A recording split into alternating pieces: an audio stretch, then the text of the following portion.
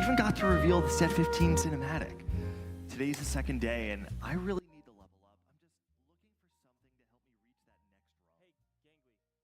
that next rung. Hello guys, today we're going to see the day 2 of the Tactician crown. So we are going to see the day 2 of the Tactician crown, and then yeah, come join with me then. I don't know. And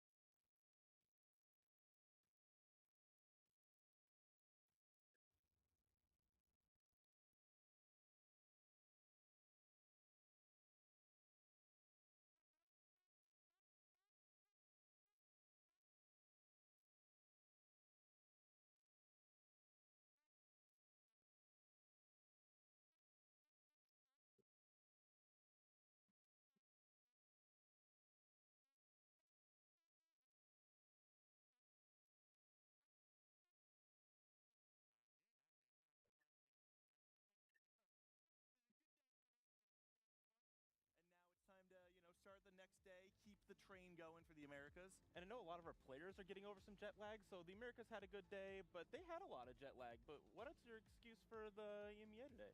What excuse? No EMEA players were eliminated. I slept very peacefully last night. So what jet lag of going to Dallas are America's players getting? We have like a not 2 the hour jet lag, the time change? Technically, it is 2 hours. It's 2 and going hours. from west to east is actually quite challenging. We would know, except for Panda, I think. You also got some, some emotional recharge going in there, Gangly. I actually have some stickers for you later. Oh, yeah? If you really want to Listen, round out your diary. soul searching is an important part of your daily breakfast, or whatever you want to call it. He made me hold his pencils. I would just like to let that be known. That was not my choice. Well, we needed to give you some sort of job here. I don't know why else That they makes freaked sense. you out. Yeah. Well, we are back for day 2 of our competition, and today we are going to be starting with 32 players. After our first 2 games, we will continue to cut our competition with the bottom 8, going out after 2 games until we get to game number 6. At the end of game number 6, we will be sending home 8 additional players, but we will also be sending 4 players immediately forward to Sunday, day number 3. We'll still have a 7th game to be able to determine the rest of those players in our final lobby, but it's going to be action-packed today. In this game, number 7 is going to be absolutely electric. The top 4 will already be confirmed, moving on to the grand finals, but that middle of the pack, that final lobby at the end of the day, it's going to build the best win in your in scenario that we've ever seen at the Tactician's Crown. The name of the game for today is that every game matters, right? And that's kind of the reason for this format change. It's how do you continue playing games in which every single player left in the field has something to play for? I think if there's one thing we can be certain about is that the end of today is going to be electric. The points carry over from day 1 into day number 2, so the players that did very well in our standings yesterday are going to be entering into the competition today with a little bit of an advantage. But you can't sleep at the wheel, because these games, as you said, are going to be very high octane, especially for our players that are at the bottom that want that chance of a comeback. But as we move through our standings, let's go ahead and start talking about maybe any of the surprises or players you're excited to see today. Man, I'm excited to see all these Americas. 6 of them in the top 13. They've set up themselves up excellently to get to the top 8. This page, though, is where it gets interesting. It's talking about the chance to make a comeback, really, for players on the lower end of the standings. Historically, I think the biggest comeback we've seen is from around 24 points, 25. It would be, I think, a new page in the history book of TFT for someone like Hansheng, Bobster, or Gobo to find a way to climb back in. Hello guys. Yo. I think 3 or 4 EMEA Nice, players clutched nice up guy at the doing. end. Pare lo ni I think jale, they're gonna pati go lo ni all in jatale. for certainly top 5 in that last game to keep their hopes alive. And I actually think, despite the fact getting Three eliminations. so need It's not the darling. first time that EMEA has actually shown Hello guys. to clutch up when the pressure's on. So it's exciting to see what's going to happen today. And let's not forget that our Uh, APP for our players is နောက် really စော့မယ် going to share ဝယ် matter. တက် We မယ် have an extra slot on the line for the 32 region ယောက်စော့မယ် that share does ဝယ် have တက်မယ် the နောက်ဆုံး most 8 ယောက်က average final day 3 points မှာဆော့မယ် overall across our နောက်ပြီးတော့ region.ဒီနေ့ And unit that တွေ is တော်တော်များများကိုသူတို့ only ပြ the လိမ့်မယ် Americas that has it for now, but who's going to take it? Well, it's a unique အာဘာလို့အဲ့လိုပဲပလင်းနေတော့ပွဲကြည့်ပွဲကြည့် you oftentimes are you feel like you're playing အဲ့လိုပဲမပလင်းနဲ့ no no no ပွဲကြည့်လို့ရပြီ regions who are getting +1 slot at the next tactician's crown. It gives you an incentive to say, hey guys, we got to work together on စော့မယ် this, စော့မယ် whether ညား it's လာမယ် prepping ညား or လာမယ် whatever it may be. It's something that we don't oftentimes get to see in TFT and is unique to the tactician's crown.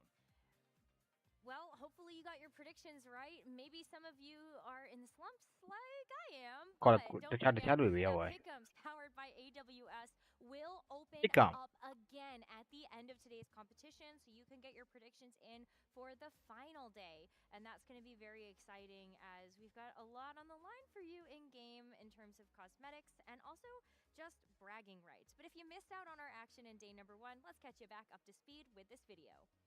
But let's go ahead and get into game number 1 of the Tactician's Crown for game Cyber number all City. that is Here okay, it that's is Oh, going to huge go task. down eventually. And with that, it is only Varus and Zeri once more. But Oh, we've seen this that- story before. Can စနေတယ်စနေတယ် မစသေးဘူးပွဲမစသေးဘူး One again? Varus. Wow! Which means Experion, despite potentially being the strongest or second strongest, could lose and go fourth. Yeah, Zed was just Patrick Star taking a mouthful of snowballs right there. That was disastrous for Experion. He's going to go out fourth. Thank you.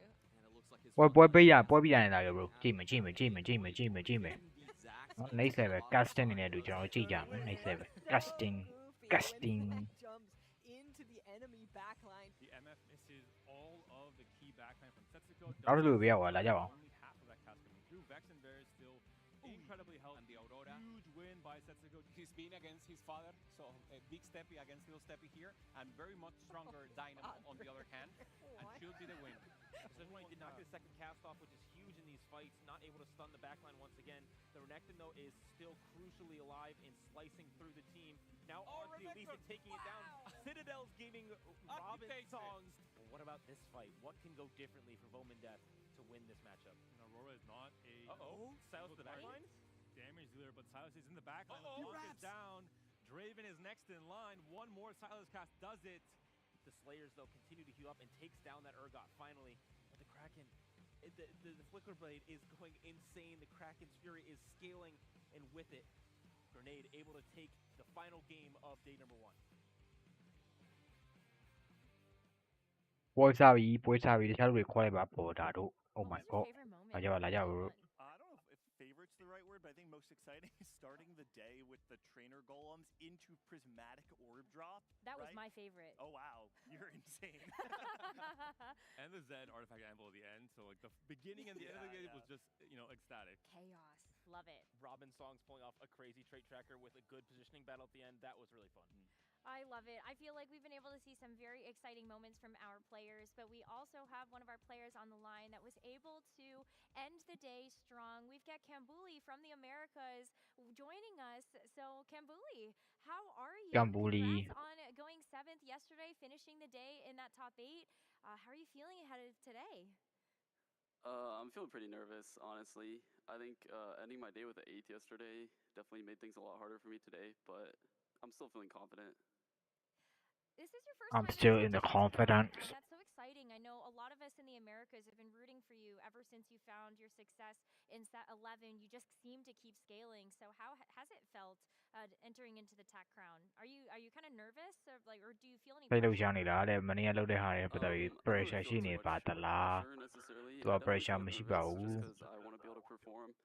ကျွန်တော် And performance ပဲ for ပြချင် yesterday, တာ I was ပါ definitely really nervous as well မနေ့က because မ my တိုင်ခင်ကတော့ score ကျွန် scores တော် were like not the tech best, frame မှာ but အရင်မကောင်းတဲ့အတွက် at ကျွန် least I တော် was able nervous to နော်စိတ်လှုပ်ရှားမှုဖြစ်နေပါတယ် how I expect myself to ဘာညာပေါ့ yesterday and show what I can do. This is the first time that we've had Americas at a hub. So what are the vibes like in Dallas? I flag Oh, down it's super fun. Everyone's really friendly with each other, and we've just had different streams up on the big screen, watching Marcel P, Asa, just talking about their game and just commenting and stuff. And in between lobbies, we'll just be watching whatever lobby's still going and just talking about the game. It's really fun. Has there been any sense of additional camaraderie for the Americas trying to play against the other regions on the global stage? Have y'all kind of reviewed your games together either? I think there's been a bit of camaraderie, but still some rivalry. After yesterday's games rather, I reviewed with Kerm and Bobster, which I was also doing prior to this tournament and prior to regionals. But I think we were like chilling in the lounge, and then I was like, yeah, I'm probably gonna VOD review some games, and then Dish Soap and Wasian both left to delete their VODs. So definitely still some rivalry, but. Okay. Maybe heading into the final day. Speaking of which, Kambuli, what would it mean to you to make a final lobby here at your first Tactician's Crown? I mean, it would be a big deal for sure. I've like never played a checkmate format, so it's not something that I've prepared for. And even going into this weekend, it's not something that I really specifically prepared for because I feel like it's one of those things where you just cross that bridge when you get to it. But it would definitely mean a lot to make final lobby. Yeah, gotta take it one game at a time. Well, Kambuli, before we let you go to get ready for your day, are there any shout-outs that you'd like to make to the people supporting you? Oh yeah, I mean, shout out to my friends and family for sure, because I know a lot of them are like waking up early because they're on the West Coast, waking up early, super early to watch me play. So I appreciate it a lot. No, I love that. Kambuli, thank you so much for your time and good luck today. Thank you. Man, Kambuli is such an interesting character in the Americas. I feel like if you haven't been really watching closely, he's someone who can kind of fall through the cracks, right? We have a lot of stars in the Americas, and Kambuli being one of the first timers here representing the Americas, it feels like he's been able to kind of take this slow progression that's come through the last couple sets, right? You talked about it, like set 10, set 11, really when we start to pay attention to this guy. And this slow progression has allowed him to kind of, it's culminated in this moment where not only is he here on the set championship stage, he's making a strong performance, top 8 right now in the standings, and has the potential to represent not just the Americas, but also like the first timers as a whole, to show that you don't need to be a veteran to make a splash among the greats. Another of those first timers, I think, has to be AQ1H. This is a player who is known as the coach of Flash Wolves, a team that has players like Ironbogs and Haru, for example. But yesterday just showed an absolute masterclass. I interviewed him prior to this tournament. Ja, but hold on, you guys were the wall so weirdly divided. So like these guys are the first time to play wall. Like Xiangju, this guy's currently number 1, and A2-1H is also the first time from APAC, and also and from America, Kambuli, and then from APAC, Garnet also the first time in the wall. And then Xianbei also on the first time from the China. Reps on, for example, and still had good results. And he also played his comfort comps, things like EXO, for example, and just had a great game with that, playing him first. Another one of our first timers that's kind of surprised, maybe even himself, is Grenade from the APAC region, from Vietnam specifically.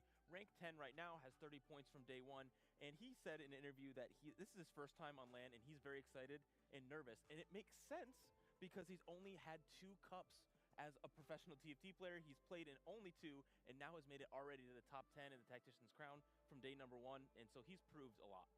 I think another one of those players on the list that's defying expectations right now has to be Xiaoju. This is a player coming in from the JOC that I also think was maybe a little bit lower in the power rankings in terms of players that would be able to make it to a final lobby, ends the day in that first place position, and also just playing the meta. I feel like that's one of the hardest hurdles for our JOC players to overcome, is that there are those meta differences between JOC as well as the desktop variation. So the fact that he's figured it out, he has a great start to the day. We've seen JOC players perform on the international stage before. Hanqing is one that comes to mind, who's also was competing this weekend. I think for Xiaoju, what it comes down to at the end of the day is that when we don't have a lot of information on the players on the stage, it's very easy to write them off. This is a JOC player. We have never seen him play TFT before on desktop prior to this weekend, but he's showing that he clearly has what it takes. And I don't think he's alone. He's representing not only the CN region, but this sub-region of the mobile players who are showing that they're elite at this game that they've come to love. I think he also got like 3 firsts yesterday or something wild. Like, oh, okay, I'll just go first in half of my games. Isn't that nice? I think everybody would love to be in that position. But we also had a couple of our other players that were able to get a high number of first places. And I think first up, it would be remiss of us to not talk about Setsuko. Yeah, I mean, Setsuko is someone who, if you are watching TFT even slightly, you know who this guy is, right? Setsuko is from the Americas and is considered to be one of the most elite at capping out boards. Right? There's the kind of joke in the Americas that if there was an alien invasion, the only way to protect our world would be to beat them in a game of TFT, you would send Setsuko. He is the player that if you believe someone will go first, it's Setsuko. When we saw him yesterday, the game that stood out to me the most was the Vexotech Trait Tracker game. It's something we highlighted at the top of show. Trait Tracker is one of those win-out conditions, and you can know for sure that if there's any game in which Setsuko has the option to play a clear win-out angle, he's going to take it. And he got perfect emblems. So I mean, sometimes did. you also Little have high roll to, necessary. but still knew how to execute. On the flip side for EMEA, we have someone like Bowman Death, who is not known as a win-out player. It was a bit of a surprise to see him perform so well. I will say he is a player who knows when to go for that win. He knows when to see the conditions. The key example was Exotech. He hasn't bought forward with Exotech in the last month. Wow. He plays it very sparingly, though. In EMEA Regionals, his game plan was to play uncontested and not play the meta lines. Yesterday, game one, flexible, into Exotech. It was a win, of course. He knows that this is something that enables a comp to do so well, even if you're contested, and got a win off of that. More in his wheelhouse is playing one-cost rerolls and playing around top fours, for example. In that case, it's Silas, and he had a game where you think, how is he winning with Silas? It was a 15-win streak, but then found unstable treasure chests with Zach and found a key win condition at the end there as well. Line selection is still going to be very important, and the comps that we expected to stay on the top, I think will continue to do well. But something that can really shake up how these comps interact is positioning, and at the highest level, there's a lot to break down there. So that's why we've got the tactical breakdown presented by HyperX, where we show you a really good example of what that positioning can do. So, CLE, take it away. Thanks, Necker. I'm excited to break this down. This is not just a story of positioning, but a story of positioning in matchups specifically. And this is going to be something we saw on our stream yesterday during Game 5. Weijin Iverson was playing that Graves to try and go for that first place. Weijin So as we Iverson load and into our after first clip, we'll firstly see our real name first generally example Tactician of this breakdown, positioning. Tactician And we'll see breakdown from Graves the all Weijin the way version on and the this right side. Every bit of damage that Weijin has on his board to Weijin the right, version has the but trench also, rope and most he's on the importantly, left the side. carry from Bowman Death on the other From side. both That carry, Shaco Bowman being Death there also is has the actually, this Shaco is good carry point, I on apologize, the but the right Shaco side. being there is quite You guys endangered. get So as see we both see of this the fight play out, unit are we see that Graves being on face the each top of other, Shaco, and then will Shaco, mean that the damage bang, will come through, bang, and Shaco will fall trouble, down Grave, it early just into this bang. fight. But sometimes it doesn't work out the same way in the next fight. So as we load into this But next one, in of next one, Ars's, it's gonna be different kind very of board different from here. Arsing, we'll see that this Graves board, the positioning needs to be on the same side as the carry, and we see here that is not But this time, Graves that's is over here, and most Grave importantly, on the the right Misfortune side, is and then on this Misfortune side. on the But left Sniper's side. Focus specifically, and we know Sniper's Focus and how it works. The farther And then far with away also is with the away, sniper more focus, damage it will do, as and long that as is he's very on the range, far away. more than the So range, as the fight there is a progresses, lot we'll more see that damage. this is going to be a board wipe from this Misfortune, So, and the positioning Awation will come version through. Hanshi against adapts perfectly Hanshin. to the positioning Hanshin that just Weijin has shooting played. around, And because of and that, then there's no Awation trouble version takes got the place. trouble, and then bang, it's done. I think CLE, Awation thank you version so much for that tactical miscalculated breakdown on the presented by right HyperX. side. It It's should be something on the that left we're gonna be side. keeping our eyes on when we look at those melee carries down the line here for day 2 of our competition. But speaking of meta, Okay, almost what started. else was good yesterday? I think Almost we got started. to look That at was these like, AP lines first. Those are I think this Yeah, two that's gonna be exactly better what's one. happening. So Dynamo this and is the this one, I wanna AP highlight that specifically, people we've that seen a lot of play. variations We of saw it. the LeBlanc, we saw the Elise, we saw the Vax, we saw the TF. TF is like a kind of top 4. Like, still, I didn't test him out play TF with the Flicker play without a Brom 3. Still, he got the top 4, which is insanely good. Makes a lot of sense for Cypher to be that dominant. It's really good for the Tasama who play with the TS Fate.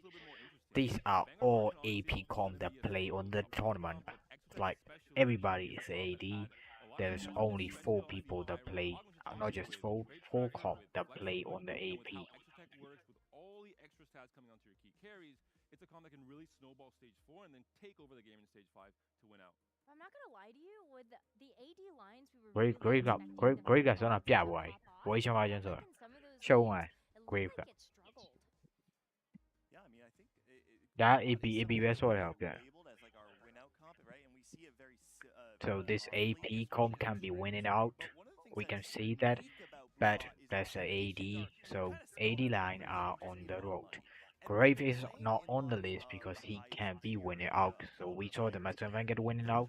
We saw the Misfortune Flux with the Dynamo winning out. We saw the Exo the Zeri winning out. We saw the Occult with the winning out. We didn't saw the Grave with the winning out. That's why it's the AD line. There's only phone calls that they play. Like if we talk about the fucking AP line, the AP line, there's just like kind of contested, but AD line, there are a lot of people that trying not to contest to play about it. So there's a little bit tough for people that who commit the one comp. Having over a 70% top 4 rate yesterday, very, very consistent. These will continue to be the trends we see throughout the rest of the day, but make sure that you're not just checking out the stream to see the tech that you can bring to your own games, but So also it's to stay almost tuned about for to our start it. exclusive Set 15 reveals that we will be having throughout our So broadcast today. We got a we few also will be see seeing sets 15 from trade or unit, some of that, like we're gonna see. of the traits that we'll be able to play around with, but we are so excited that we have the lead set for the KO Coliseum with us here. Sloan actually flying out to Alicante to join us to show off some of those things. Hi, Sloan. We're so excited to hear from Sloan a little bit later, and make sure that you are getting all of the know. That's the 15 designer. That's the designer. So Salon. And also make sure that you're staying tuned for some of the TFT Pro Circuit updates. That's going to be coming up after our game number 2, so make sure that you stay tuned to check out more information about the TFT Pro Circuit, as well as being able to ပြီးတော့နောက်ဆက်အတွက်ပြိုင်ပွဲတွေအတွက် Pro Circuit Pro Circuit မှာဘယ်လိုလာမလဲပေါ့ I mean, it changes everything, right? The entire landscape of TFT and competitive play, organized play, is about to change forever, and we are only waiting 2 more games to get a little bit more info that will, it'll give all of us who are fans something to feast on. And we're ready It's about to start. for game number 7. For some players, the start of their comeback story to try and make that day 3. Cut off every 2 games, so a lot on the line, so much pressure starting now. Azir. Our augments will be earlier this game, I believe, is what this encounter is, right, Panda? It'll change the ordering of the augments.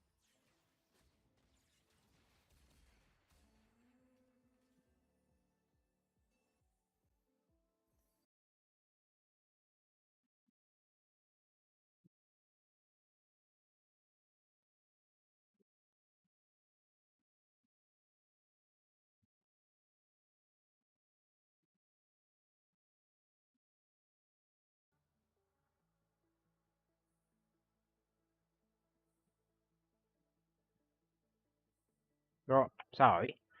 ကျွန်တော်တို့ game 1ကျွန်တော် day 2 game 1ဖြစ်ပါတယ်ဒါ game 1ဘယ်လိုပါလဲဆိုရင်တော့ Cambodia ပါမယ် AQH1 ပါမယ် Hanshin ပါမယ် Solo Kazan ပါမယ် Garnet ပါမယ် YB1 ပါမယ် Dehua ပါမယ် Li Xiao ပါ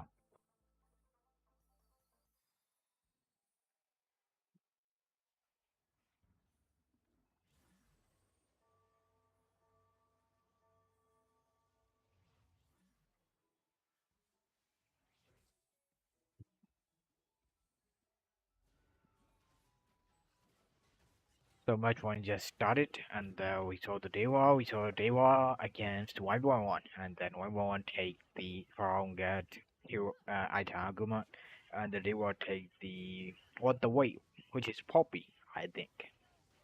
The Poppy, I think it's Poppy or maybe Jazz. He take the weight.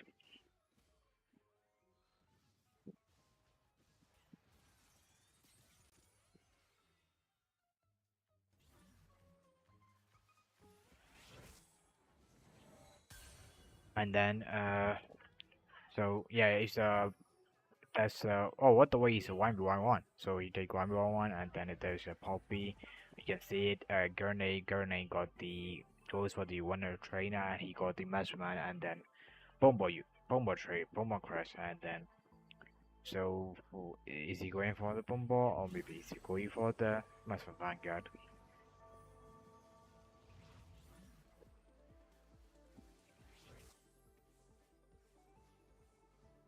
So Garnet against HU1H.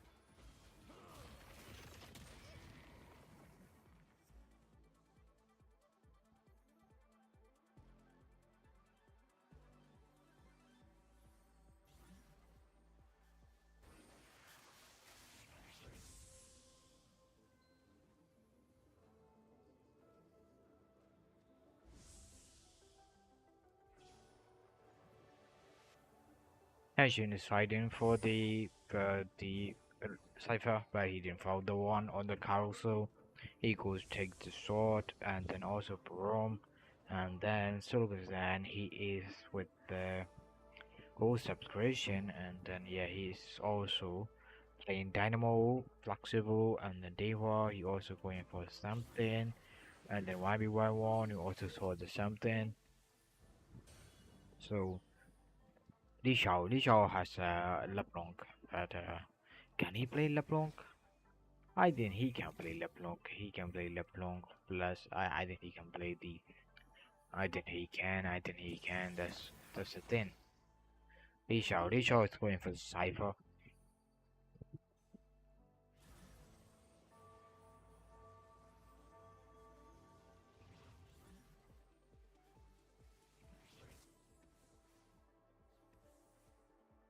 So this is Hanshin who is haven't get the any cyber unit. I mean LeBlanc and or maybe Draven. He didn't found it, but he still have a Galio at the Vanguard, which is fine. But each way 1H he go for the collector. He can play a lot of things with the collector.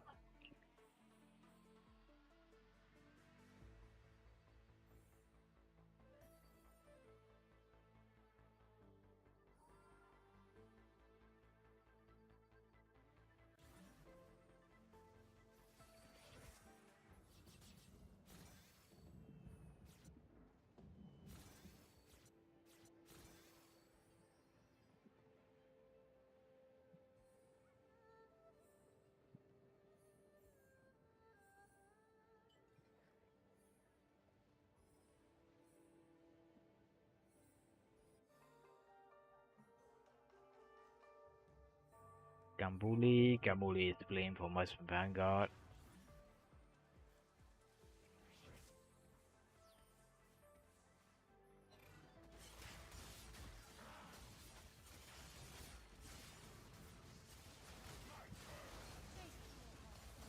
Garnet against Gambuli. Gambuli has a really good item, but Garnet is still strong though, but still Gambuli front line still stand and the Garnet is still not strong as Garnet. Gambuli as Garnet as Gambuli. What the heck? And then Hanshin he found the LeBlanc and also the is he's a sharp place, so he's finding the unit and maybe can he find the Draven? Can he find Draven? There's Elise. There is Galio too with the Zeri. Yeah. I don't think he is going to find the Jumbo unit, Raven unit, and then it is the hack is just give you a unit and the Phage ball. So he has Galio too. I think he's about to play the Cypher and all the Shimmer players he got and the Inspired Appetite and the Stability Impact 2 with the Ascension. I think Inspired Appetite is going to want to use. And another Galio also he get. That's really good for him. That's really good for him. And then yeah, I think there's two people that play the Cypher. There's two people actually play Cypher. Alicia, H1H, and Sulgazan also playing some Dynamo Flex, and they were also playing something with the Crown Get item unit, and the Gambuli also play for the Master Vanguard. Kwame Y1 also play for the Waterway unit, so he is going for lose streak, and they met each other who is going to win. I think Hanshin is going to win because he has the positioning of the both of the lose streak, and I'm right. Hanshin is going to win, and then Li Xiao is going to lose and get the cipher.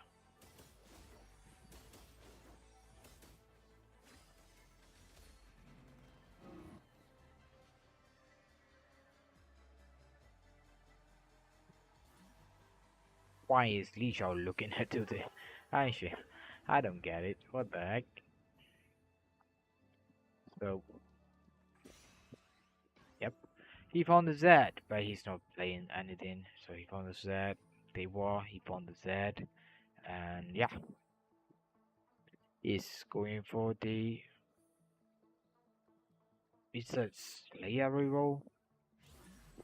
Looking at Slayer reroll though. I think it is Slayer reroll with the Vanguard and the Vayne reroll. It's gonna be it. And the Lee Shao. Lee Shao against Dehua. I think Dehua is going to win because the fire item was really solid.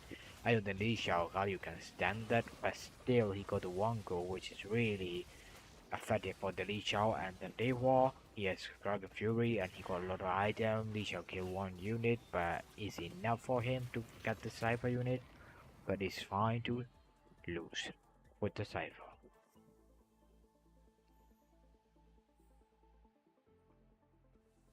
So, yep, and Gabuli is still on the top.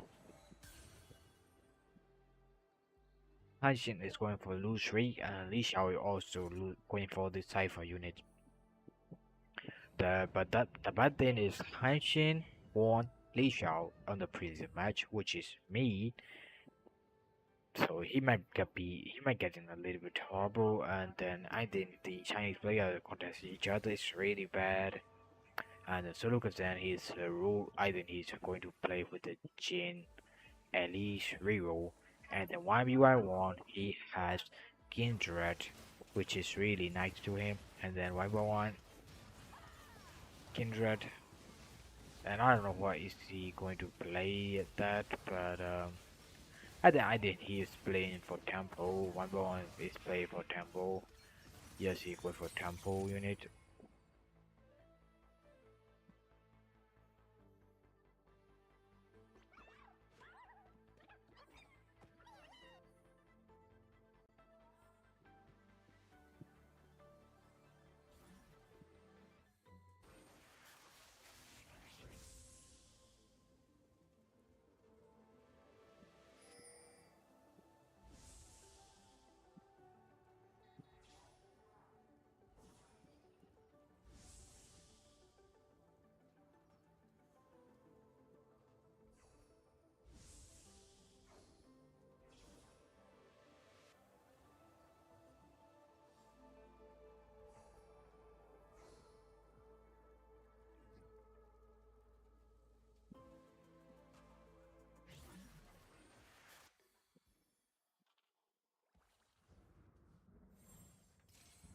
I found LeBlanc, which is not he need, and then I think he can play a lot of things. I think he can play the flexible.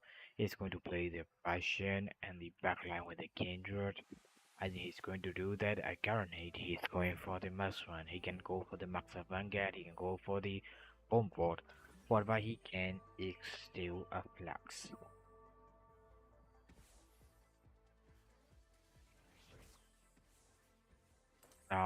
I'm sure against Gurney. Gurney is probably going to win, and yeah, that's for sure.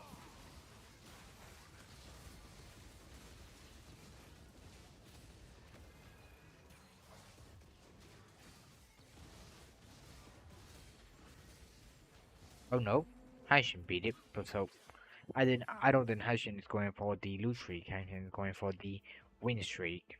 Win streak Cypher, and he's playing Draven and Galileo. But still, Lee Sean also playing that, so they might be something contest each other. I don't know, maybe we'll see. Reacted she again, and then he rolled for it. Currently, he doesn't need it, and then he is fighting for the Econ trade, but that's not for him. I think it's a trade trigger, it's a trade trigger. Hunger is pretty good though, for the frontline item if you need it, but the glass cannon was really well in the backline champion. So what he's going to choose? I think he's going to choose Crown Guard if he needs the frontline unit. He don't. He go for the glass cannon. And then he has also had the trade tracker, which is really good for him. Trade tracker instantly pick Argument. And Gambly going for the magic roll, and he already got the Zaya, which is really good. And then he also had the what the fuck is this? He has even shell and last whisper, and also iron spark. I think from the calculation or something is the first argument gives you the 3 item. The module also gives you the item, which is claw, and then oh no, he has sorry guys. His modules can give him an item.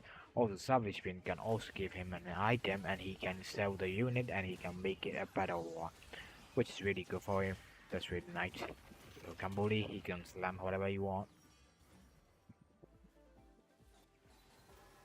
And then Li Xiao got the best. Best is one of the best cash out ever reacted. It's an item that actually the radiant item. So Hanshin is ruling for that, and then Hanshin is going for the Cypher reroll.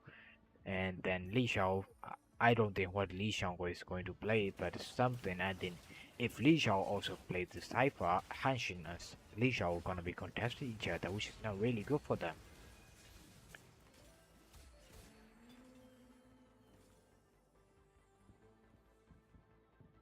So yeah, so we gotta see it.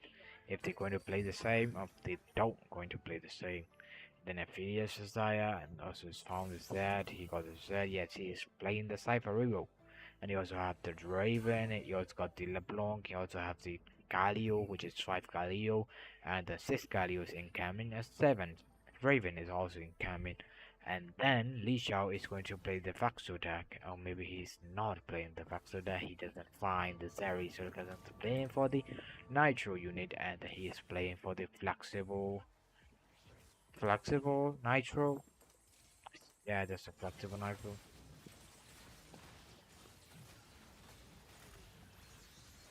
Oh, yeah, we are going to see something different here. I don't know. I don't know what it is. So because I'm just trying to play, but he's still playing the flexible. And then if he get the bronze for life, it's gonna be really good for him. Bronze for life, flexible, Sherry, Misfortune, Diamond is really good. So yeah, Solokazen get the all of the trade that he has, like either is a crash. He also got the trade tracker, which is really good for him. And then he's trying to play flexible with his crash, right? And then Garnet also need to be getting the trade tracker cash out value, and he is going to get it. You also have Bombard. He's going to play 6 Bombard with the flexible. I think he's going to play that. And then he met the Daywalk, who is playing for the Master Vanguard. So Daywalk is trying to win the Garnet. The Garnet also needs to win. Or maybe even he can even lose because he is going to get the value of this trade tracker.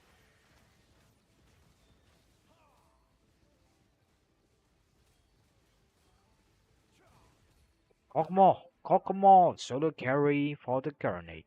That's really nice. So yeah.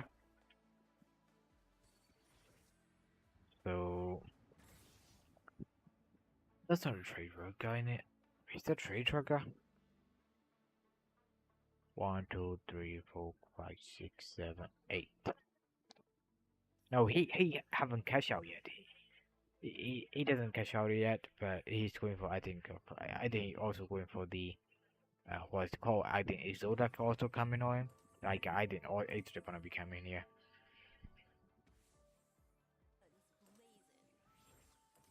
And then Gambuli is choose to play the Misfortune instead of Master Vanguard, which is really good because a lot of Master units are contesting each other, and the Choga too is coming for the Grenade.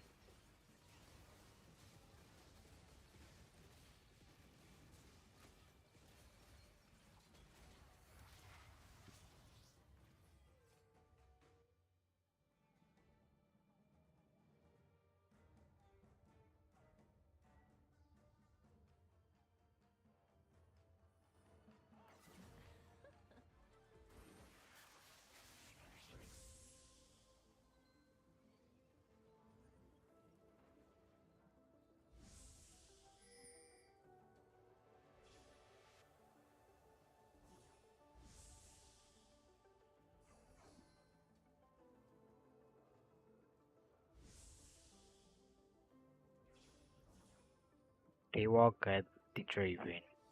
They won't need the AD item because he's playing for what Vanguard, and Y11 is playing the flexible fast with the all card. Y11 is really good in it, like his angle.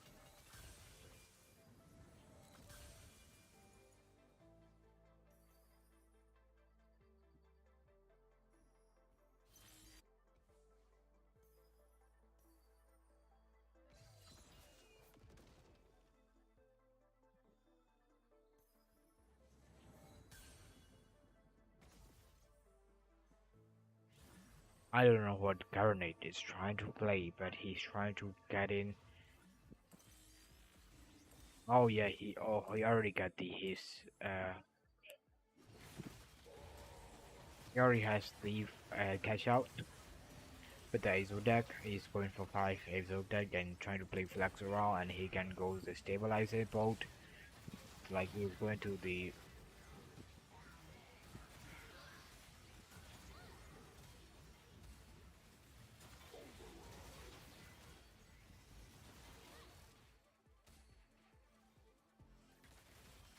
okay. Li Xiao is still losing with the cash out. Li Xiao is really dangerous in here. And Grenade, he's trying to win it back, he's trying to stabilize his boat, and as long as he can, he's going to do something. And then Li Xiao is losing with his Azo attack, and the guarantee is that? I don't think that's a guarantee, but still, Li Xiao need a win. He is going for Azo attack, he is going for the Card of Fury ready item, which is really good for him. And then, 111 also trying to play around the Azo attack unit, and then everybody's now is playing the Azo attack. And then Garnet is also trying to play the Azo deck, and then Solo Kazan also trying to play the Azo deck. Like Azo deck is really contested here. And then Li Xiao against E281H. E281H he got the unit that he need, but still Sejuani is in the right position of the Li Xiao. And then now Li Xiao just hit him. Li Xiao did a cast, and then he want to wait. He's going for that. And Li Xiao is really dangerous. Li Xiao. Can he win though? I don't think so. Can he win though? I don't still think so. He got the proc of the edge. Oh shit! He got the proc of the H on and he win the game. Ah fuck! It's so good. Oh my god. I thought he is like still dead, and then he procs his H on and then he win the round. What the fuck is that? That's really good. And for the 1v1, he's going for the flexible, he's going for the 9. He has a lot of good health, and he also has Algod. He's going for play the Algod Bumbo, the flexible, really good. He's like he sell his kindred and make it equal. That's great. For the Hanshin, he still didn't hit. He still didn't hit the Leblon, but he still hit Draven and the Galio. So like he is really good in angle. He also already held them to play in Cypher. I think Li Xiao in really trouble because of two people each other playing against each other with really bad for him. But still though, Hanshin is still in strong. Also Zetu, Galio 3 and the Draven 3, which is perfect for him. He just needs LeBlanc, and then he needs maybe 5 ghost unit, and then he's winning back here. He go for the Gunblade, Gutbreaker, and IE, and then he want to give a rub off to the LeBlanc. Yes, that's true. And now Dewa, who is the one also plays the Master Vanguard, Dewa has Aphelios 2, but Aphelios 2 is going to die with the Z. Aphelios 2 is dead, and Draven is going for that, and then Z just slay everything. And then he is going to die also.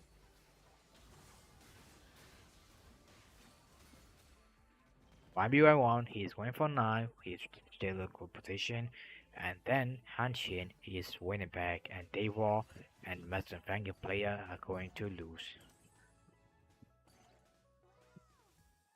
So 1v1, go to the 9 and roll down the 0, and he found the Garan, he found the Runaktan, so he's finding a unit that he need. He found the Shogun. Yes, he found the Shogun, and he is going for something better. And then he need 4 Bumba. He got it, and he found the Zac, who is which is really good for that. And then he found another Garon that he need.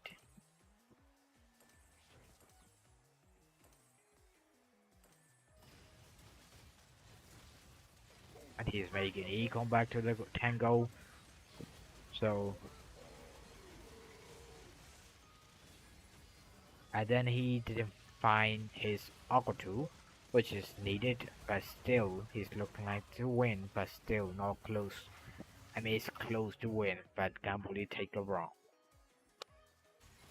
So really, if he didn't hit the Aqua it's really dangerous for the 1v1.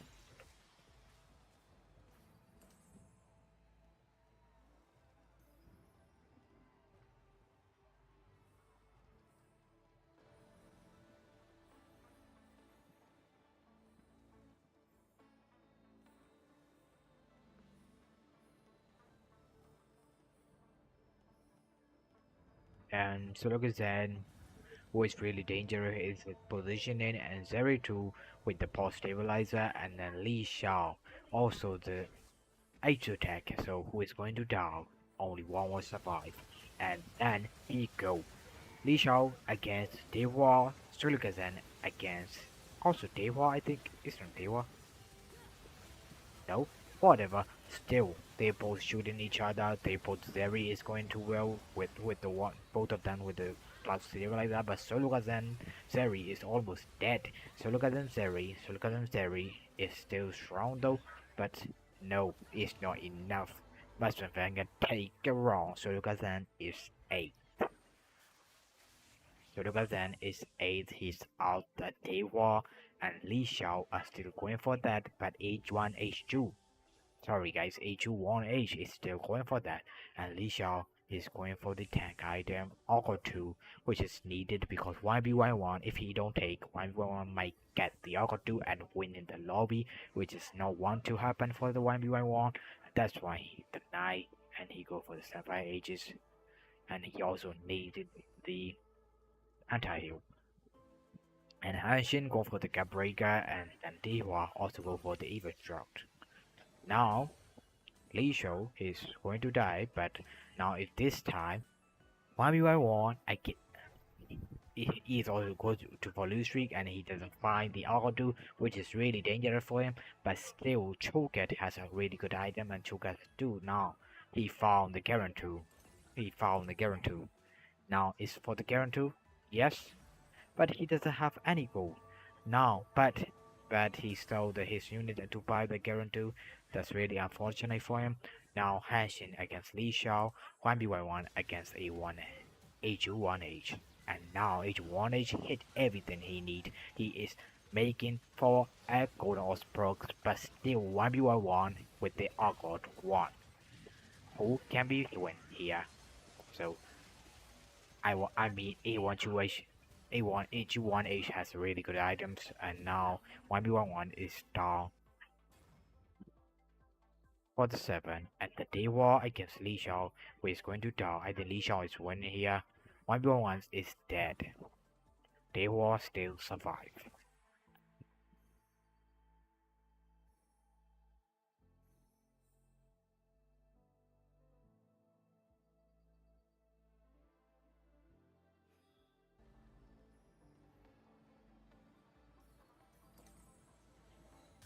Now, Dewa, he also got the unit that he need. He doesn't have the Zaya 2, but he has the Aphelios 2-star and then Leon 2-star with the 3 Javelin 3 item. And then Li Xiao against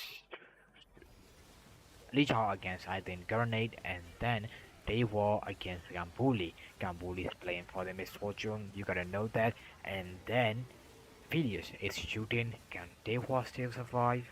I don't know. We're gonna see it in a second. Now, Li Xiao is still shooting against the Grenade. Now, Dewa is dead also. But still, Li Xiao is winning. Li Xiao is winning back.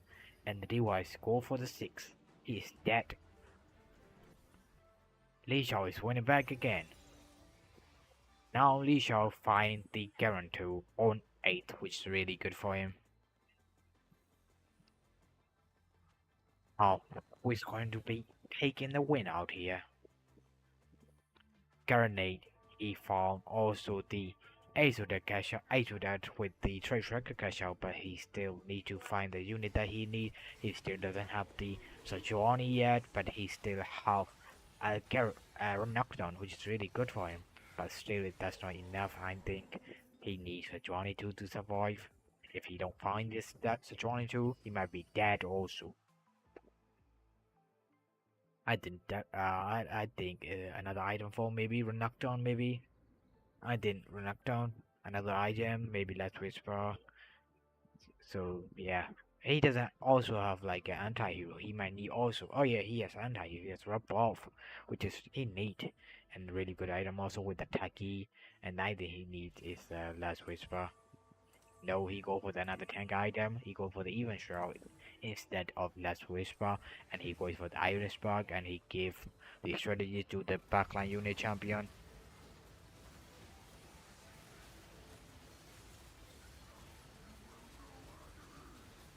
Like Gambuli against who? Gambuli against Li Shao, Gurney against the Cyber Shao, Henshin. And then Gambuli is not enough. Gambuli is still survive though. Gurney, he also win the Henshin. Gurney is still strong. No, he's dead. Oh shit, that's one hit of him. Oh, that's so bad. What the fuck? No, Gurney losing. No, that should have been happened. And then he needs to Johnny too. He needs to Johnny too really bad. Ah, yeah, that's really bad. Oh shit, not good.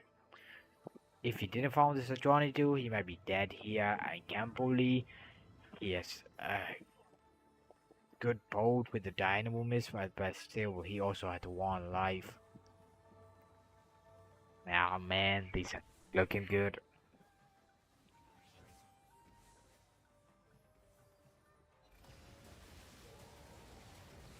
Li Shao with the grenade, and then we can see it with the Hanshin, and yeah, Li Shao is going for that, and grenade, he is fighting the Kambuli.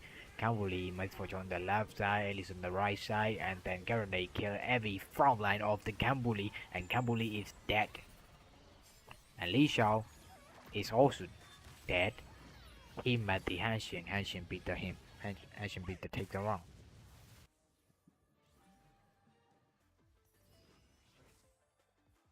Now we got the two people of it, and then we can see Grenade against Hanshin. Can he beat Hanshin though? No, we don't know. We can see it. We will see it. And then Hanshin against Grenade, and Grenade also. He didn't found the fucking Sejuani. That's bad.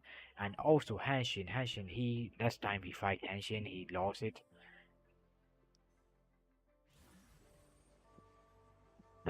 I mean, Gurney is still good though. Like, he got the trade tracker cash out, he's fine the second of it.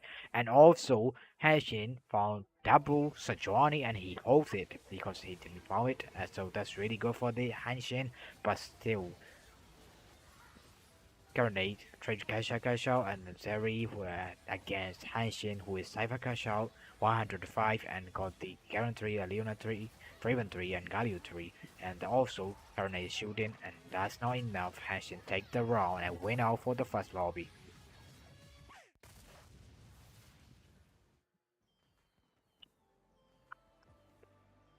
That's really good for the Grenade. You don't need to be getting the other things, it's fine.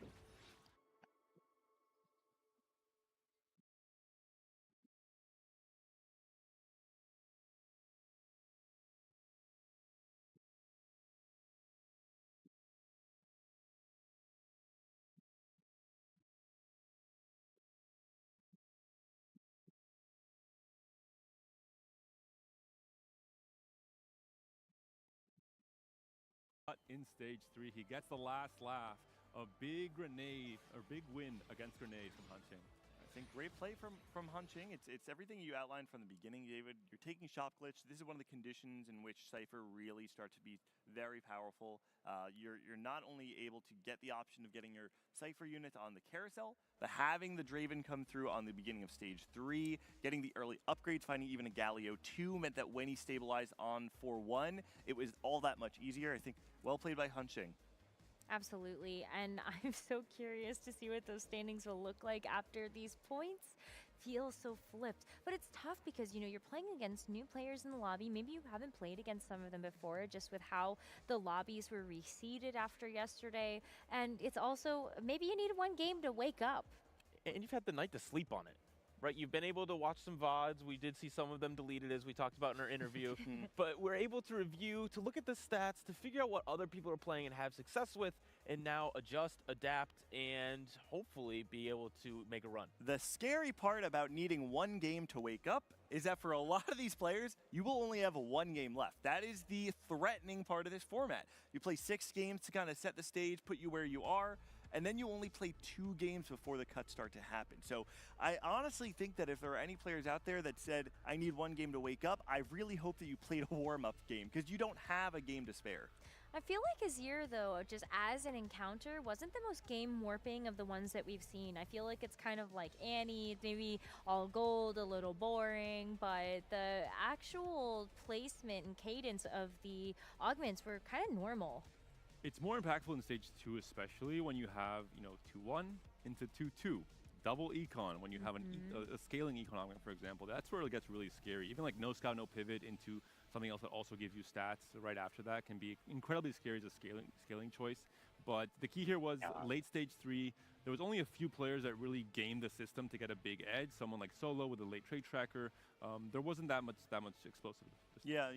I feel like it's one of those things where it's like, if we look at the results, it didn't feel that game warping. But if you play that exact situation again, like what happens if 3 people find trade tracker on 3-6, right? All of a sudden, the game does change quite a bit. I feel like even though that one didn't feel that crazy, I think we would have felt differently if Solo had hit a different trait tracker, and all of a sudden our top 4 is 2 trait trackers, 2 ciphers. Yeah, the 2 trait tracker Exotech, the 1 trait tracker with the Dynamo, and then, there's a lot of emblems flying around that game. And it wasn't too game warping, as we were talking about, because as the Cypher player, you get a bunch of extra resources from having that Cypher cash out, being able to have Shop Glitch and upgrade those units. You want no one else to get extra resources, and that's exactly what we saw in this lobby. And this lobby, I think, is a perfect example of what your game plan is going into stage 4. We have 5 players went for a win out, 3 of them succeeded, 2 of them went in the bottom 2 with YBY1 failing that boombot game plan and Solo missing out on the trade tracker cash out. 3 players who played for the top 4, they landed in that middle of the pack with a 4th, 5th, and 6th. But another game where boombots just didn't look good. What's going on? It's really just a question of whether or not you're able to hit your upgrades, right? And I think there are a lot of players who play this on ladder and you say, hey, you know what, I got Cho'Gath 2, I've got Urgot 1, that's probably enough to stabilize me. But when you're playing at the world stage, it doesn't, the bar is higher. You have to stabilize higher. You find a Garen, you miss Boombot's battle. All of a sudden, that's a lot of damage that you've lost on your board. You have to sell your Urgot pair in order to upgrade a different unit. Well, now your cap is that much lower. It's going to require so much more gold in order to find that Urgot 2 again. I think the margins are just so much more narrow on this stage that it does warp how the comp performs. Setsuko and Xiaoju both taking another first place to start off our day. There's a good deal there. So like really good for Setsuko. Not the greatest start, but Cornin really heating up with the first place in this game 7. CN, as you mentioned, climbing up as well. CLE with Lee Sao coming up in the standings. But this is where you don't want to be, and that's going to be at the 24th place Setsuko, right now. he take 5 another players win. tied at 30 points and well within arm's reach of being able to make it through our first 8 players getting eliminated today. Yeah, I think that's the thing that stands out to me is that entire page was, the difference was 1 point from top to bottom, right? Every one of the players that's on elimination station right now has the agency to get themselves out of it. The question is, do you have what it takes to reset and take the points that are presented to you, not tilt, not let the pressure get to you in this moment? And also the thing is that so many of them got an 8th place in this game. That is a huge difference, right? Having that game to wake up. We got to wake up. We got to play right now. And for so many...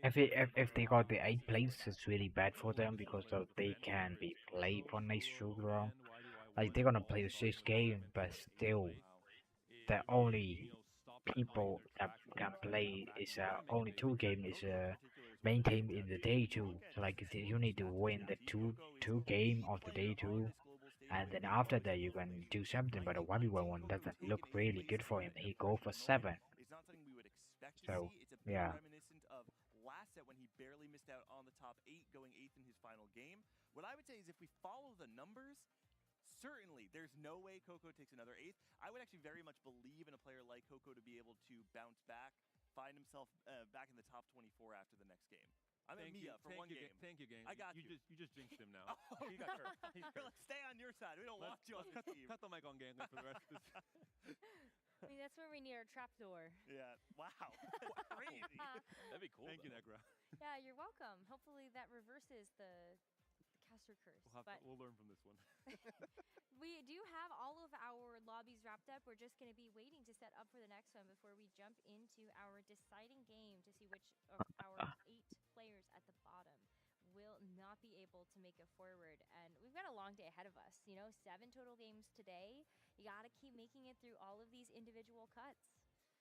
It is a marathon, for sure, and it's weird because it's a marathon but also a sprint, because you cannot ever stop. You take one bad 8th, and all of a sudden you're at the bottom of the standings right before the cuts.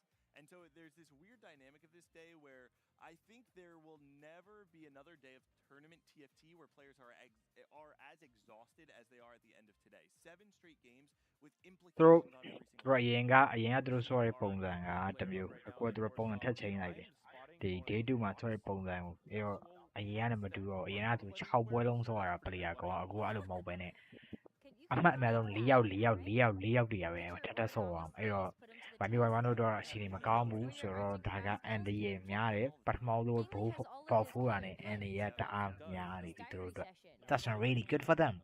Oh, okay. So you can't use them? No. That's like he's like a white belt colorer right now. So he has to I'll work on graduate. it. I'll work on it. How much would he have to pay you to use them? Probably like 30. Just 30. 30. No units. Yeah, just 30. 30. Okay. Leave But it what at about zero. our player hub? We did talk to Kambuli a little earlier about his experience playing at the hub, and it was so interesting to hear about how some of the Americas players were like, yes, let's work together, but EMEA is more inclined to actually help each other out on the global stage. I mean, 4 America's players currently in top 8, so a lot to celebrate, a lot to maybe share with the players who are not doing so well around the read on the meta, the read on this game 1. Have there been any major changes? ဘယ်လိုပြောရမလဲတခါတည်းပြောတဲ့သဘောလားဆိုတော့ဗျာ Change in this very first တခါတည်းပြောတဲ့သဘောလားဆိုတော့ဘယ်လိုမျိုးလဲဆိုတော့ဗျာသူကအရင်ကဆိုရင်ဗျာကျွန်တော်တို့6ပွဲလုံးဆော့ရမယ်6ပွဲလုံးဆော့ပြီးတော့အမှတ်အများဆုံး10ယောက်ကတက်တာဗျာအခုအဲ့လိုမဟုတ်ပထမဆုံးဆော့မယ်2ပွဲဆော့မယ်အဲ့2ပွဲမှာ top 4ရတဲ့လူ top 4နဲ့အမှတ်အများဆုံးပေါ့ပထမတော့ပြီးနှစ်ခုအမှတ်အများဆုံးရလူ2ယောက်က4ယောက်ပေါ့နော်အဲ့4ယောက်ကနောက် lobby ကိုနောက်ထပ်2ပွဲလောက်ဆော့ရမယ်အနည်းဆုံးနောက်ထပ်10ယောက်က4ယောက် lobby ကအခု4ခုဆော့နေတာလေ4ခုဆော့နေဆို32ယောက်ဆော့ရှင်းနေဆိုကျွန်တော်မသိဘူးlobby က4ခုဆော့နေတယ် lobby က4ခုဆော့နေတယ်မှာအဲ့ lobby 4ခုတွေမှာပါတယ်4ယောက်အကုန်လုံးပြက်သွားမယ်ပြက်ပြီးအပေါ်က4ယောက်လည်းထပ်ဆော့မယ်ထပ်ဆော့ပြီးနောက်ထပ်2ပွဲမှာထပ်ပြီးတော့4ယောက်က4ယောက်ထပ်ပြုတ်နောက်16ယောက်ပဲကြာမယ်16ယောက်မှာဟိုဘက်4ယောက်ဒီဘက်4ယောက်ထပ်ပြုတ်မယ်ပြီးကြမှာနောက်ဆုံး8ယောက်ပြောမယ်6ပွဲမှာပထမ2ပွဲပြီးရင်ပြုတ်မဲ့လူတွေပေါ်လာမယ်ဒုတိယ2ပွဲပြီးရင်ပြုတ်တဲ့လူတွေပေါ်လာမယ်တတိယတစ်ပွဲပြီးသွားလို့ရှိရင်တော့နောက်ဆုံး final lobby 8ယောက်ကတော့ပေါ်လာလိမ့်မယ် Considered kind of unassuming to Hua being this the body element. in America's TFT. Got a piano one. Mainly for his loud mouth and his lack of units. He's a player who brought his own flair to the Golden Spatula, and Kurumex, one of the most veteran players of all TFT, played against who was I believe is Shendu back in set 3 in the Galaxy's Invitational, making his way to his 3rd World Championship, and despite that, is still considered an underdog by many viewers.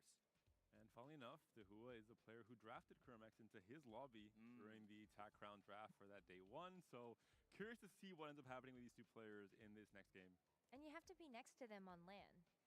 There's no hiding. Yeah, that's true. One of them's unplugging the other's keyboard. That's what the refs are for. They'll make sure that doesn't happen. I see. That's where I think the strategy of being able to play amongst the rest of the field becomes so interesting.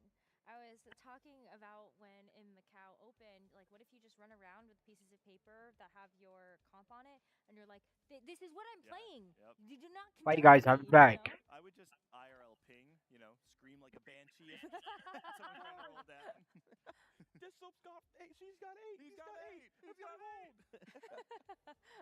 ဟုတ်တယ် bro အဲ့လိုပြောအောင်သူကဗျာအရင်ကဆိုရင်တော့ format ကတော့6ပွဲလုံးဆော့ရတယ်ဗျာ6ပွဲလုံးဆော့ပြီးတော့များတော့ပြောမယ်ဆိုအခုကနည်းနည်း chance တွေရော့သွားဘူးပြောမယ်ဆို ball 4ရတဲ့လူတွေကအနေဒါများပထမဆုံးပွဲ ball 4ရတဲ့လူတွေက နောက်တစ်ပွဲကသူတို့ထပ်ပေါ်ဖို့မယ်ဆိုလို့ရှိရင်သူတို့ကတန်းပြုတ်ပြီသူတို့က chance ကတစ်ခါပဲရှိပြီပထမဆုံးပွဲပေါ်ဖိုးထားရဆိုပေမဲ့နောက်ပွဲမှာ1 2 3ရလို့ရှိရင်တော့သူတို့ကနောက်ထပ်သူတို့နဲ့အမှတ်တူပေါ့အမှတ်တူတဲ့ဘဲနဲ့ရှင်ပြီးတက်ကမှာအဲ့လိုမျိုး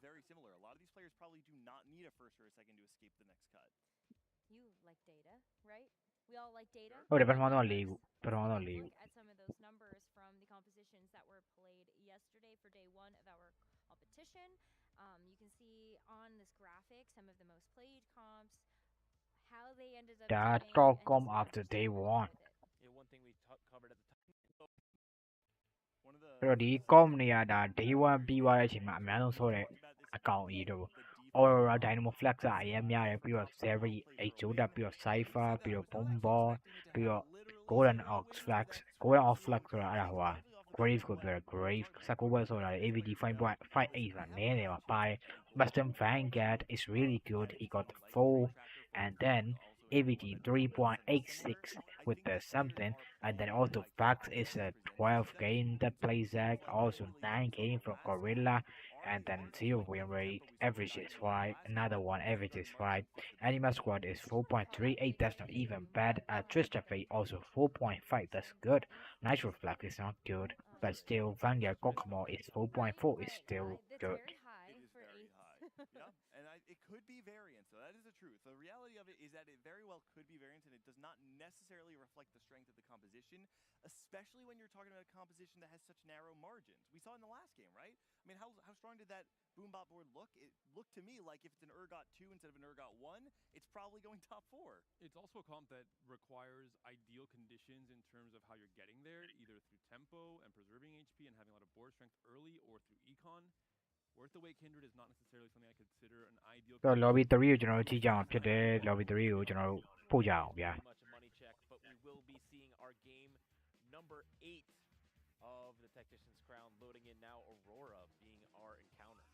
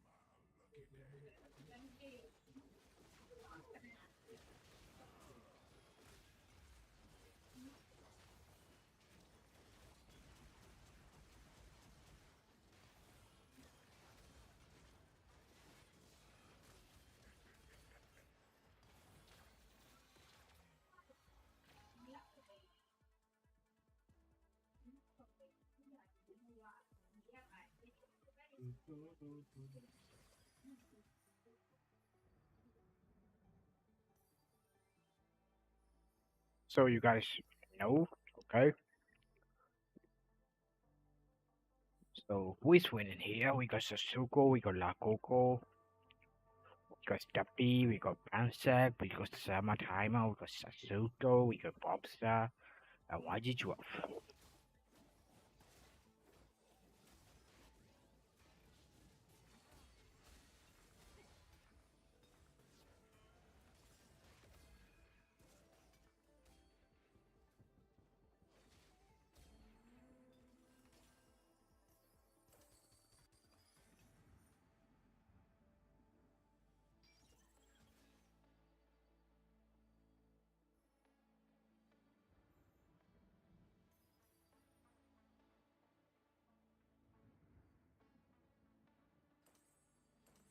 Sasuko points crazy, he got 40 points. On the 8 game, Sasuko is the beast.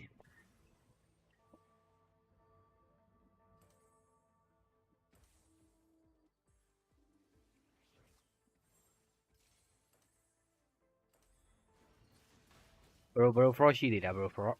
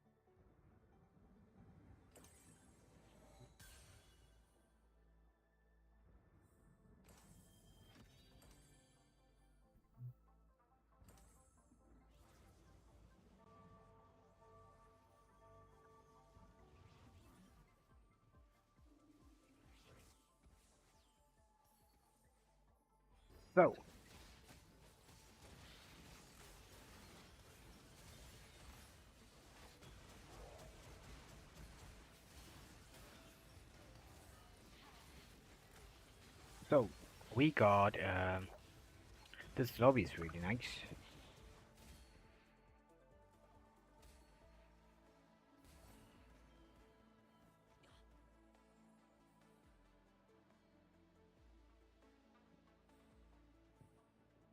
Oh shit, baru le mode đấy. Mà nếu mà dài, time mà cỡ, sao bị cỡ mà shit boy đâu. Ok làm đi bro.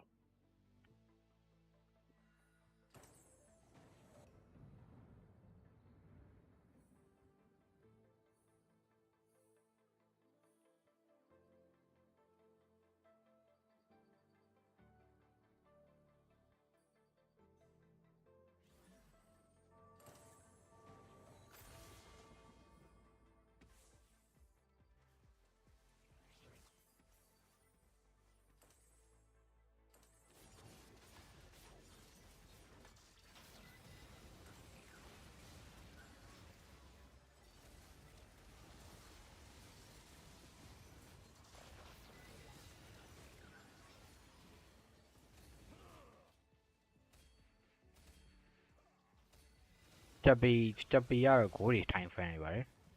So nó có này sniper focus chùa blind chùa sâu để tây quá để nobody catches ahead.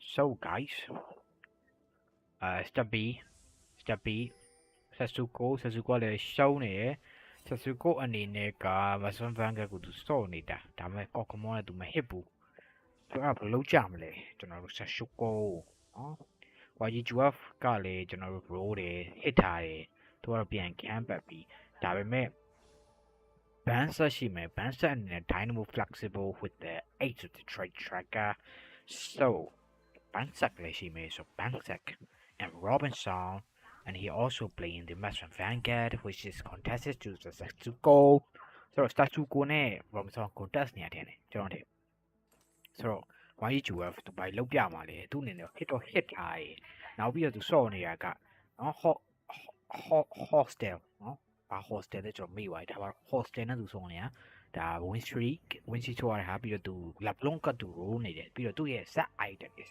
perfect set item are perfect and then he also found the Renekton and then yeah he's really good right now and then YGF against La Coco you gotta know it La Coco is playing for the Jewel Blinding Jewel with sniper focus and La Coco is sacking around it. La Coco is sacking also, but Zed on the back line. La Coco's fighter stick is dead, and now Cho'Gath is the main target. Now Cho'Gath is also dead.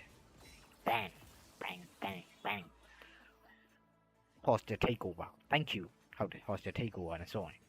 So, YGF အနေနဲ့ပြန်နိုင်နေပြီဒါပေမဲ့အန်ဒီရဲ့အရန်များတာ Sasuko is really dangerous here and also Bobstar is also playing the Cypher reroll that's really bad with our my god and also he's like fucking go to chaos သူမှရှိရတော့ go to chaos နဲ့သူရတဲ့ကတ်လျှောက်က ambulance တွေဖြစ်တယ်ဒါ trade truck က ambulance တွေသူကတ်လျှောက်တာဒါပေမဲ့ ambulance ကတ်လျှောက်တာကောင်းတယ်ဆိုပေမဲ့ तू က YGF နဲ့ contest ဖြစ်နေတာနောက်ပြီးတော့ तू ကမ hit ထားဘူးဆိုတော့Popstar, he's really in danger, but he's still winning though.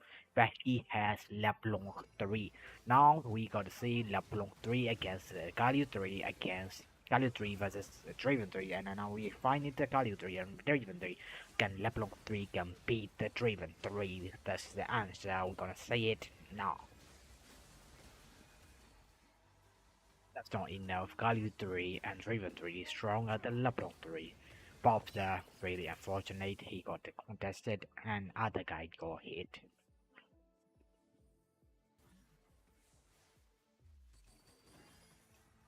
For the Satsuko losing very well. Satsuko is going for 9 and he sells his boat and he is rolling for the Argod. He finding the Argod. He found the Zaktu though. He skipped over that. Oh shit. He skipped the Vax too and then he found in the unit. He found the Rieko and he's looking for the Cho'Gath. He found the Cho'Gath. He got another Cho'Gath. He skipped the Kokomodu. He doesn't need it. He found the Argod where he was waiting for another round. Now he just need the Argod to put in. So he gotta make a few econ back. Now he's rolling again. He found the he found the Kombuko. Kombuko is really big. A Renekton also there, but he's skipping Renekton because he doesn't need it. He got find the Cho'Gath and he found another sack. That's it. That's all he got. But still, he is going for the win out. But again, it's still possible. We don't know yet. We will see.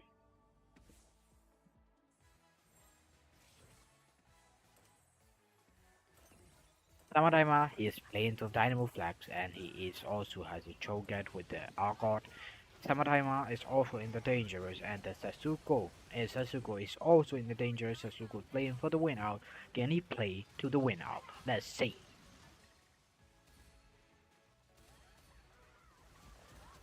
Nah, that's not enough. Cho'Gath is dead. Sasuko is a danger. Sasuko is dead. He got 8. Previous match he got the first, now he got 8. I don't know anything about him, but still he got a lot of points. He gotta go for the next round.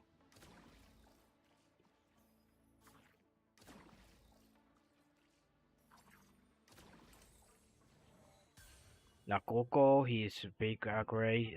Kokomo is a big upgrade still. And then he found two Gobuko, 4 Bruiser, 4 Bomber. He doesn't found it yet. The feather stick is needed. Feather stick, he only need one more feather stick to make it a duplicators. He also have the duplicators. So Yeah, Lakoko.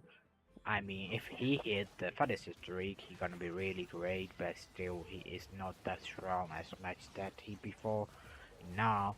And then Cho'Gath is fire breather, and he is fire breathing, and then bombard. After that, I still own the feather stick, and feather stick stuck in the bounce sack.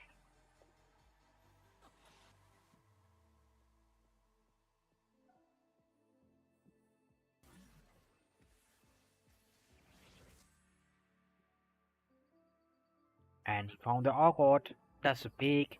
He can sell the Kokoma unit and he can play the Argot. He can spam the gold. He can spam the component. He can make the item. Now Popstar against YG2F. YG2F, remember, he has Galio 3 and Draven 3, but Popstar, he doesn't have the 3-star unit. He also only has the Lublong 3. That's dangerous for the Popstar. Popstar, he needed more. Other than Windy Jewel is still looking good.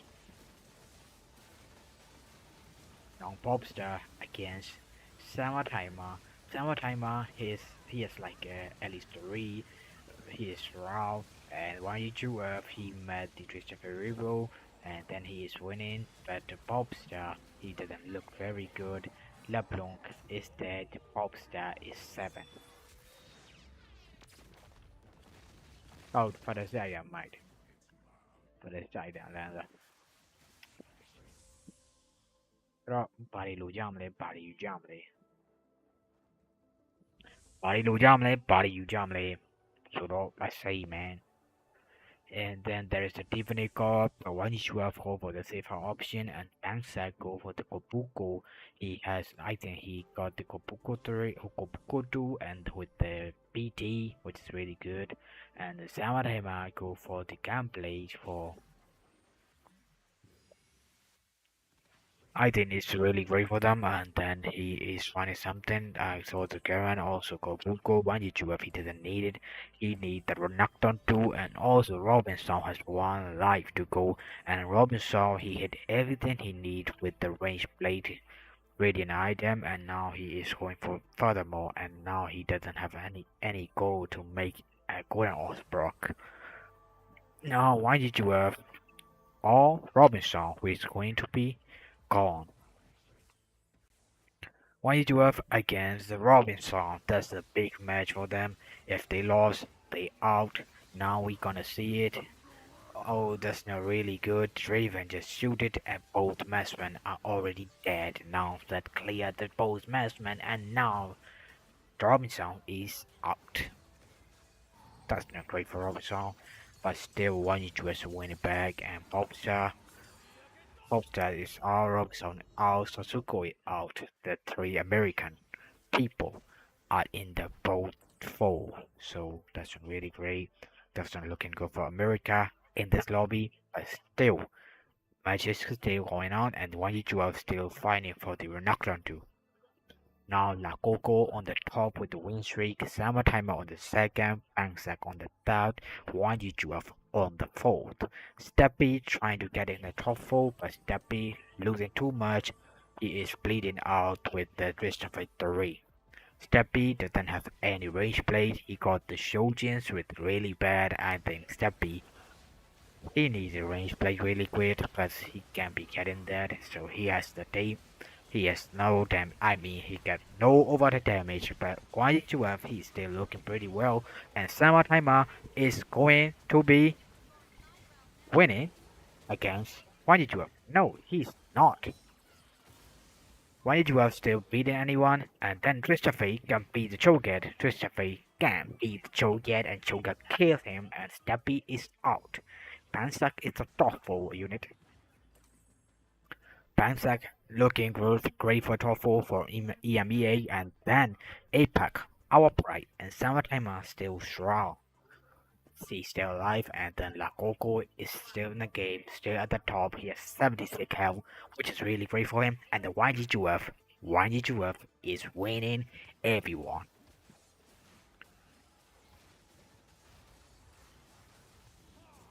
Now they are killing Aurelian Soul, and he found the Falcons unit that he can make the goal from that. Now he is finding the Renekton 2. I think he got the Renekton 2. No, still no Renekton too. Also, he found the Kobuko, he can roll for it. And now, yes, he is going for the Renekton, and Renekton has a really perfect item for him.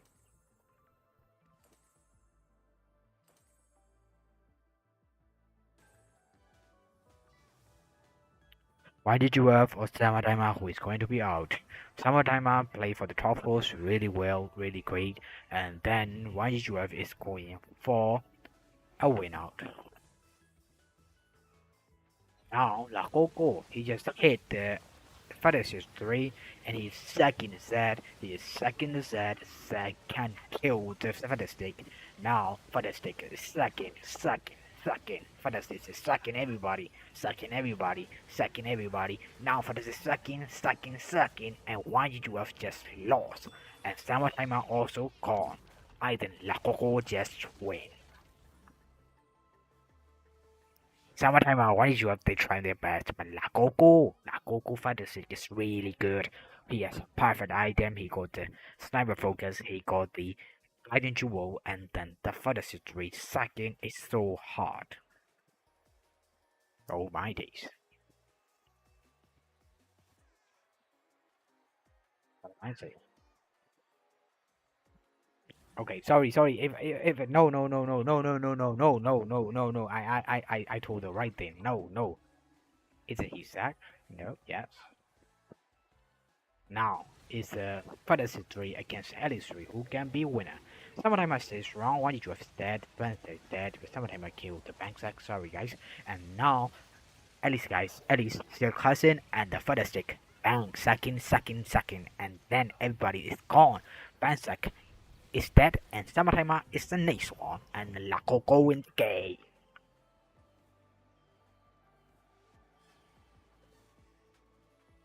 Oh great.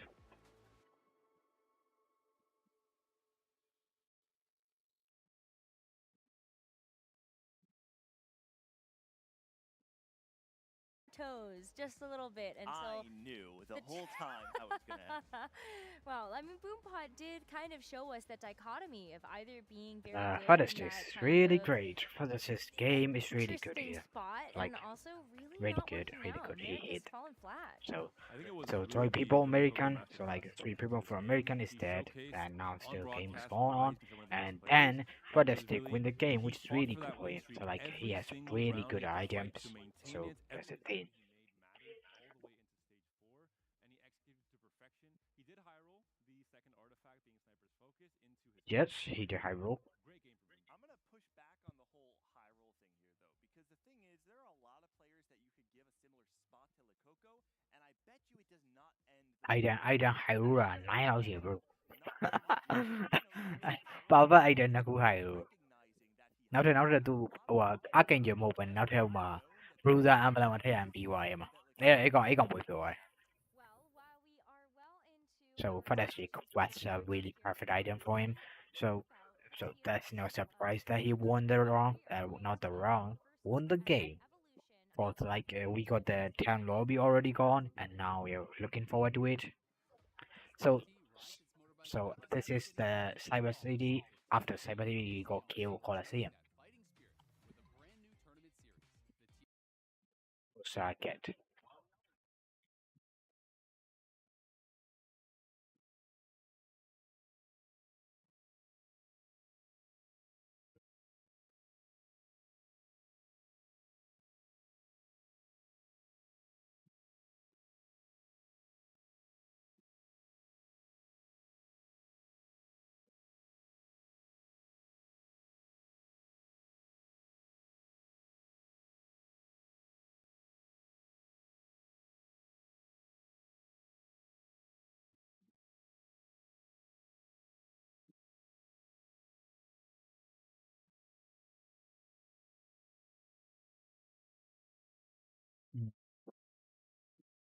Okay. Okay. Okay.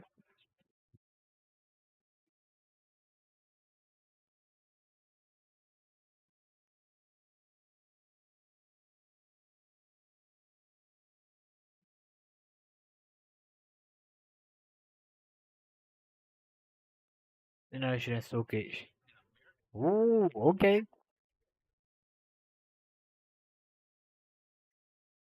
Pro point อ่ะ Pro point ပါတယ်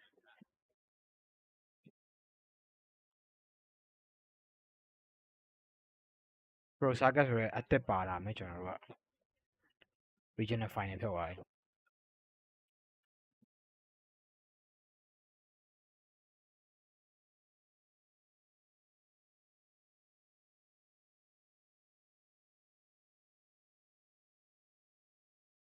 32ယောက်ကအဲ့ဒီ68ယောက်နဲ့32ယောက်ကနောက် Saga အတွက် Auto Qualify ဖြစ်သွားဆိုတော့ဒီမှာ28ယောက်က already Qualify ဖြစ်နေပြီနောက်ထပ်သူတို့ဆုံးနောက်ပြိုင်ပွဲအစ်စ်တွေလာ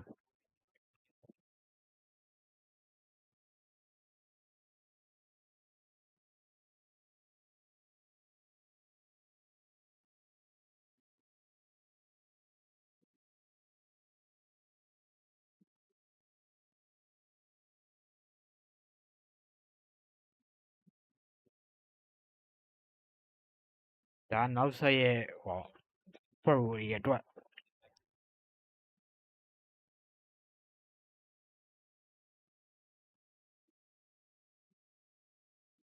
ပိုဆိုးရမယ်ပြိုင်ပွဲတွေအခုက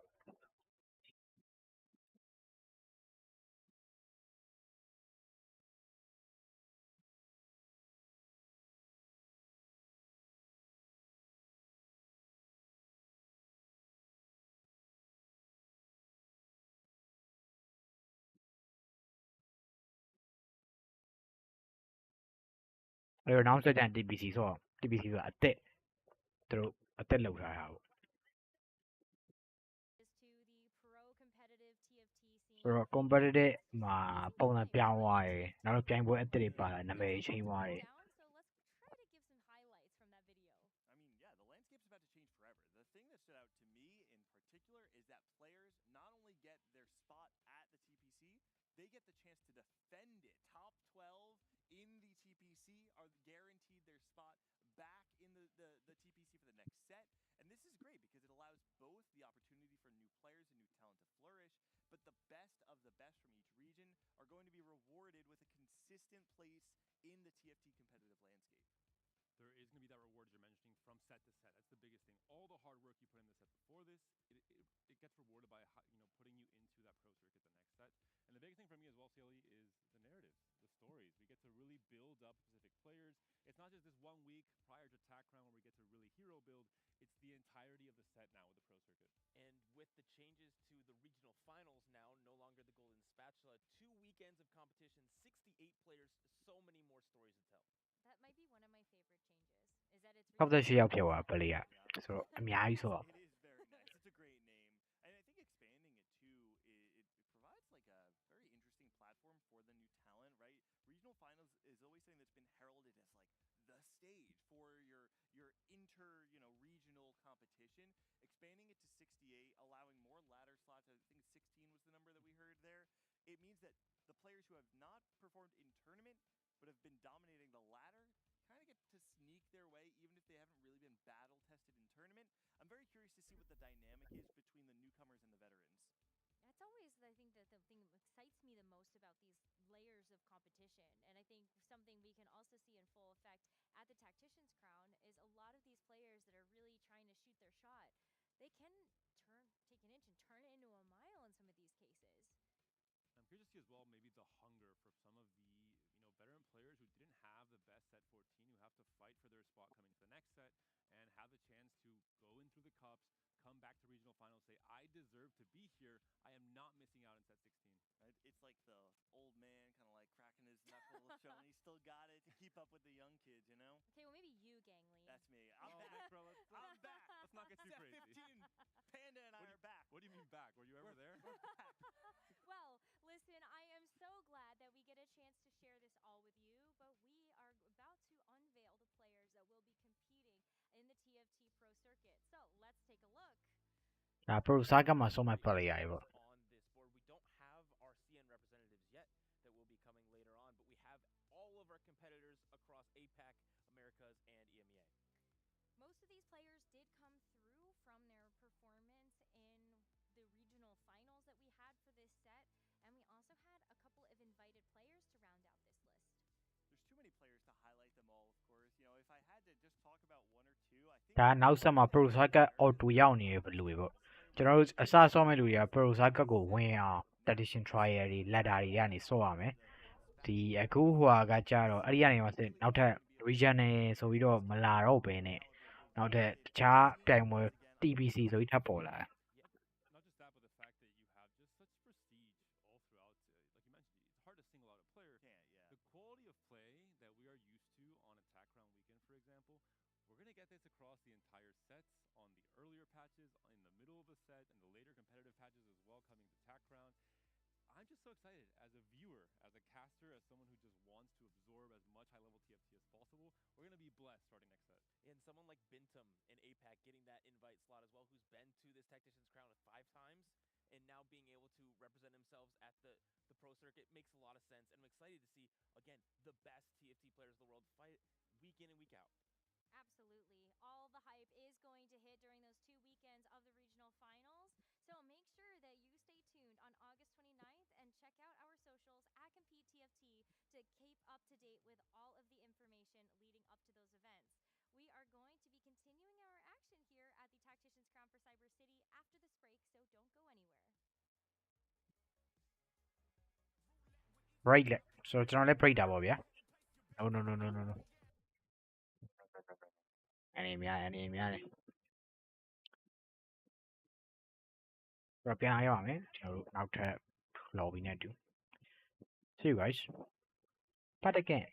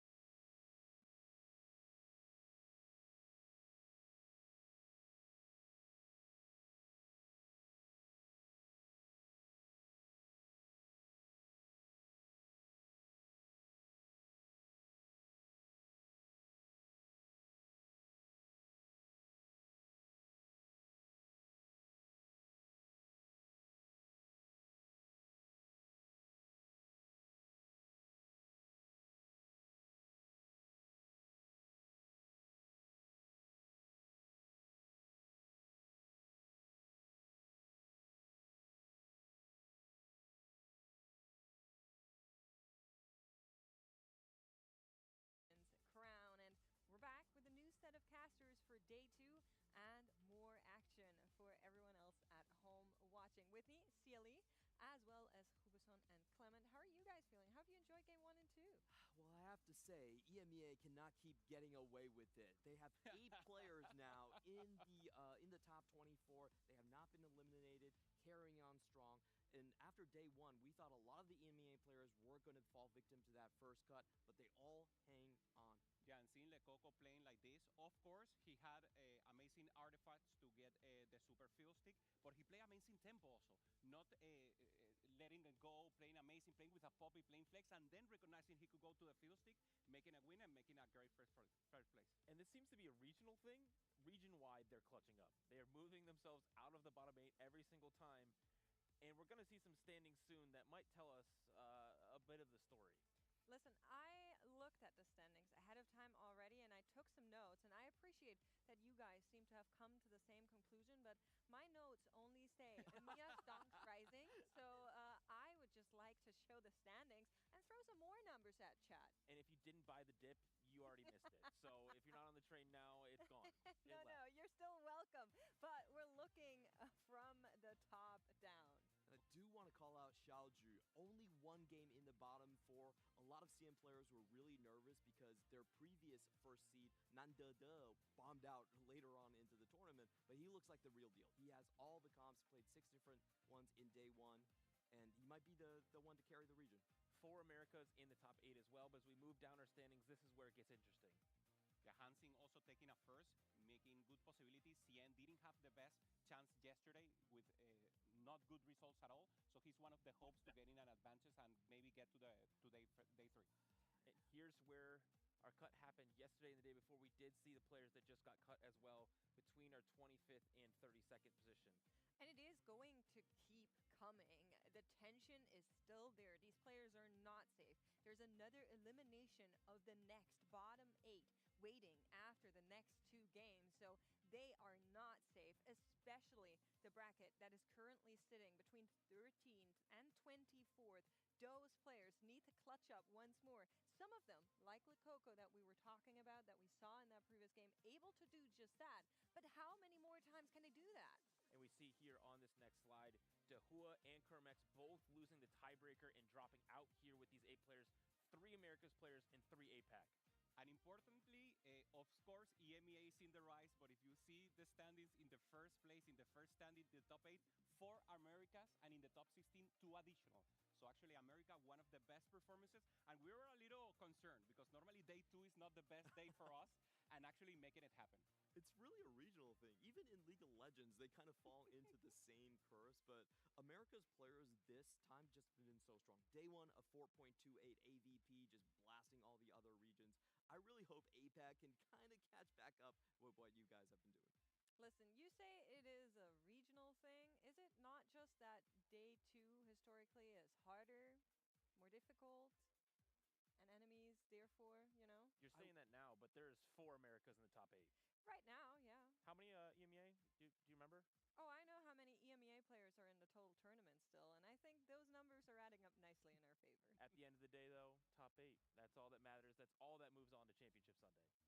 Yeah, but there's a couple more games until we get there, so let's not get ahead of ourselves. Of course, we have 2 more games for now until, like I just mentioned, that next cutoff is going to come in, but we'll keep going after that. Another 2 rounds, another elimination until we actually will find out who's in the running to play the top 8.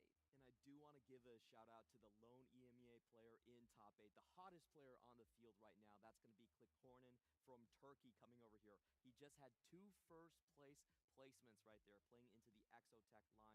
There weren't a lot of high hopes for him, but I know, Makes, you're a lot more familiar with him than I am. How did he do? It's incredible because yesterday he started the day with 2 7th places.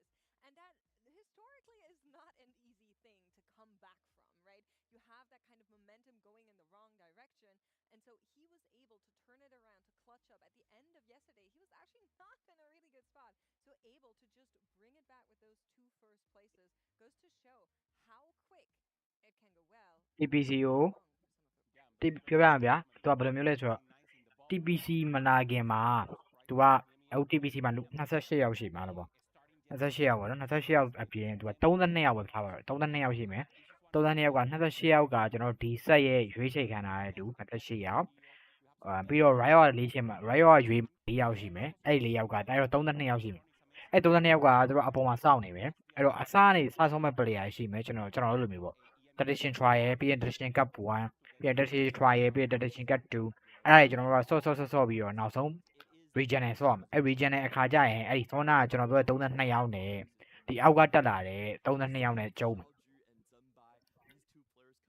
အမှန်တော့32ယောက်မကောက်ဘူးဒီလားအမှန်သူပြော68ယောက်လို့ပြောတယ်ပြောပြီးတော့အောက်ကတက်လာတဲ့လူတွေနဲ့အပေါ်မှာစောင့်နေလူတွေနဲ့ကျုံးမယ်ကျုံးပြီးတော့အပေါ်ကလူတွေသာအောက်ကလူတွေကိုရှုံးသွားလို့ရှိလို့ရှိရင်အဲ့လူတွေအောက်ကလူတွေကိုနေရာပေးရမယ်ပြီးရင် regional ဆော့ရမယ် regional မှာနောက်ဆုံး regional ကတော့အရင်တော့ golden spectacular လို့ခေါ်ပါဘူးအခုက regional final ဖြစ်သွားတယ် regional final ဖြစ်သွားမယ်ပြီးတော့ရှင် regional final လူတွေကကျွန်တော်တို့ world ကိုဆော့ပြောမယ်ဆိုရင်အောက်ကအရာတွေချိန်သွားတယ်အောက်မှာသူတို့ဆော့တဲ့ဟာ pro circuit ဆိုတာတစ်ခုကပါလာတယ် pro circuit တွေက pro ပြောမယ်ဆို tier 1နဲ့ tier 2ခွဲလိုက်တာဗျာ pro circuit က tier 1ပြီးတော့ကျွန်တော်တို့အခုစားဆော့မယ်ဆိုကျွန်တော်တို့ tier 2ကနေစားဆော့မယ် tier 2ကနေဆော့ပြီးမှ tier 1ကောင်တွေနဲ့ကျုံးရမယ်ပြီးရင်အဲ့ကောင်တွေနိုင်လို့ရှိရင်အဲ့ကောင်တွေနေရာယူတိတ်တယ်တော့ပါတယ်မျိုးအဲ့တော့ကျွန်တော်တို့လူတိုင်းဆော့လို့ရမယ် Tactician trial ဆိုပြီးရင်လူတိုင်းဆော့လို့ရမယ်ဒါပေမဲ့ ladder လည်းရှိအောင်မထပ်ပြီးတော့အဲ့တော့ ladder ကနေသွားတဲ့လူတွေလည်းရှိမယ် Tactician trial လည်းပြောမယ်ဆို pro circuit ကောင်တွေကအခု regional ကိုတန်းဆော့ဖို့စောင့်နေတာ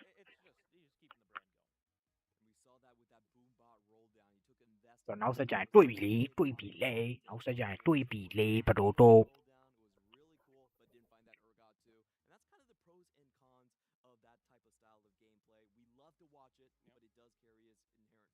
One roll away from giving us a tactical breakdown. We wanted to do that one, of course.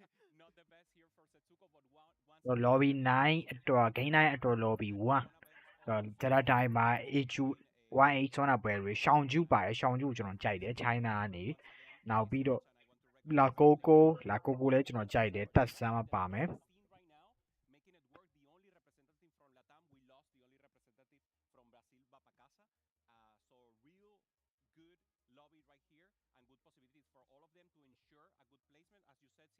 very important so far. Points accumulate from yesterday to today, and now this lobby looks just amazing. I do want to talk about the points because the important breakdowns are top 4 and top 12. If you're top 4 at the final game, at the end of game 12, you are guaranteed to move into the finals. And if you're top 12, then you're guaranteed to move into the final game on game 13. So those are the 2 breakpoints everyone are going to be fighting for.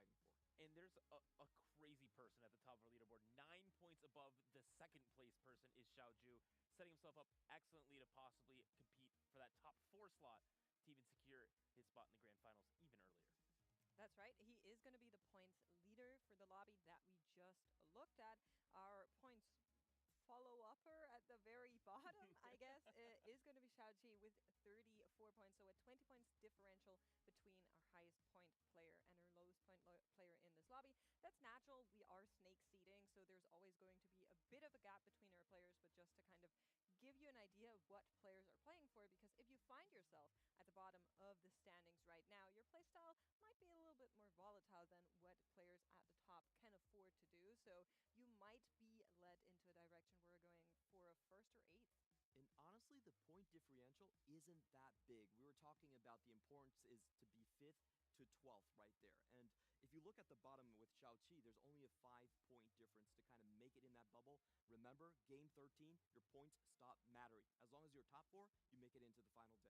Yeah, you were talking, Makes, a little about the comps, maybe having that possibility of creativity and maybe having an angle to look forward to Tech Summers. If the player has played more TF reroll, so that 2-cost reroll that is actually not working throughout the field, he has made it work and still maintaining top 16. So maybe that we saw Lecoco with the fiddlestick, he has his TF reroll, so it's good to see players going for the comfort zone and actually playing what they love to. You know the problem with Tech Summers? In that triple run that he made to TAC Ground, he was wearing his Shaco cap. Okay. He was wearing the clown outfit. He needs to put that back on. I didn't see him wear that in Dallas. He that brought was it. a lucky charm. He brought it? I know he brought it. He told me he has it. So I think he's just waiting for the right moment because it's aura. You cannot just spend aura. You need to keep it for the exact moment. So I think he knows. In case he gets away from the top 16, I think he will get there. Listen, if there's anybody on this cast, I think it would be Hugh Hoope, who knows about aura. So I trust you on that one. Yeah. No, for sure. It will happen. And there's so much strategy for these last couple games, right? Whether it's wearing a hat or what composition you play, a lot of our players are just trying to avoid the extremes, right? If you go 8th place, only getting 1 point can absolutely move you all the way down the leaderboard. As we look at our lobby, we see how close the points are outside of one player. I do kind of want to talk a little bit about Summertimer because that was a player that we had a lot of hope for going into day one, into our tournament. 这 And 个算 he 不会 found 白， himself 算不会 in 下 a 一晚。 not so great position at the end of yesterday, was able to avoid elimination, and now finds himself kind of middle of the pack. So really talk about kind of recognizing what people are playing now that we have reached the global stage and able to Rồi closeကျွန်တော် back တို့ up the fight. But cast တဲ့နေ we ပါ are တဲ့ on game number 3 Oh, sorry. for today. Of course, ကျွန်တော် round နေရာ one, ပြောင်းပေးမယ် no points reset, and we're going to take a look here. A really good start for AQ1H going on to one of his favorite lines, Tempo Dynamo here. We have seen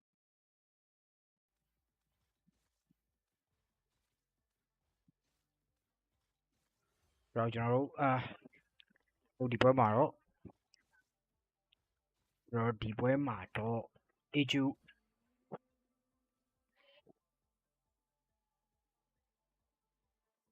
ကျွန်တော် H1H ကျွန်တော် APAC ပါကျွန်တော် H1H ပါမယ် 1G GWAC ပါမယ်ဆွမ်းနာပွဲပဲလာကိုကိုဆွမ်းနာပွဲပဲရှောင်းကြီးဟိုNIP ကကျွန်တော်တို့ VIT ကျွန်တော် Fidelity က Sasuko ကျွန်တော်တက်ဆမ်းမှာကျွန်တော်တို့ America ဒါပေမဲ့ Latin ကကျွန်တော် Argentina favorite people and then ရှောက်ကျူကအခုမှပထမဆုံး soft ဝင်မြင်အခုလက်ရှိမှာတော့ point အများဆုံးတွေမှာပါတယ်ဒါပေမဲ့လက်ရှိမှာတော့ Sasuko တက်မှာရှိနေတယ်ကျွန်တော်ဆမ်းမှာတိုင်မှာကျွန်တော် Zada ကနေပြီးတော့ player 3ယောက်လောက်ပါပါမယ်2ယောက်ကတော့ထွက်သွားပြီဖြစ်တဲ့ဆမ်းမှာတိုင်မှာပဲကျန်နေဆိုတော့ဆမ်းမှာတိုင်မှာပါလောက်ပြမှာလေ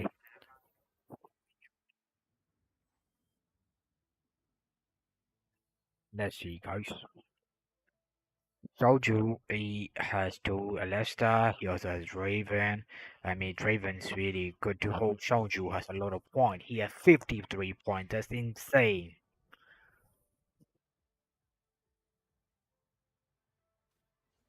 So, what can we see here? Soju has a lot of points. He is safe for the next day. Probably he is already safe here. And then Summertime are also really looking great. Taki Crest, he is not looking to take that. Taki is really bad. He's on top play almost really good. Scavengers is good, but not that much. And Pandora items are also not that great, but he also has a 5 item.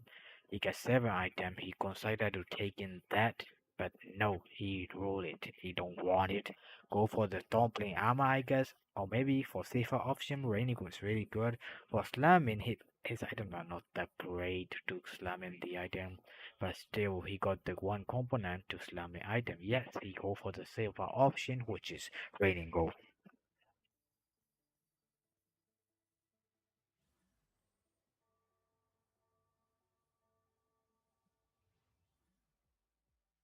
Now we can see the Sasuko.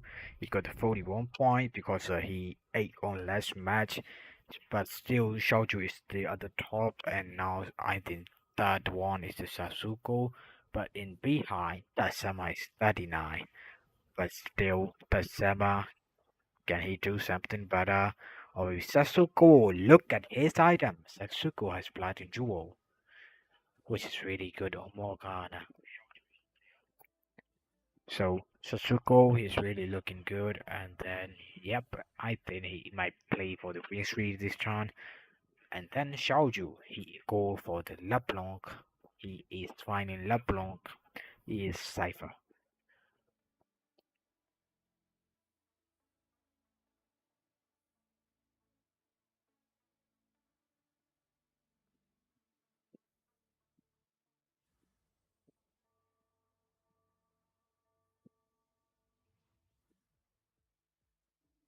So why did you up? He's going for the Golden Ox. Now we have seen the grave. Why did you up? He's playing Golden Ox. Summertimer might be going for the Surrey or maybe Bombo Argot, or he can even play for the Mushroom Vanguard.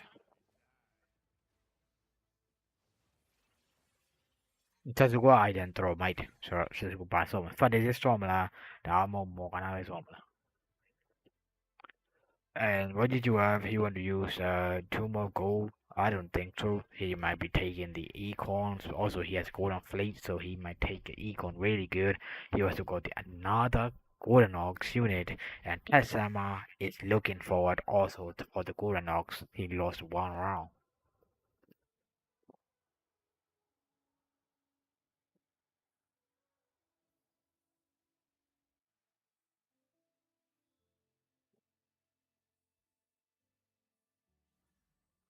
So Lakoko he's going for the Western Vanguard.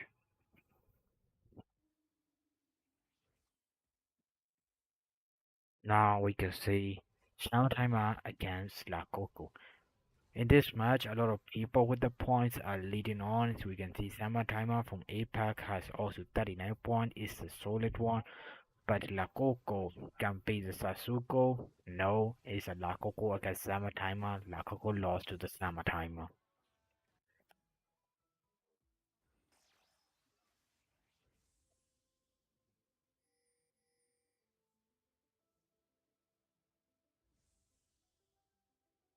This is a 3 cost carousel, which means 3 cost carousel. Though I mean, no, it's a 2-star carousel. I think. Yeah, it's a 2-star carousel, not 3 cost carousel. It's 2-star carousel. And then Naku will take the glove. Sasuke might going to take the rod because Sasuke is playing for. Oh, Sasuke has really good item. He got the Archangel Star for which is really good for the both of the uh Fighter Stick and the Morgana. So Sasuke has really good items. Timer going for the win streak. Sasuke going for the win streak. H1, H 97 health. He lost one game, but he's still good. YG2 up also he lost one game.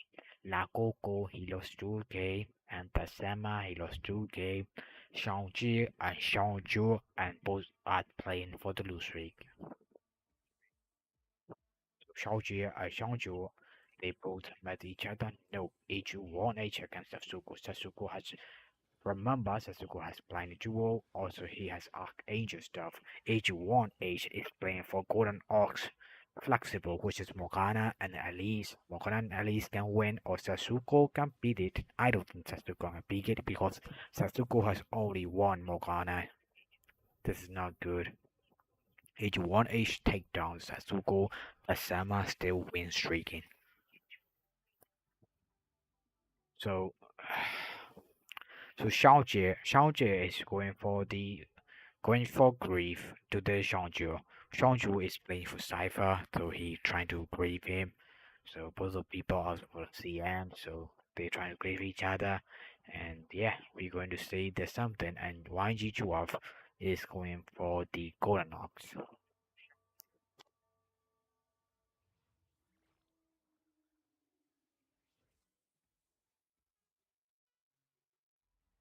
And H1H against Summertimer. Summertimer, remember, he's playing for the win streak.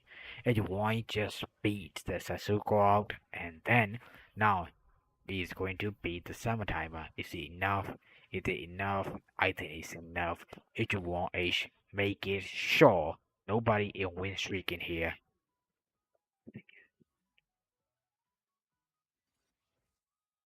So on the stage, nobody win streaking except H1H, who is beating both Sasuke and Summertimer.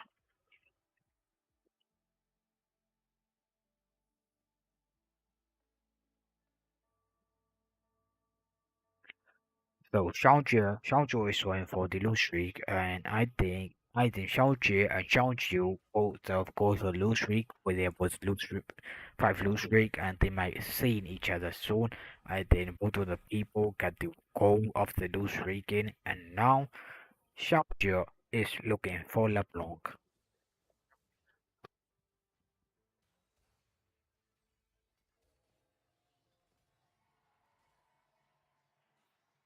He doesn't find the LeBlanc yet. He's go for stick, he rolling something, he find the brand, he find the echo, he found the jinx, he found the Zyra. What the heck? He found the Ranga, he found the Zig. But still, he is still going for the Cypher unit. You go down to everything to find the Cypher, but he find it. And he is so he is going to sell the unit that doesn't need to be played. And then Xiaoju against Xiaojie. Let's see.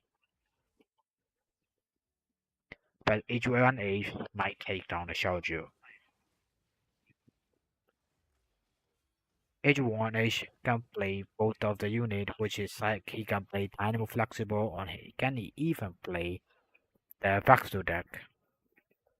He can play both of it. That's really good for H1H. Also, his full win streak in. He's already level 6. That's really great. Operation might be good for Shangju because he's playing for Cypher reroll and Bones for Life. He might not take in that. And Vampire Fidelity also really great for that. If he plays the Cypher, Handis was really good for the Z also. And we are looking for that. And now we are seeing, oh my days! Now we are seeing the Argot here. Now we are seeing the Argot forward thinking. Lakoko, he might be playing the Argot. Now, not just one, it's two. Tasama also going for the forward thinking. Now he might also playing for the Argot. Now we got two Argot playing in the lobby. That's crazy. Two Argot playing in the lobby. Now Sasuko, he take the magic roll and he got, I think he got 3 gold champion and he make the econ back. Now he is going for, I don't think he is going to play the Morgana. I think he's going to play the Fantastic here. But still, Xiaoju is going for the lose streak, same as Xiaojie. Now they are both going for lose streak. Now Suko met the Xiaoju, and now Xiaoju has taken the bronze for life. That's, I think he's going to play flexible again with the Cypher, or maybe even he might even play the Exo deck here.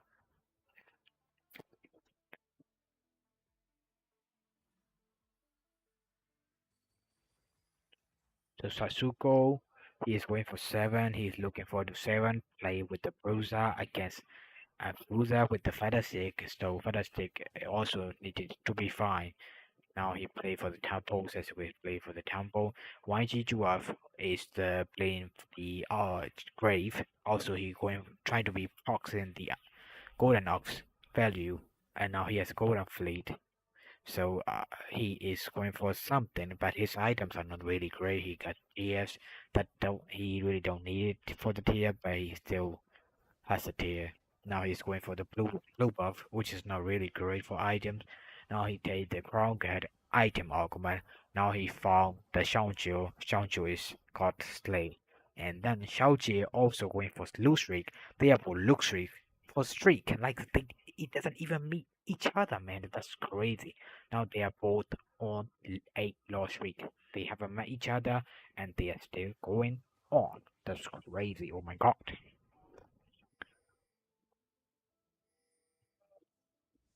Now we can see the Zeri, the opponents of Zeri, I think Zeri and Zaya, both of them are playing so well, and then yep, I think Tashama or maybe Lakoko, they should be reconsidered into the Vanguard Marksman, right? Trade Tracker Mo, 好吧？Trade Tracker Mo 好吧，把你来年住嘅，冇㗎啦。Trade Tracker Mo 哎好吧，Majiru Trade Tracker Mo Majiru 啊，Trade Tracker 佢係什麼部呢？Mabang Majiru 啊，佢係什麼部？Trade Tracker 嗱，得個部呢嚟嘅。And now Xiaojie, he tried to grieve the Xiaoju, but he is going for the Zeri. Now we can see he's going to play the Acer deck. Like for now, he is playing for Nitro. Xiaoju is the trying to, oh, he already got the 5 Cypher. That's great for him. Summertimer against Xiaoju. He tried to save his life. He slammed the item. He got the Guardbreaker. He got the IE, but still, that can kill few unit. That's good for him, but still he's losing because the Cypher. Xiaoju, he might cash out on the 3-7 in nature round. Zeta Timer also playing for the win streak again. He might be playing the Batsman Vanguard, but still you need to be remembered that La Coco, that Sama is playing Argot. Sasuke is win streaking, Samatama win streaking, H1H is win streaking. 3 people win streaking, and 2 people lose streaking. This lobby is fucking crazy, man.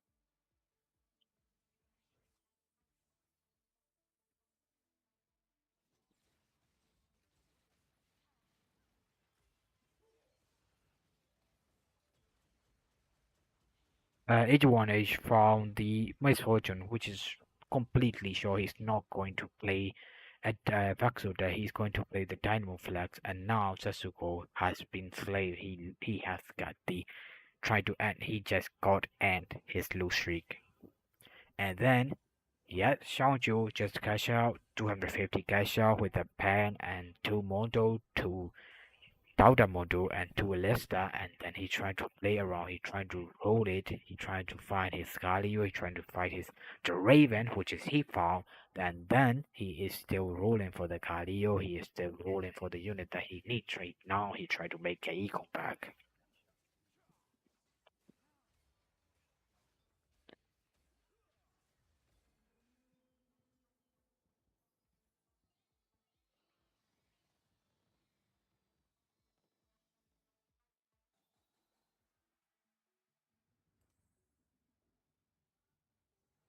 He's rolling, he's rolling.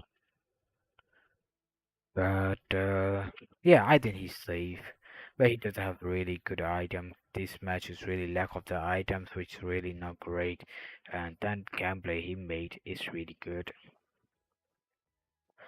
And the seventh timer, we're here, we're playing match from Vanguard. He already got the affiliates, which is really great. Now next turn he might go 8 and roll down to 0 to find the unit he needs. And then he met against Xiaojie, who is playing Exotac, and he already found Zeri and Sejuani, but he has only 10 gold. But he's still holding for the Argo on the bench. Now still Zeri against Kokomo, but Kokomo cannot hold no longer to Zeri. Kokomo is dead, Simon Timer, win streak are gone, H1H is still going on win streak. He is 10 win streak here. Now La Coco and both Sama, they both cash, they will get the cash out for the forward thinking, they both go into 9. I think, oh, Tasama already got the Zack, he can go to the 9 if he wanted to. Now La Coco is going for that, La Coco going for 8, they both going for 8, Tasama is going for 9. He found this.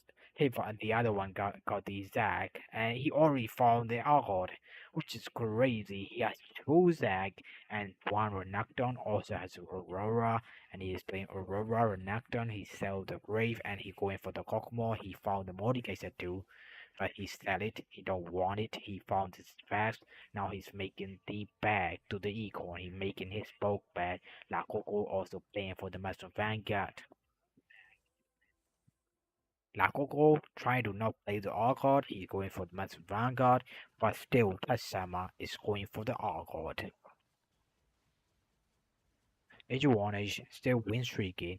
Summertimer he rolled out the 0, he found the Zaya, he found the affiliates, but still H1H doesn't use any goal. He has Alice 2, he got the misfortune, and Alice 2 is so strong counter stage. The game sounds so too low. Okay, now good. Now good.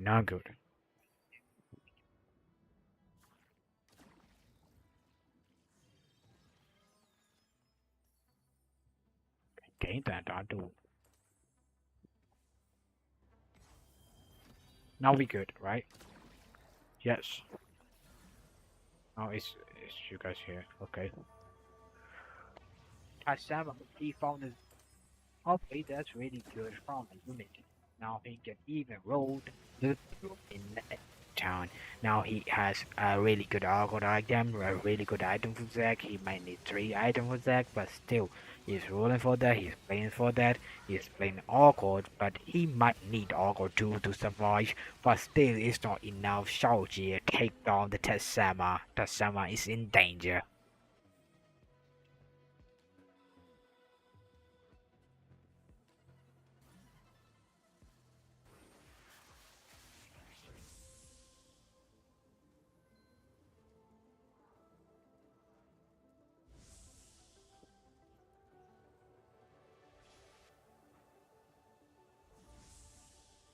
So they both take the unit that they need. Tasama is really looking bad. He go for the 9, he takes the risk, he want the high reward, but still he got the reward that he wanted. That's not looking great for the Taxama, and Xiaojiu is winning back. He also go for the Cypher, but he got the Gaia 3 and Draven 3. And now Xiaoji is looking for the Exoduck unit. Now Xiaojiu or Taxama is going to be 8th on this lobby.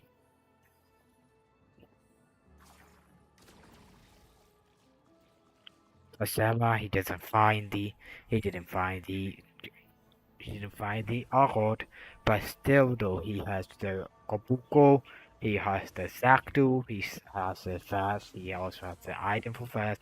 Xiaojiu is looking great, but Tasama, he is not very looking great. Now he met twice for the Master Vanguard guy. Now Tasama, Argod is shooting, Zack is still alive, and Xiaojiu on the other hand also met with another Master Vanguard, and this is the Lakoko.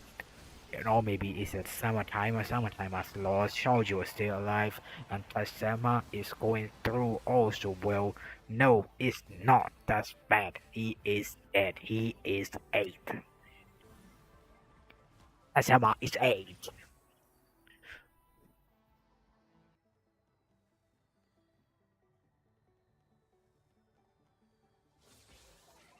Now Shoujo go for 8. He not Alio and Draven, which is he need, but also he also hit. He also had the Bakshin. Bakshin is really good here also, and Galio 3 is supported with the Bakshin, and that's really good. Now what are you going to take? He's playing for Golden Ox. He's going for Overheal, which is really great for him, but he still haven't found the Grave 3. Grave 3 is needed, not just Grave 3, remember. Also, Java for 3 and Sanitary is needed, but still he doesn't found yet. He might.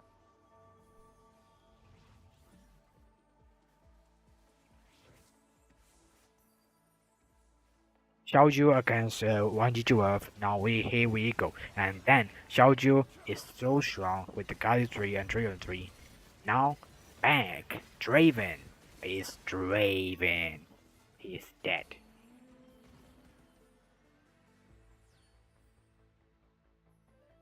So it's crazy. So now 2 China players still alive, EMEA players still alive, and then 2 APAC are on the top. Let's go. From the America, from the Latin, Tasama, unfortunately he is 8th with the Argot. He take the risk, but the risk is coming through for him. La Coco, he got the reinforcement for the goal. I think he is finding the affiliates. Yeah, I think he's finding the affiliates. Argo is just placeholder for affiliates. He's looking forward into it.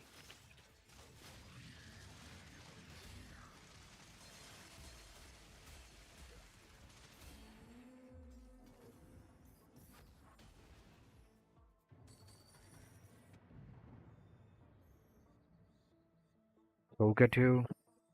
Yeah, he taking Choga 2. No, he don't. Is he? Yeah, he's taking Choga 2. He has double Choga 2 here. Okay, he might go for the Choga 3. He might go in for the Choga 3. He's playing awkward also Lakoko. He's trying to play the Muslim Vanguard, but instead he is playing the Argo unit with the double Chogat. But now Xiaojie and Xiaojie were both at 1 life, and then they are playing against Xiaojie is playing against Lakoko. Xiaojie is playing against Xiaojie, but his goals, I guess. I think he lost. Xiaojie is dead. Oh, crazy is that. That's crazy. He lost into goals.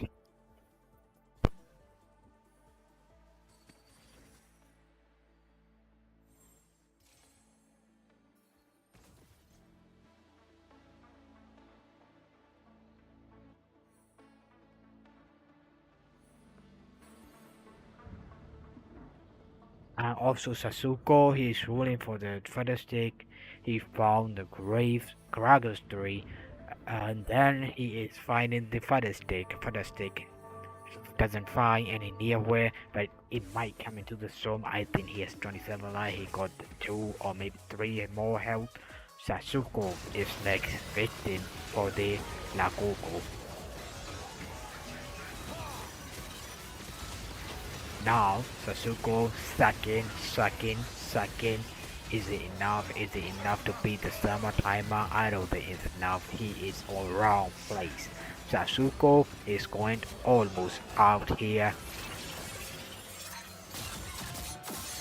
Sasuko is not looking very great for him. He's ruling for that. He found that I said it before is nowhere near from that. So he found it and he is still survive. The only need is like he needs a position for this feather stick. I think he might be back. Shao Jie with the blue streak and the Aether deck is still looking great. And then Sasuko he just hit, he also might be looking great. But still, remember, there is Summer Timer who plays Master Vanguard, there is the AG1H who plays the Dynamo Flexible. Now we found the AG1H against Sasuko. Sasuko can take down the AG1H Sasuko on the side.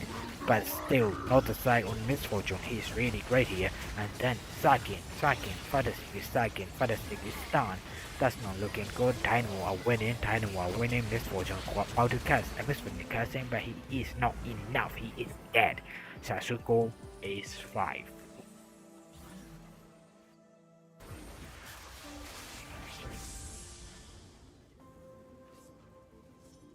Why did you have is playing for the grave?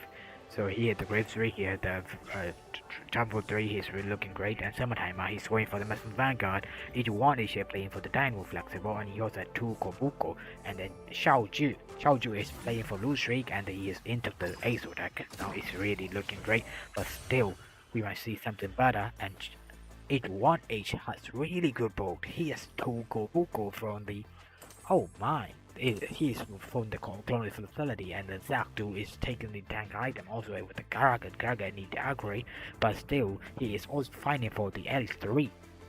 So H1H position angle is great here, but Xiaoju against H1H might be also good, but still YGGF he also hit the Grave 3 and the J43. He also has 52 current procs. Now it's YGGF is against Summer Timer, and then Shao Jie against H1H. H1H is really looking great. Can he still beat the Ace though? Can he still beat it though? Misfortune is dead. Alice is also dead. It's close fight. For YGGF he's still winning here.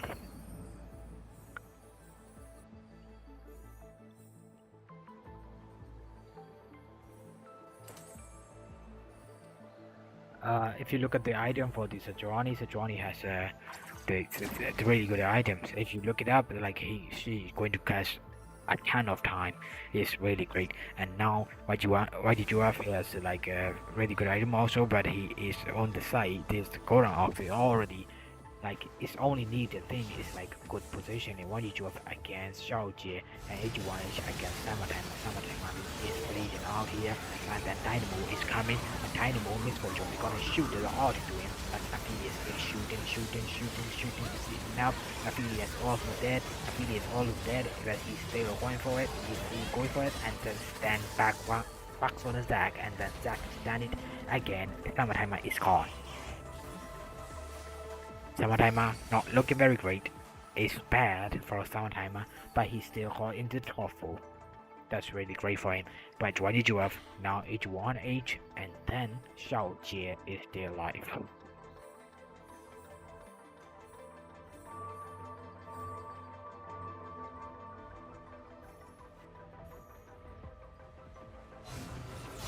Now we might see the 2 items, or maybe a tank item for YGGF, or maybe H1H might need some item for the backline unit, or maybe even frontline unit.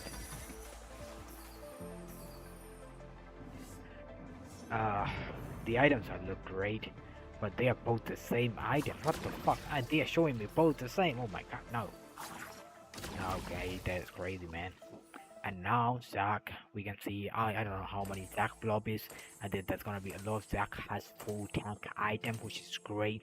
Now Kobuko has Gunblade, and now we might see another double Kobuko from H1H.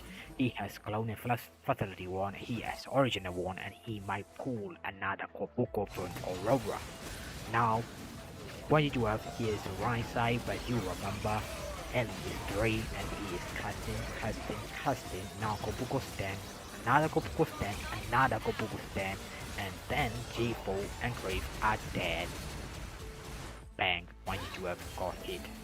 But still, Sericon Xiaojie is winning again. He has 1 life, remember? He has 1 life, you need to remember that. Xiaojie, he can lose for 1 more round. He is going for that. But still, there already is about positioning here. Positioning. So, who might be taken here?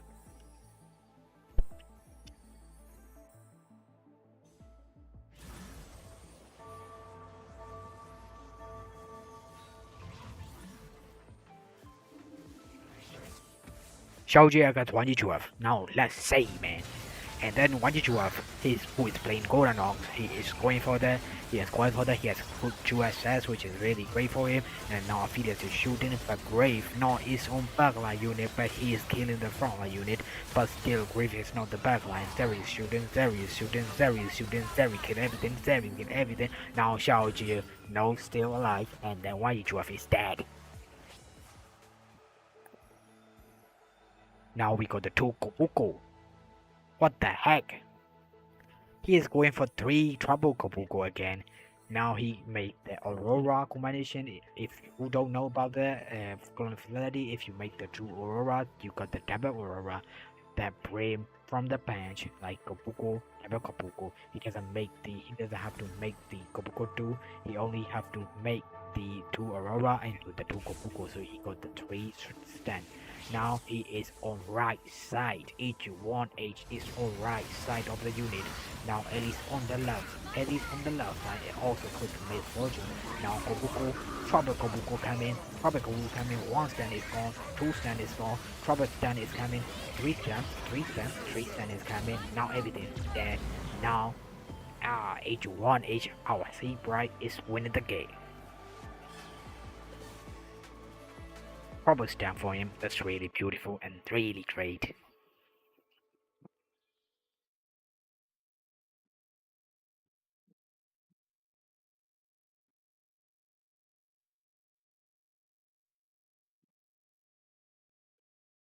Going 8th place in that position, it was just not in what his plan was, right?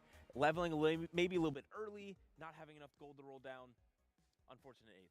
Double forward thinking not working out, all going bottom 4. I think that was a very surprise for us. And I think the hero of this lobby, the person that changed it the most, has to be Xiaoqi. He started off with a 10 lose streak, didn't let the Cypher player get too comfortable, and because he was able to tempo the Zeri early, he put so much pressure on the rest of the boombots. You say he was able to tempo the Zeri early? What you mean by that, just for anybody that wasn't watching, is he was able to pick her up on the carousel.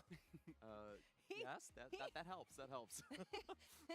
I just want to put that in the correct light, but I do agree. It was really good how he came back from that. I also kind of love-hated how our forward-thinking players were not able to really play to their strengths because of how the rest of the lobby tempoed their game and kind of just accelerated in a way where they weren't really able to keep back up. Yeah, especially double marksmen and Vanguard players that actually on 4-2, they're already pretty strong. Punishing the lobby and making sure those forward-thinking players didn't get to the cap-off, didn't get the Urgot 2, and as we said, Tech Summer taking an 8 there as a bad possibility. And that's something that we heard a lot of the top players talk about boombots, is that if you don't have a good front line, this Urgot unit, especially at 1-star, is not going to keep you afloat in the meta. Even when we saw the Zac 2 after the nerf, it's not really enough. You'd be super happy with the Zac 2 early on, he didn't have the HP to back it up. And the way this lobby shaped up, we knew this was going to be the ending. The high cap boards were 50 absolutely points for insane. the We H1 see is in AP1 the H's, target, all and of the these second upgrades is from the Shaojie, legendary and Dynamo that Flex that one we've is talked about so 1G much. Juef, But we saw and Lakoko then take a really Summer big Timer risk in a is late taking game pivot 4, into the Sasuke on Boombot, not 5, quite play La out. It Coco didn't have on the 6, matchmaking he needed to bring it Xiaojiu back. on 7, And and so Tessama, congratulations to our top who is four in this playing game, and Golden AP1H Ox, taking is the win. 8. It must feel a little bit bad for Lakoko because he is fighting for his tournament life. The cup is coming up. Diamond and there Diamond is a con rồi possibility được he's rồi stuck ấy with the tôi ấy marksman, cúp who cúp might sẽ have đen nhà actually rồi rồi outplaced bây giờ tôi the nào giống remainder, số là ấy bà remainder này of the players like ấy Summer sẽ Timer cho in đi this à game. đi mà điအောင်ဆို That's ပြီး true, ဒီ but ဘက်ချန်ကို sometimes ကော you လုံး have ပို့ to လိုက်တယ် take a အဲ့ risk, မှာ and ကော he င်းသွား knew လက် that စက္ a ကန့်မှာ lot သူ of ချိန် these လိုက်တယ် Aphelios အဲ့ were ဒါ already အဲ့ဒါ out of game play. changing He ပြော missed သွား chances. အကယ်စကြ စကြအဲ့ Basically, 3 having စ a ကြ dead အဲ့ Augment, ပါလေ you အဲ့ဒီစကတိ really ရှင် had တယ်ပေါ့ 10 gold to spare. You can't dig too deep. There's really no That's a chance good for you. play And for so him. seeing that show saying, I'm just going to stand it, I'm going to like try to figure out whatever I've got, I think does deserve some respect, even though if it didn't work out in the end. There were also some teamwork happening. We saw Setsuko and Summertimer. They were all hiding a Cho'Gath. You didn't see it. You didn't see it. But yeah, they knew what their mission was. Of Even- course. Yeah, Lekoko getting there with the reinforcements. Yeah, it was actually one augment left for him. So he didn't get the possibility. It was one augment that wasn't working. And I want to recognize also great player, YGQF, being amazing. He recognized the spot in the beginning, getting exo augments online, and then finding the grapes on time and getting good rolling scenarios and possibilities, getting a great second place right now and also popping off in the standings. Yeah, and that's all it's about right now. We have one more game before another 8 players get cut, and YGQF was one of those players that was currently sitting in that bottom 8, and that second place moves him up into a more safe position. Well, we are actually going to be hopping to Lobby 3 next, so that gives us a whole set of new players to talk about, one of which we heard from in our pre-show. If you missed it, make sure you don't miss tomorrow's pre-show, because Camberley was talking to us and telling us a little bit how it is to play from the hub in Dallas. You know, it's the first time we have that for the America players, and it was really, really interesting to see. But of course, a lot of these players are in this lobby also fighting to not get eliminated. If you're from Americas, you know Cambulia, especially if you try hard on the ladder. If you go, he's been doing amazing on ladder, has been doing amazing on tournaments locally, but now getting a chance here on the world stage and making it work, playing good, playing confidence. Great to see. I'm so happy for him. This is a player that I think a lot of people can resemble. It's like a little Asian. It's like very, very methodic, very good with the play, and very humble. And that's very relatable, and I'm really happy that he's making it work so far. Let's see if he makes it for until tomorrow. Yeah, Nekra asked him how he feels about his scaling performance. That's kind of how it's been. It's been a rise, a slow rise, and now at the Tactician's Crown, currently sitting in 3rd place before last game. He's sitting in a very good position for top 8, but also there's other players that we talked about in our pre-show that are in this lobby as well. Grenade and Bomandeth both having great first-time performances, and they're looking to make their first-time final lobby appearance as well. Well, we also have some people in this lobby that are the opposite of that. They know how it works here at the Tactician's Crown, and yet they find themselves in a position that is maybe a little bit uncomfortable. And talking about Volta and YBY1, both of these players have been here before. They have gone far in this tournament, and yet they will need to find those first places to maybe make it back. Great news for people who are fans of Volta. This is a player that has very often shown that he can get those first places worked out in the very capped boards, but we'll need to see how it is at the end. Here are our standings after the game that just concluded, game number 9. Is Hanshin going to get the miracle run? He survived on two tiebreakers back to back already. This is pretty crazy, even on an 8th place. There's the 8th from Tech Summers also. Now the ones that are closer right now, Bomb and Death, taking not a great also position, but still with good possibilities. And the first place for YBY with Cocomentin, and he will be on the next lobby, making it work. The favorite, if you must, here for APAC. Yeah, I do want to correct myself, my bad. The green ones are the ones that have made it in, so sorry, Hanshin. It's not the case. Yeah, currently looking at our top 8 now, America's at the top with a lot of our favorites. Can't believe who we'll see now, but Setsuko, Weijin, and Dishsoap, the big 3 from North America, specifically that we all watch and learn from, sitting towards the top 8. And on 6, the German beast, Solo Hesan, making it work. So happy for him once again. This is the first set that he's a content creator. Obviously, we know him so much, but he has had so much this set, even taking time off from other things. This is a guy that is so wholesome in his preparation and discipline and making it work right now with a fix. Yeah, just to give you a little bit of a context on Zulukazang as a player, he is somebody that doesn't skip his stream basically ever. He will stream sick, he will stream when he's on holiday, he will stream every single day. And this is the first time since I've known him, which is round about a decade now, that he has taken time off from streaming to focus on competitive, which I think is showing very, very well in their standings thus far. And I want to highlight another EMEA player who's absolutely popping off here on day 2. First, second for Klikornen, moving himself into a spot to even take one of those top 4 spots to lock himself into that final lobby early.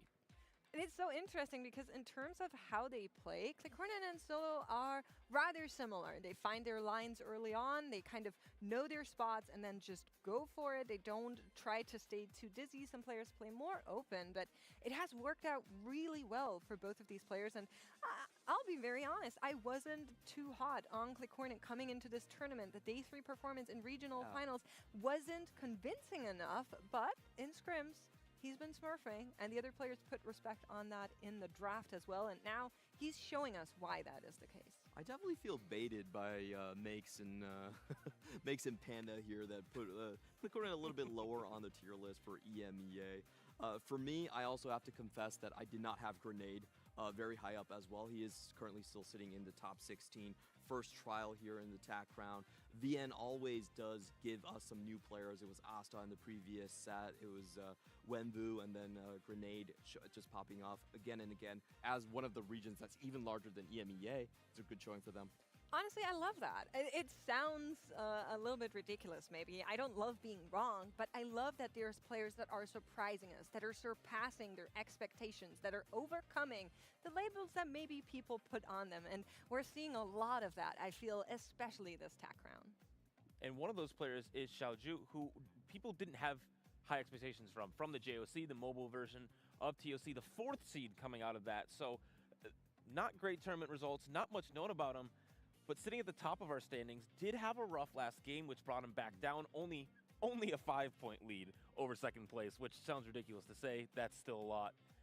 But a lot of these unsung heroes, a lot of these first-timers really showing up on the Tacticians Crown stage, and it's really fun to see. Yeah, you were talking a little about line selection, and it's amazing to see the way it has been developed, because normally we have seen, obviously, the Winso Slam, the loose trick into Cypher, but now we're seeing Poppy more, the Morgana in the early game going into Dynamo, those AP lines with maybe a Veigar in the mid game just trying to pop off. So meta has been developing in a very smooth place. Normally what you didn't see in ranks, so it's good to see because the tournament meta is actually transferring now to ranks game. So if you want to actually perform in ranks, if you're there very close to getting to master, just make sure you especially look at the early game. What are the line selections? What is that flow chart, if you will, to get to that place and maybe get a good placement and some ranks? Do what EMEA does. I think this is something that was really well done by the Can someone region, clip that? Is that they actually...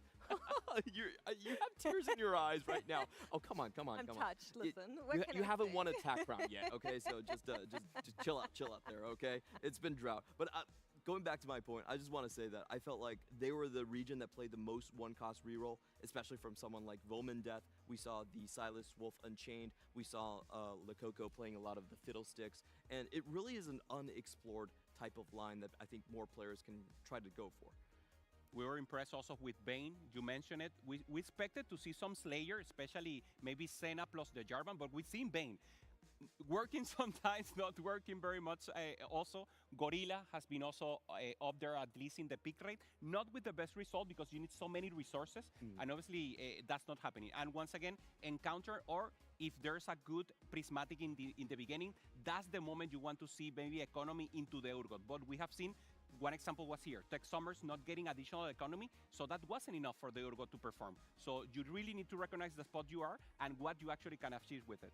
Yeah, and I want to talk about a little bit more about some of the favorites from the Americas specifically that are sitting in our top 8. The big 3 that we've defined for a really long time, Satsuko, Weijin Iverson, and Dissoap. Dissoap obviously having 2 Tacticians crown, being one of only 2 people to have that, kind of the GOAT status, but the other two in that group are without a crown. Weijin has been here 5 out of the last 7 times, and Setsuko is someone that we always expected to have a chance to win. And now both of them are also setting themselves up alongside Disso to possibly have a chance at the crown.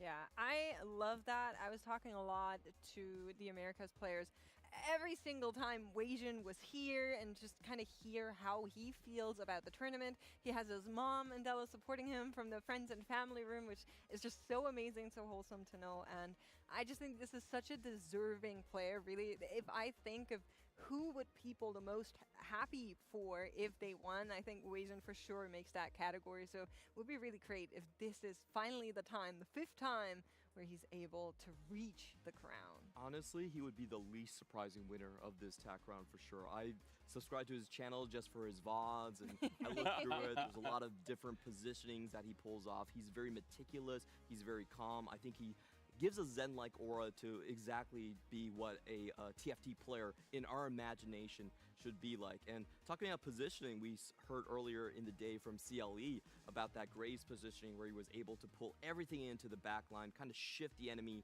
tank to the front and get them out of the way of the Graves as well. I think that is one of his strong spots, and the interesting thing is Solo also identified that as one of his strong spots, is just in the moment positioning. You were talking about how Weijin is very meticulous, calm, collected.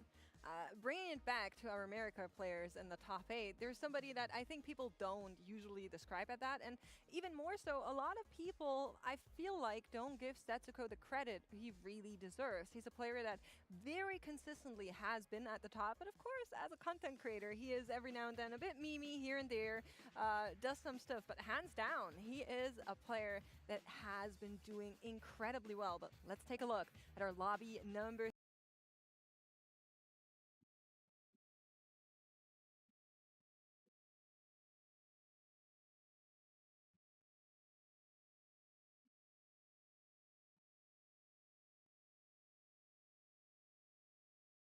You're not again because I was right.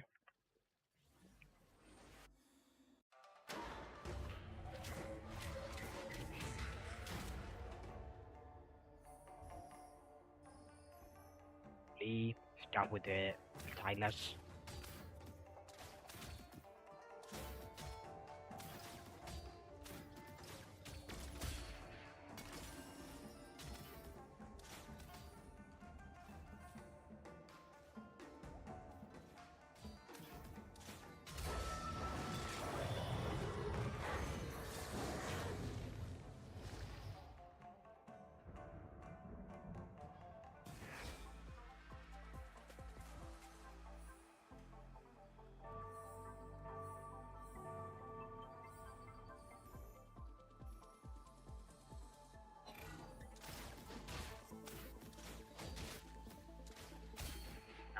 Here now and currently, okay, let's talk about the lobby.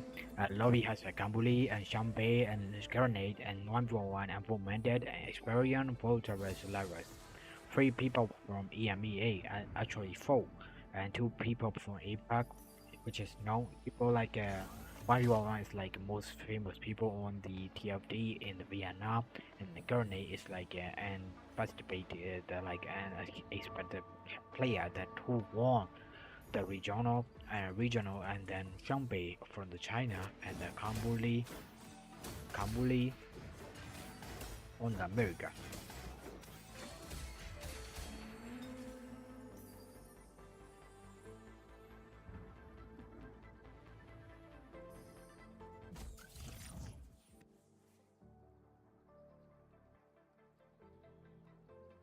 So now we have Voltaris who has okay, now it's a prismatic trade Ali, so Barry Treasure with the LeBlanc 2 is going to be great.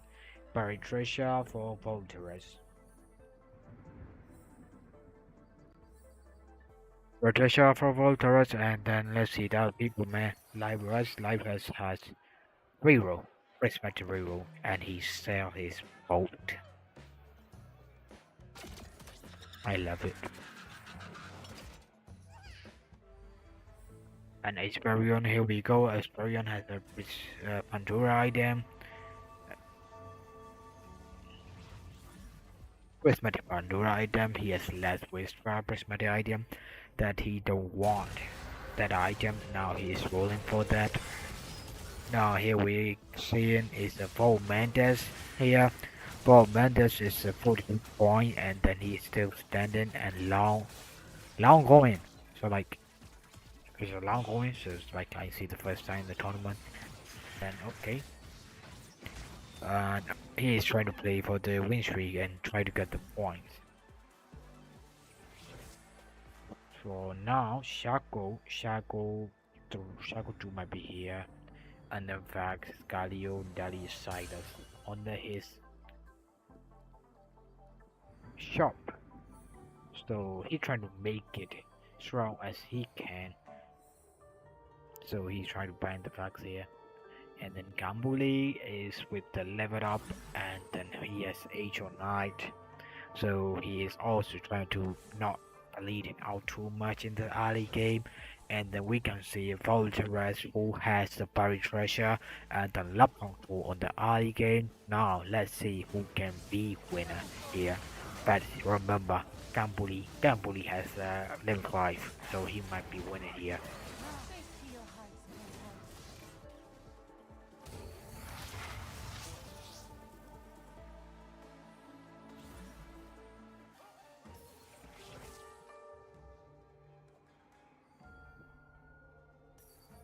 Gambuli is going for win streak, and Vol Mendes is also going for win streak.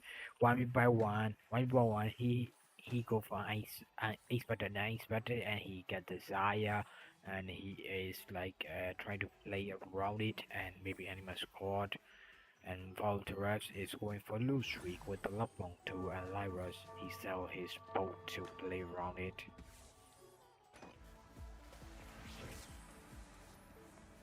Experion against 1v1. Let's see, man. Experion still doesn't choose the gradient item. Experion still play without it, and that's kind of -1 argument from the prismatic. And then Experion still playing with the Morgana too, and then Poppy too. I don't think it's enough. I think it's enough right now, but I might change my mind. And now it's enough. 1v1 lost. Experion still winning here.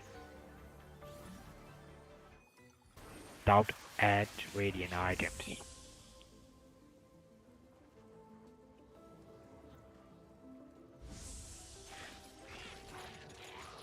So Shambe go for the belt. Why is Shambe go for the belt? I think he is going for the Z, maybe, or maybe even Grave. And then Gamboli is going for the clock and Mordekaita. And then Icebarian go for belt, and he is going for item for. I don't think he needs an item. Now you want to vote continue or the cash out. People cash out.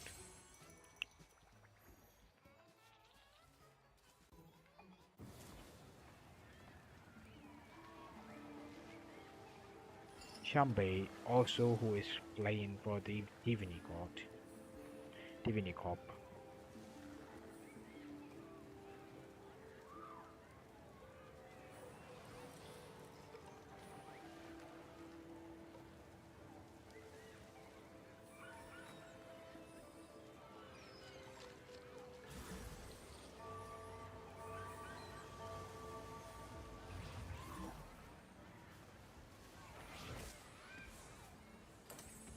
Now Gamboli against Shambe. Now Gamboli, who has blue buff and HOI, either he might be playing in the Arcot here, and then Shambe, who has the slam the item with the Divinity God, who is going to win. Gamboli or Shambe. Shambe is going for it. Gamboli just broke his HOI, and now Shaco is going for it. Shaco is dead by the shot of the Sana, and then Kokomos is shooting it, still shooting it. He killed the Gragas, but I don't think that's enough to play around it. Shambi take the round also here. Now here we can see that who is going for lose streak. Shambi just won the round, and then Lyras is going for lose streak. Volteras trying to win him, try to get his winning back, and then Voltmandes is still going for his win streak here because he has long going. so he cannot be getting the interest, but he can be using his gold to the next level. Both Matters can play still on 8 or maybe even gold 9, but still we need to be careful with that. He has Fax, he has Bane, he has Shumi, he can play around the Animal Squad here for a while, and he got the the DVD got buff from Fax, and then Volterus is playing for the LeBlanc here, but still Volterus has not enough to play around it. For Manta take the round, also for Manta the win streak in here. Dyrus, he going for Lucy, he's trying to play the Cypher unit here, but still, can he be playing the Cypher here? Volman is also, Volter is also playing the Cypher unit here. I don't think how he will be playing with the LeBlanc. Currently, we are not sure about that. He has a gameplay and separate phases here on the bench. And okay, I don't know what he will be playing here. I don't think he can play something that's other than Cypher. He got 2. Oh, he said it. He is not trying to play that. He can be rolling. Okay, wait. The thing is, he can play Cypher and he can roll. He has Prismatic here. He has Prismatic reroll, so he can be hit easily. Right? Okay, that's really good. It's better to 1v1 just cash out. It's a goal. Now he can be rolling here. He can be go for the 8, 6, 7, and he can try to get the fucking lose streak, and then he can play also the Cypher. He has a prismatic ticket. He can be rolling here.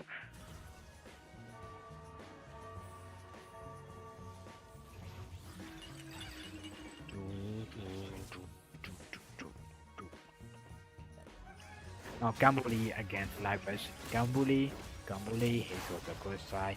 Gambuli take the round so easily. Livers is going for lose streak. Gambuli kill the LeBlanc. Bang. Punch it. Bang. Livers kill nothing.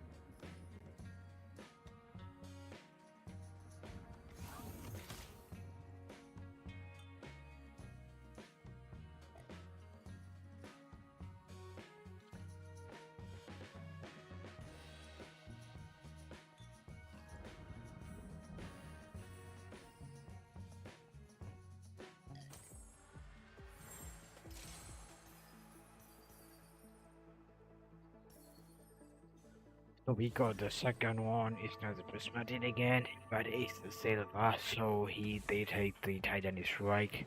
For Mantas, it's also going for the Titan strike. Oh, he don't have to go to Titan strike. He already got the 100 point, he doesn't lose it. And Asperion and Gurnik trying to go for the Titanic Titan. And then Volterus is still playing the LeBlanc here. Volterus still playing LeBlanc. Jumpy also playing for the Tiffany God here. I think it's a Z. Jumpy trying to play the Z around it.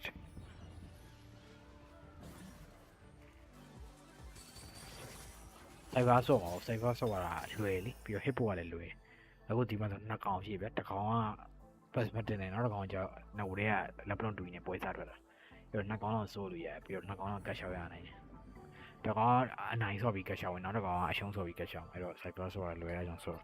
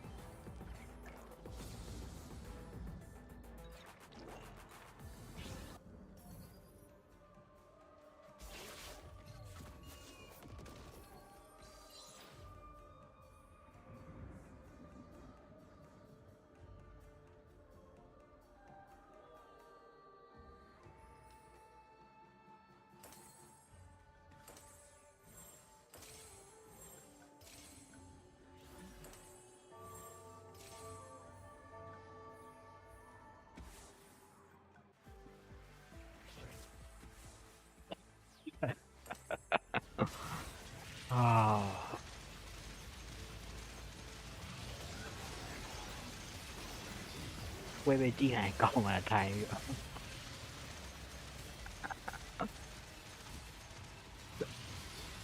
ဘာသာကမလို့ပွဲကြည့်လို့ရှိရင်ဘာလုံးလဲဆိုမြင်ရဆိုတော့ cyber 2ကောင်ရှိရဗျ2ကောင်မှ2ကောင် prismatic တွေကိုနဲ့အဲ့တကောင်7နောက်တစ်ကောင်လည်းပဲ7ဗျသူတို့2ကောင်အတူတူပြန်ဆိုနေနောက်တစ်ကောင်လည်း7မှနေပြီးတော့ level 3 star ကိုခံရလို့ level နဲ့အတူသူကဂါလီကိုမရမှန်းသိတော့ဂါလီကိုမိတ်တက်မထားပဲရှဘာနာလိုပဲဗျအဲ့တော့ level ရှာနေတယ်ရှဘာနာမရပါဘူးနောက်တစ်ကောင်ကျတော့သူက7နဲ့သူက prismatic ticket advantage နဲ့ဆိုတော့ဒီကောင်က7မှာ3 course ကိုဟိုကောင်ကမရမက2 course ကိုအဲ့တော့ဒီကောင်2ကောင်တော့ winning position 2ကောင်လုံးမှာသွားရှိနေပြန်အောင်အဲ့တော့အဲ့တစ်ခွက်ကိုသွားမြင်ရတယ်အဲ့ဒါကျွန်တော်ဘာမှအာမချောင်ဝင်းနဲ့ရှောင်းနေလို့ရှိရင်ရိုင်းတိတ်တိတ်လေးကြည့်နေသူတို့လုံနေ pro တွေလုံနေတဲ့ဟာကိုကျွန်တော်မြင်ရတယ်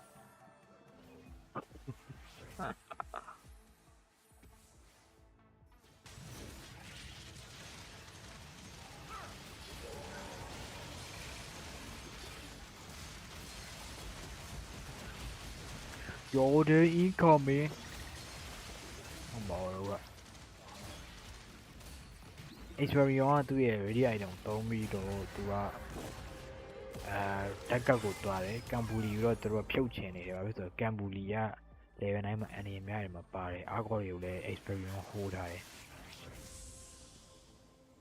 ဆိုတော့ကျွန်တော်အခုကြည့်ရမှာဆိုလို့ရှိရင်ကျွန်တော်တို့အနေနဲ့ format တဲ့ထိတ်ဆုံးကနေဥဆောင်ထားတဲ့တပွဲမှမရှုံးထားဘူးဆိုတော့ဒါ format တဲ့အတွက်သူတို့ကောင်းတဲ့အနေထားပဲ granite အနေနဲ့ကတော့သူတိုက်တိုင်းယူပြီးလို့ကျွန်တော်ပြီးဘူးကျူးသားနေတယ်ဒါမှရမှာလားကြည့်ရတော့ရမယ့်ပုံတော့မပေါ်ဘူးဗျပြီးတော့နောက်တစ်ယောက်ကတော့ granite ကျွန်တော်တို့ APAC စာပါနော် champion granite အနေနဲ့သူ try to be better ဒီသူက twist fight ကိုမရမက try နေတယ်ကျွန်တော်ဗာမရမှာဆို experience dynamo ဆော့နေအောင်တွေ့ရမယ် dynamo မှာသူက titanic strike နဲ့ပဲတူတယ်နောက်တစ်ယောက်ကသူက pandora item နဲ့ပြီးတော့သူက combo ဟာ item လေးကောင်းကောင်းရထားသေးတယ်ပြီးတော့သူဒီမှာကမ်ဘူလီကိုကြည့်မယ်ဆိုကမ်ဘူလီကတော့သူကစတော့ hit သွားပြီဒါပေမဲ့သူကအားကောတူမရသေးဘူးသူလိုချင်တာအားကောတူဒီမှာကြည့်မယ်ဆို 1v1 နဲ့သူနဲ့အတူ contest ပြီးတော့ဆော့နေတာနောက်ပြီးတော့ဘုံဘော buff ပါရထားတယ် Kara နဲ့2 star နဲ့အဲ့တော့ကမ်ဘူလီနဲ့ 1v1 နှစ်ယောက်ကတော့ contest တာကိုမြင်နေရပြီနောက်ထပ်ပြောရမှာဆိုလို့ရှိရင်ကျွန်တော်တို့ကမ်ဘူလီနဲ့ 1v1 နှစ်ယောက်ကသွေးအရက်နေမှာပါတယ်နှစ်ယောက်လုံးကရှုံးထားတာ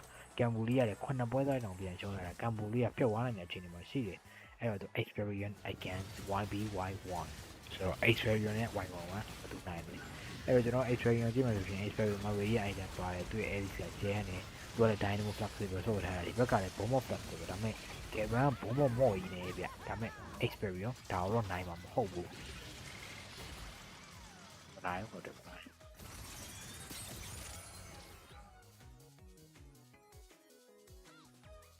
ိုတော့ 1v1 ပြန်နိုင်နေတယ်သူ Kevin 2 star တယ်ကမ်ပူလီတက်တိုက်ရှုံးနေတယ်သူရခုနတက်ပဲကျန်တော့တယ်သူမတက်ပဲကျန်တော့တယ်အခက်မတက်ရှင်းနဲ့ထွက်သွားနိုင်တယ်ကမ်ပူလီ risk ရအပွဲတော့ရှိနေပြီသူရဲ့ risk က highway right US play ကအဆင်မပြေဘူး sorry တပွဲပဲရှိသေးတယ်ပထမတက်ဆန်းမှာလို့ကမ်ပူလီသူအနေနဲ့အာဝတ်တူမရဘူးသူအနေနဲ့ချိုးကတ်တူကတော့ရဖို့ရှိတယ်ဒါပေမဲ့သူအနေနဲ့ကိုပူကိုရုဒဲဆော့နေရတာ1v1 ကသူထက်နည်းနည်းပိုတာတော့သူကယ်ရန်လည်းပါတယ်ကယ်ရန်မော့လေးလည်းရထားတယ်ကယ်ရန် item လည်းရှိတယ်ကယ်ရန်2 star လည်းရထားတယ်အဲ့တော့ 1v1 ကကမ်ပူလီထက်အများကြီးပိုတာတယ်နှစ်ယောက်တော့အာကောရှင်ဆိုတဲ့အတူတူမှာတော့မှရှမ်ဘေးအနေနဲ့ကတော့ကျွန်တော်တို့ဒီဖီနီကိုဆော့ပါတယ်စတော့မပါဘူးကယ်ရန်နဲ့ဆော့ပါတယ်ဒါရှမ်ဘေးရဲ့ဒါနည်း flexible ဖို့သူ hit တဲ့ကောင်လေးနဲ့ဆော့သွားတာဒါနည်းနည်းမိုက်တော့မိုက်တယ်ကျွန်တော်တို့တက်ချင်မှဆိုရင်ထိုးခံနေရပြီဒါပေမဲ့မလောက်ဘူးမိုက်တာမိုက်ပြင်မနိုင်ဘူးဗျမိုက်တာတော့မိုက်တယ်သူမနိုင်ဘူးဆိုတော့ကမ်ဘူလီအနေနဲ့လောချရမလို့ပဲနဲ့ချိုးကောက်ကိုဝင်နိုင်သွားပြီ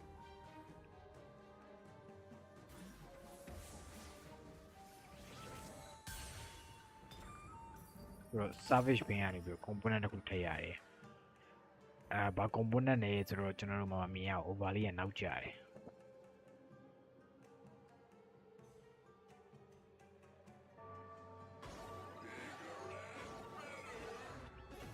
ဆိုတော့7လေးနဲ့တော့buff လေးတော့ပေးထားတာပေါ့နော်ကိုပူကိုက buff လေးတော့ရမယ်သူက buff လေးလည်းပါမယ်ကြည့်ရတော့ကတော့ရှင်းနေတော့ကောင်းပါသေးတယ်မဟုတ်ဆိုသူမထဲဆိုပြမရှိ prismatic oh my god ဒါပေမဲ့သူပေးရဟာတွေကပတ်စံမဟုတ်သူလိုတာပတ်စံစာမရှိပြန်ဘူးမရှိတော့ artifact item ရွေးချယ်ရတော့ဘာ artifact ရအောင်ပါလဲနောက်တော့ချားလူတွေကလည်း artifact ရထားတဲ့အတွက်စစ်တူသူလိုချင်မှာမဟုတ်ဘူးစစ်တူသူရှာရမှာမဟုတ်ဘူးသူလိုချင်တဲ့အားကိုတူတာမဲ့စစ်တူမတွက်နိုင်တဲ့နောက်ဆုံးဒီမှန်းချက်တွေနဲ့စစ်တူကိုဝယ်လိုက်ရပြီသူဆက်သွားမယ်ဆိုစစ်တူကိုလိုအပ်တယ်အဲစစ်တူရောင်းစားပြီးတော့ fax ဝယ်ခြင်းဝယ်လိုက်လို့ရတယ်ဒါပေမဲ့သူဝယ်မှာမဟုတ်ဘူးကိုပူကိုတူ item အပြည့်ပေးပြီးကိုပူကိုစစ်ရအားကိုဆော့မယ်ပြီးရင်ရတဲ့ item လေးတွေကိုကိုပူကိုပေးမယ်ပြီးရင် flicker plate လေးတော့သူအားကိုပေးခြင်းတယ်ဒါပေမဲ့ဘွဲနောက်ကျနေပြီအားကိုပေးလို့မရတော့အနောက်က double grade တွေပဲ crap ပြီးတော့ double grade ပဲလက်ရှိပေးထားတယ်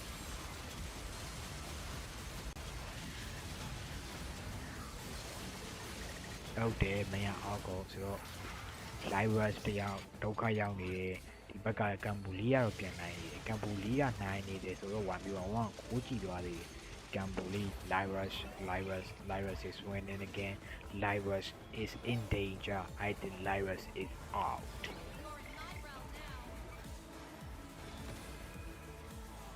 live rush is out I think yes oh he win though he win that's great that's a great victory for him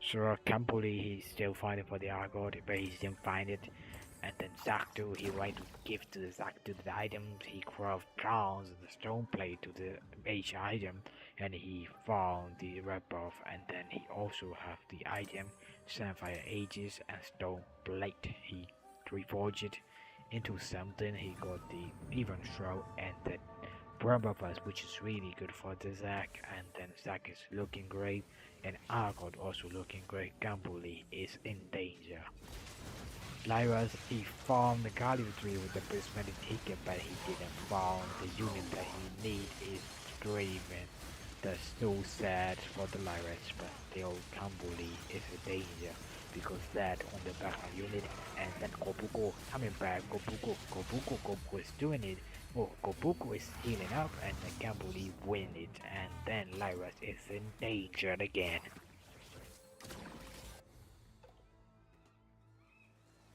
Gambi he is playing with he's playing with the Silver Dome Garon the artifact and then yeah he is with the Divinico mod and then also say wait that Renekton I think Renekton is clear and then we can see also for Mantis is playing Cypher and he hit the Leblon tree and he didn't go for the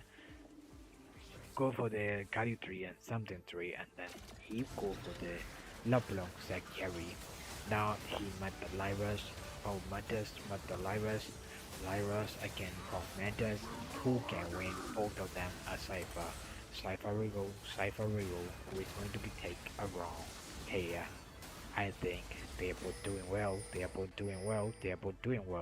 but still Draven is still alive and Draven is dead from the Leblon damage Leblon take a win Lyras is out for Mantis is still survive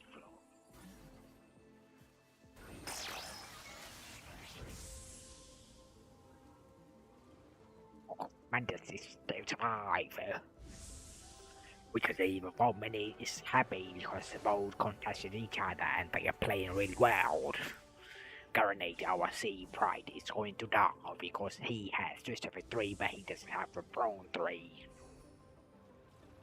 That's so crazy for the Garanate and Hyperion is also winning down here 1v1 is winning up and he keeps going for the Fog Mantis who is 50 win streak and who is playing for the Vanguard Marksman and still on top. He only need to be on top to get in the trouble in the top 8 and now for Metal find the statue and also with the Nico with an item and also Leblanc is doing really well with this comp. Yeah. He found Fogman deck, he hold the Argot and he has Argot too. And now is he still holding for that? Maybe because he's holding for that because he doesn't want to give to the Kambuli, he doesn't want to give to the 1v1. That's why he's holding for the Arcot, and now Experian also has one Arcot. That's why Kambuli doesn't hit. Also 1v1, I don't know about 1v1 though, but still, for Mantis is still going, he has the Reflector which is used for the Dragon Fury. For Mantis is still going, Experience down, for Mantis take a round. We can see for Mantis is really looking great. 1v1 take down the Kambuli because the Kambuli is weak at 1v1 because of the Garon. The 1v1 has the two Bobo mod for Viego and the Garon, and Garon item looking really great here. Viego is a tank, but still he's really looking great also. And Arcot, Kopuko looking for 2, Kopuko is looking for 2. Yeah. I think okay, for Mantis like an Experian, so then they're going to die. The one who lost is going out for 5, and then he's going for that, and Falterus is going for that, Falterus going for that, Falterus is winning, Experian take off his has oh shit. Okay, Experian is still alive then, and he time back on it. Put it back. Okay, he need that.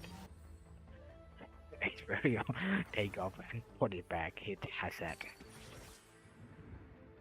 And now for Fortress, he's still going for that. Experian with the 5 win streak, he's bleeding also match. And the Xiaobei also lost the round. And for Manta is the second 1v1 with the Aquagom is winning again.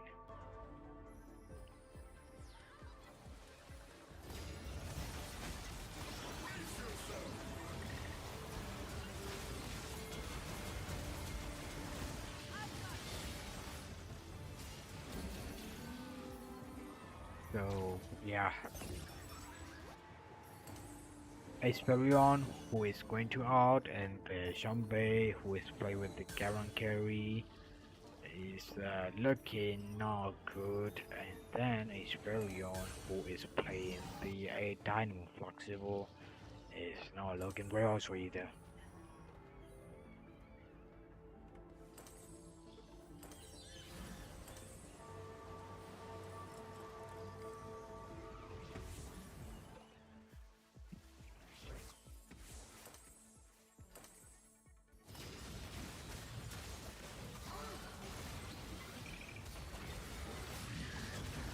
Experion, he just left. He's dead, he know it, he just left. Experion is out, Xiaobei is still alive.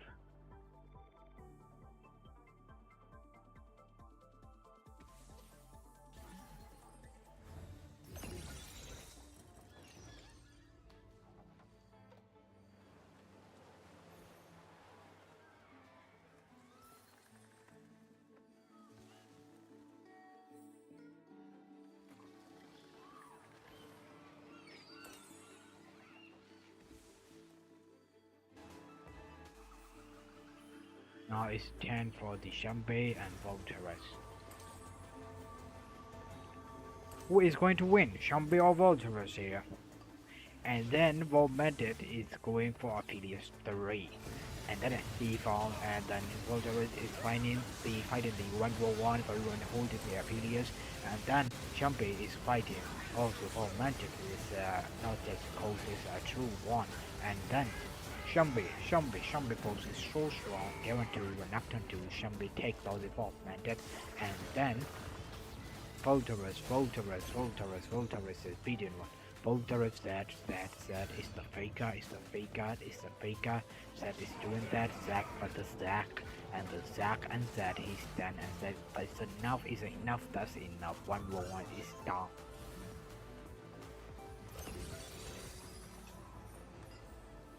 And then Volteres going for another level, which is 9.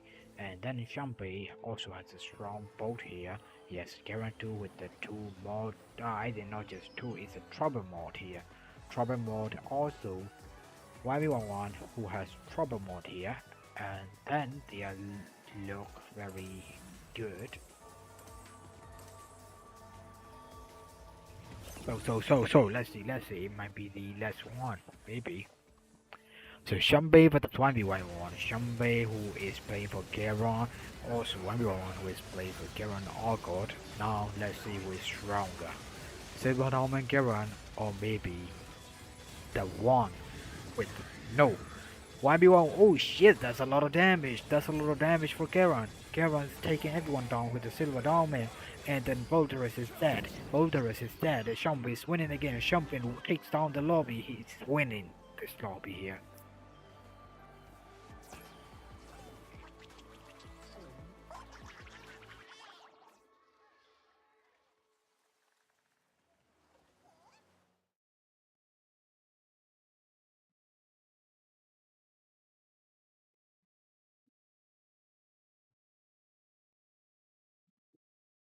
Super close. Three Fast 9 players going into this with a Divinity Core and double Boombot players. In the end, Zumbai coming out on top. Again, I think Garen 2 hit very, very early on, was kind of the key right there, and duo queuing into that Renekton also helped a lot. Yeah, also I want to recognize Volta. He played contested, played the Cypher, played amazing, played a variation that I've never seen with the Shyvana 3, also playing around the Nico and getting a good chance here. Being contested, getting rolling for days in the second augment, just trying to pop off, roll for value.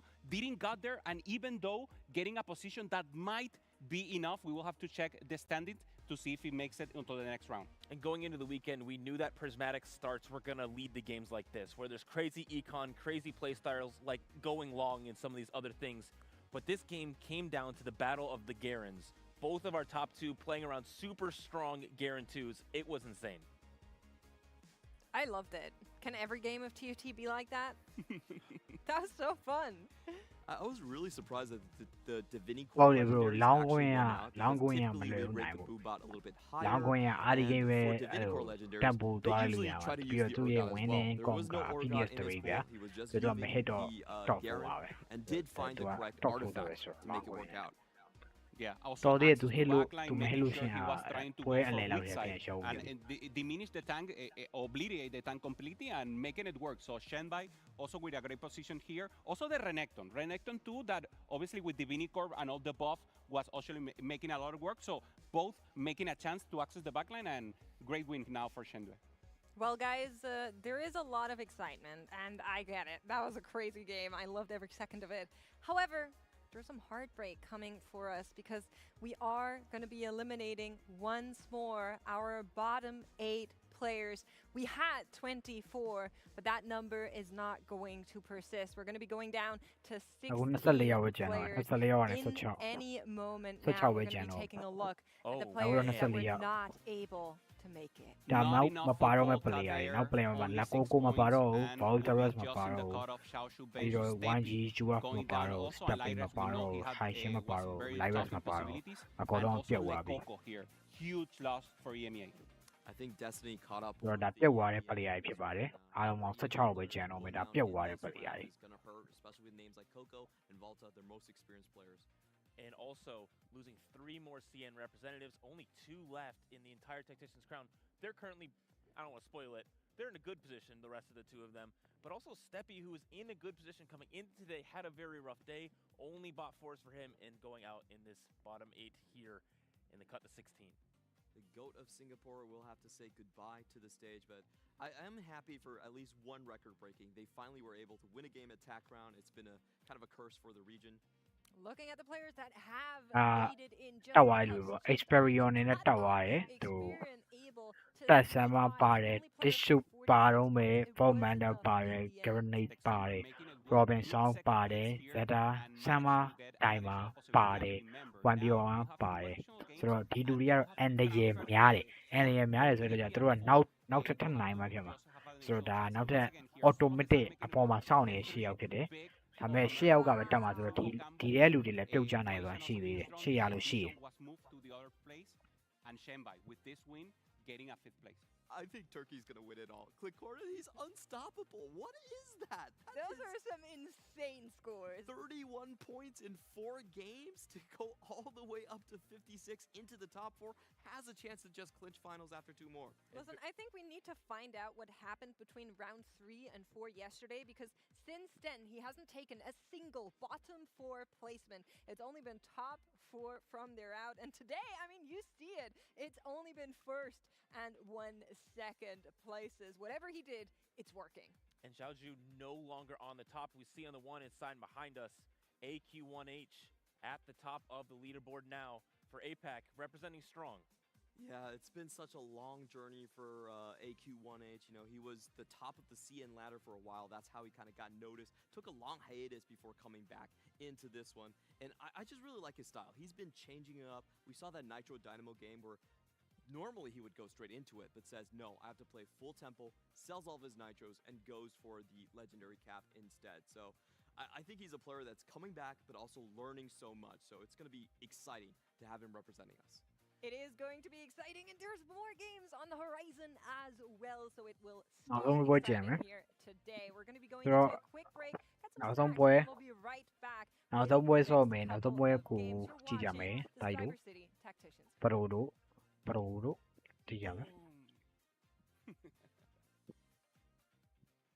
Oh my goodness. I mean, I can't even believe what I just saw. That was just electric. Oh, hey Sloan.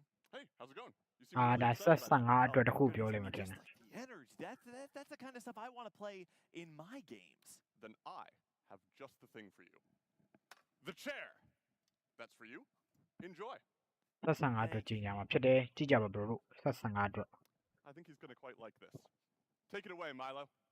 e-pass ကနံပါတ်1လို့လို့သေးဟို Milo here, reporting live from the KO Okay, Coliseum.ကြည့်ကြမှာ Give ကြည့်ကြ you မှာ inside ဒါပဲ scoop ပြောပဲ on the next set.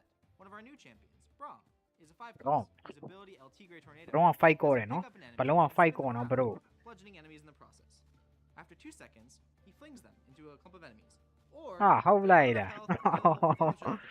ဟာမိုင်းလိုက်တာ Knockout, but that's not even the best part about his kit, ဟုတ် actually. တယ်တပွဲပဲကျန်တာ bro Well, appears I've shared too much. Back to our regular programming. ဟာဘာတော့တကောင်ပဲပြရဘာလို့ share too much တော့ what the fuck bro oh no no no no no fuck you man fuck you တကောင်ပဲပြပြီးတော့အများကြီးပြသွားပြီ what the fuck ဘရုံပြဘရုံစပယ်မိုက်နော်ဘရုံ fight course တယ် bro ဘရုံ fight course 10တပွဲပဲကျန်တော့တယ်နောက်ဆုံးပွဲကိုတူတူကြည့်ကြမယ်ပြီးရင်ကျွန်တော် day 3 final ကိုသွားမယ်ဆိုတော့ let's go guys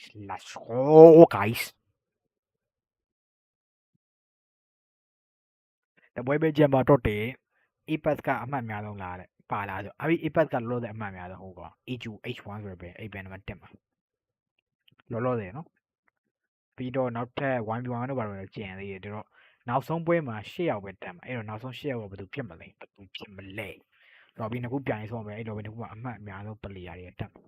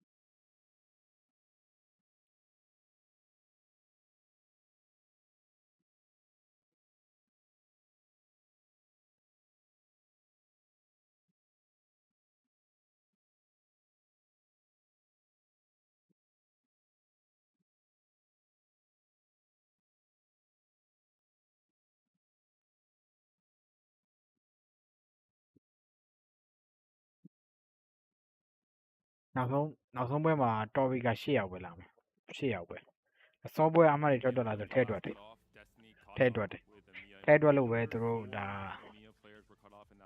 ထဲထွက်တယ် And now the superiority goes to America. 6 players still ထဲထွက်တယ်နောက်ဆုံးပွဲအမှတ်လည်းထဲထွက်ပါတယ် and then even parity between APAC and EMEA with 4 players. 8ရောက်ပဲတက်အဲ့တော့ဒါမဲ့အစ top 8ရောက်နေလို့8ရောက်ပဲထားပါတော့1 2 3ကတော့ဒီကောင်တွေကတော့တက်ဖို့များပါတယ်နောက်ဆုံး final တော့အောက်ကလူတွေကပြုတ်နိုင်သေးတယ်သူတို့8တွေပါရအောင်ပြုတ်အောက်ကလူတွေထက်တောက်အဲ့တော့အကောင်လုံးတော့အရေးပါတယ်အမှတ်က will go for their economy augments or whatever they can find to have a possibility because as we know you need to be in that top 8 and people especially in the top are really above the rest and having a lot of points that to be able to catch on into it. Yeah, I think the top of the standings is actually pretty far apart from the cutoff point. Remember, the cutoffs are a little bit different. You want to be in that top 4 territory or top 12 territory. However, the cutoff at the bottom is super contested. We have multiple people sitting on 47 points into this lobby here, so I think that's where the most attention is going to be. Typically, when we get to our final day of competition, players They need were at the around around 63 to 64 points to actually qualify to compete on day 3 of our competition. And so you think about that and how many games we have left, and also the fact that we're going to do another round of cuts and promotion after 2 games. And I think that's where things start to get very interesting. I think for today, after game 6 especially, with the bottom 4 being cut and kind of that middle pack being going forward, the cutoff should be around 57, 56 from game 6 to game 7. So we'll see how that pans out. Obviously, a lot can happen. 2 games still left. There's not a cutoff happening now, but already with this first result, we'll have a clear idea of what players are going to need basically for that final game. If it will be the coin flip style we saw in this last game with players like Lides and Volta both forced to play into Cypher, contest each other to try and find a lifeline and stay alive in this tournament.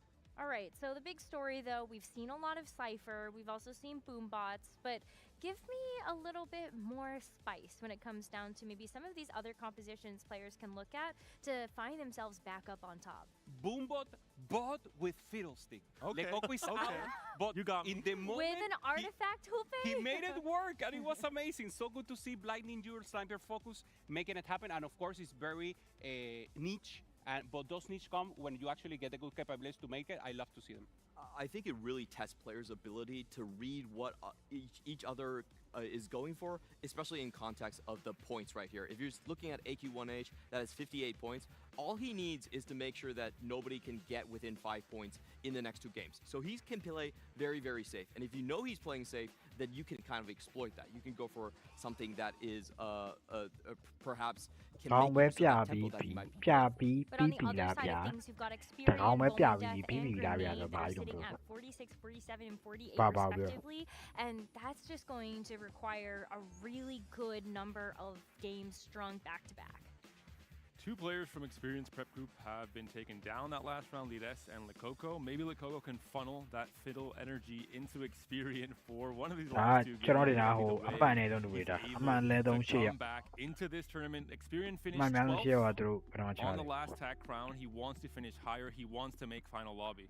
We're starting with Aurora. So if this is first prismatic Aurora. we will have that possibility of having a black market, of having Econ, and obviously a good chance of getting these additional lines that you were commenting, Necra. Lines that really pop up, that really give possibility for them to get a win on spot, even if it's risky. မနေ့ပြန်တော့အ Hey, များ I'm ကြီး ready ပြ for မနေ့ hedge ပြန် fund. မနေ့ပြန် And I PB think တိတ် a တယ် player ပြ to မနေ့ mention ပြန်အ is များကြီးပြ YBY1 that's having a massive comeback currently. He's all the way into 9th place at 13 points in the last 2 games and has been going for that fast 9 strategy with the Boombot. So an early prismatic might be exactly up his alley. And it's not that YBY1 is doing something differently. I think just the first 2 games of the day, he was low-rolled. He was forced to play a Worth the Wait Kindred into Boombot, which is not the ideal game plan, obviously, not the ideal path to make it to Fast 9. And I think he had more fortunate သူက games ပြောသေးတယ် here တကောင်နဲ့ to ပြပြီး သူက whatever ပြောသေးတာဗာပြောလဲဆိုတော့ Solo ဗာလဲ right ငါ now အ in များကြီး a ပြမိသွားပြီ more တဲ့ဒါပဲဆို easy ဘာတော့မှ spot, not in the bottom, but he still needs to maintain, looking for a top 4, just looking to maintain in the tournament. And of course, if he can pop up, it could be a good chance. Starting with a bow here, Roddy armor, very ကတ်စားပဲကြည့်ရနော် possibilities. Obviously, getting the Twisted Fate, that could be a good chance. And holding on onto Morgana Poppy, that is one of the most predeveloped line, especially if you want to go into Dynamo. And Solo, I think he bought himself, he earned himself that breathing room. Back to back to back top 4s, 3 games in a row now. 2 wins as well, very similar to Klikornin. They were kind of the rising stars from EMEA, and they're the two not French players. So interesting to see having a Turkish and a German representative come back in a big way in day 2. Maybe last augment as prismatic, by the way. We've seen how impactful that can be with Invested, getting the massive gold influx for Boombob boards. Okay, well, Aurora promised prismatic last, but we're also going to get one for the first one, too. That's totally nice, and it's random output, so we'll have randomness here. So actually not under our control, but there's something interesting here. Flexible can be very, very interesting, and he gets it. Yeah. So Bomb and Death going for full. 2 players we talked about in top of show. AQ18, all about adaptability, picks up Build-A-Bud, random output.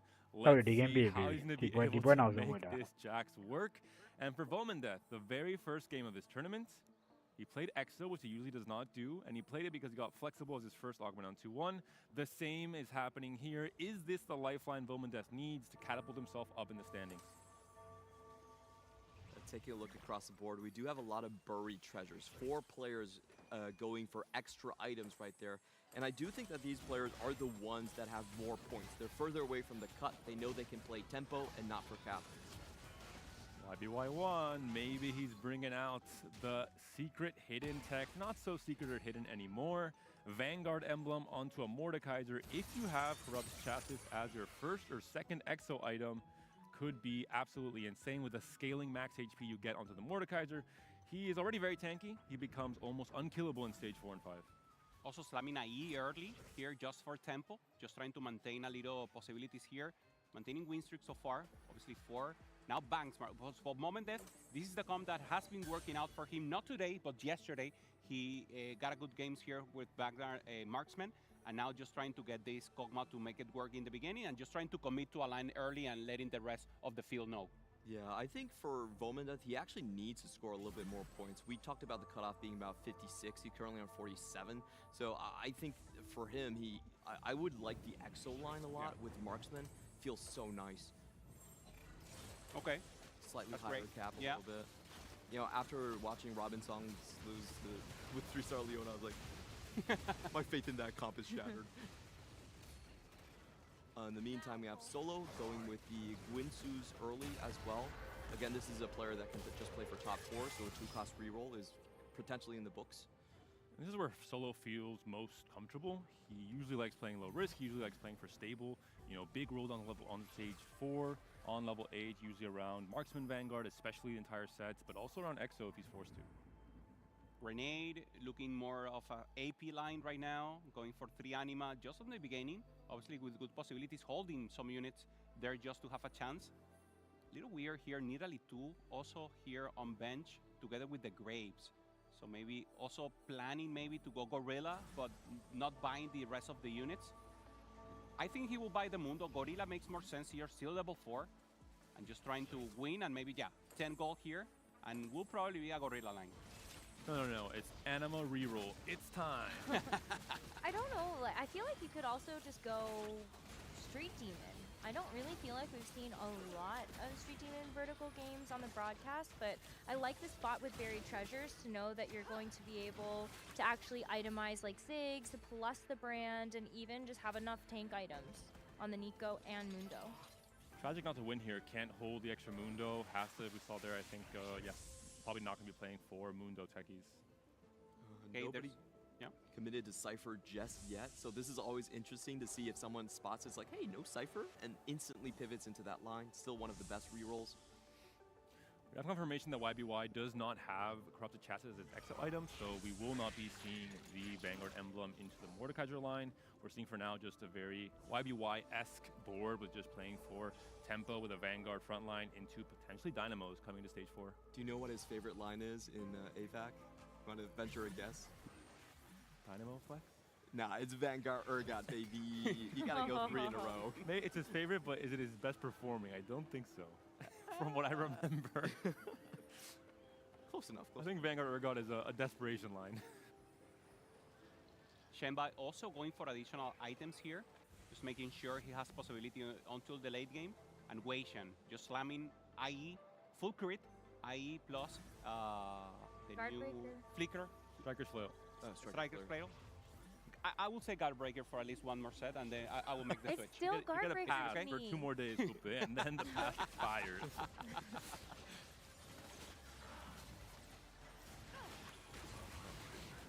This is Wajan. Yeah, Experience trying to just to go tempo here. CC rods, trying to press the lobby as much as possible. Didn't manage to maintain the win streak here, so not in the best spot. And this is an element that even though it gives you additional CC rod, it starts falling off a little on the late game. It's really not going to, it spikes you a lot in stage 2 because you have the extra body, obviously. You're usually trying to win streak all of stage 2, then you fall off a little bit, and then you re-spike later in stage 5 when you get that next Voidling Swarm, and all the Voidling Swarms are scaling as well with the extra attack speed and HP. Works really well into comps that buff your entire board. Things like, Divinicore are going to help a lot in terms of getting some more value from it.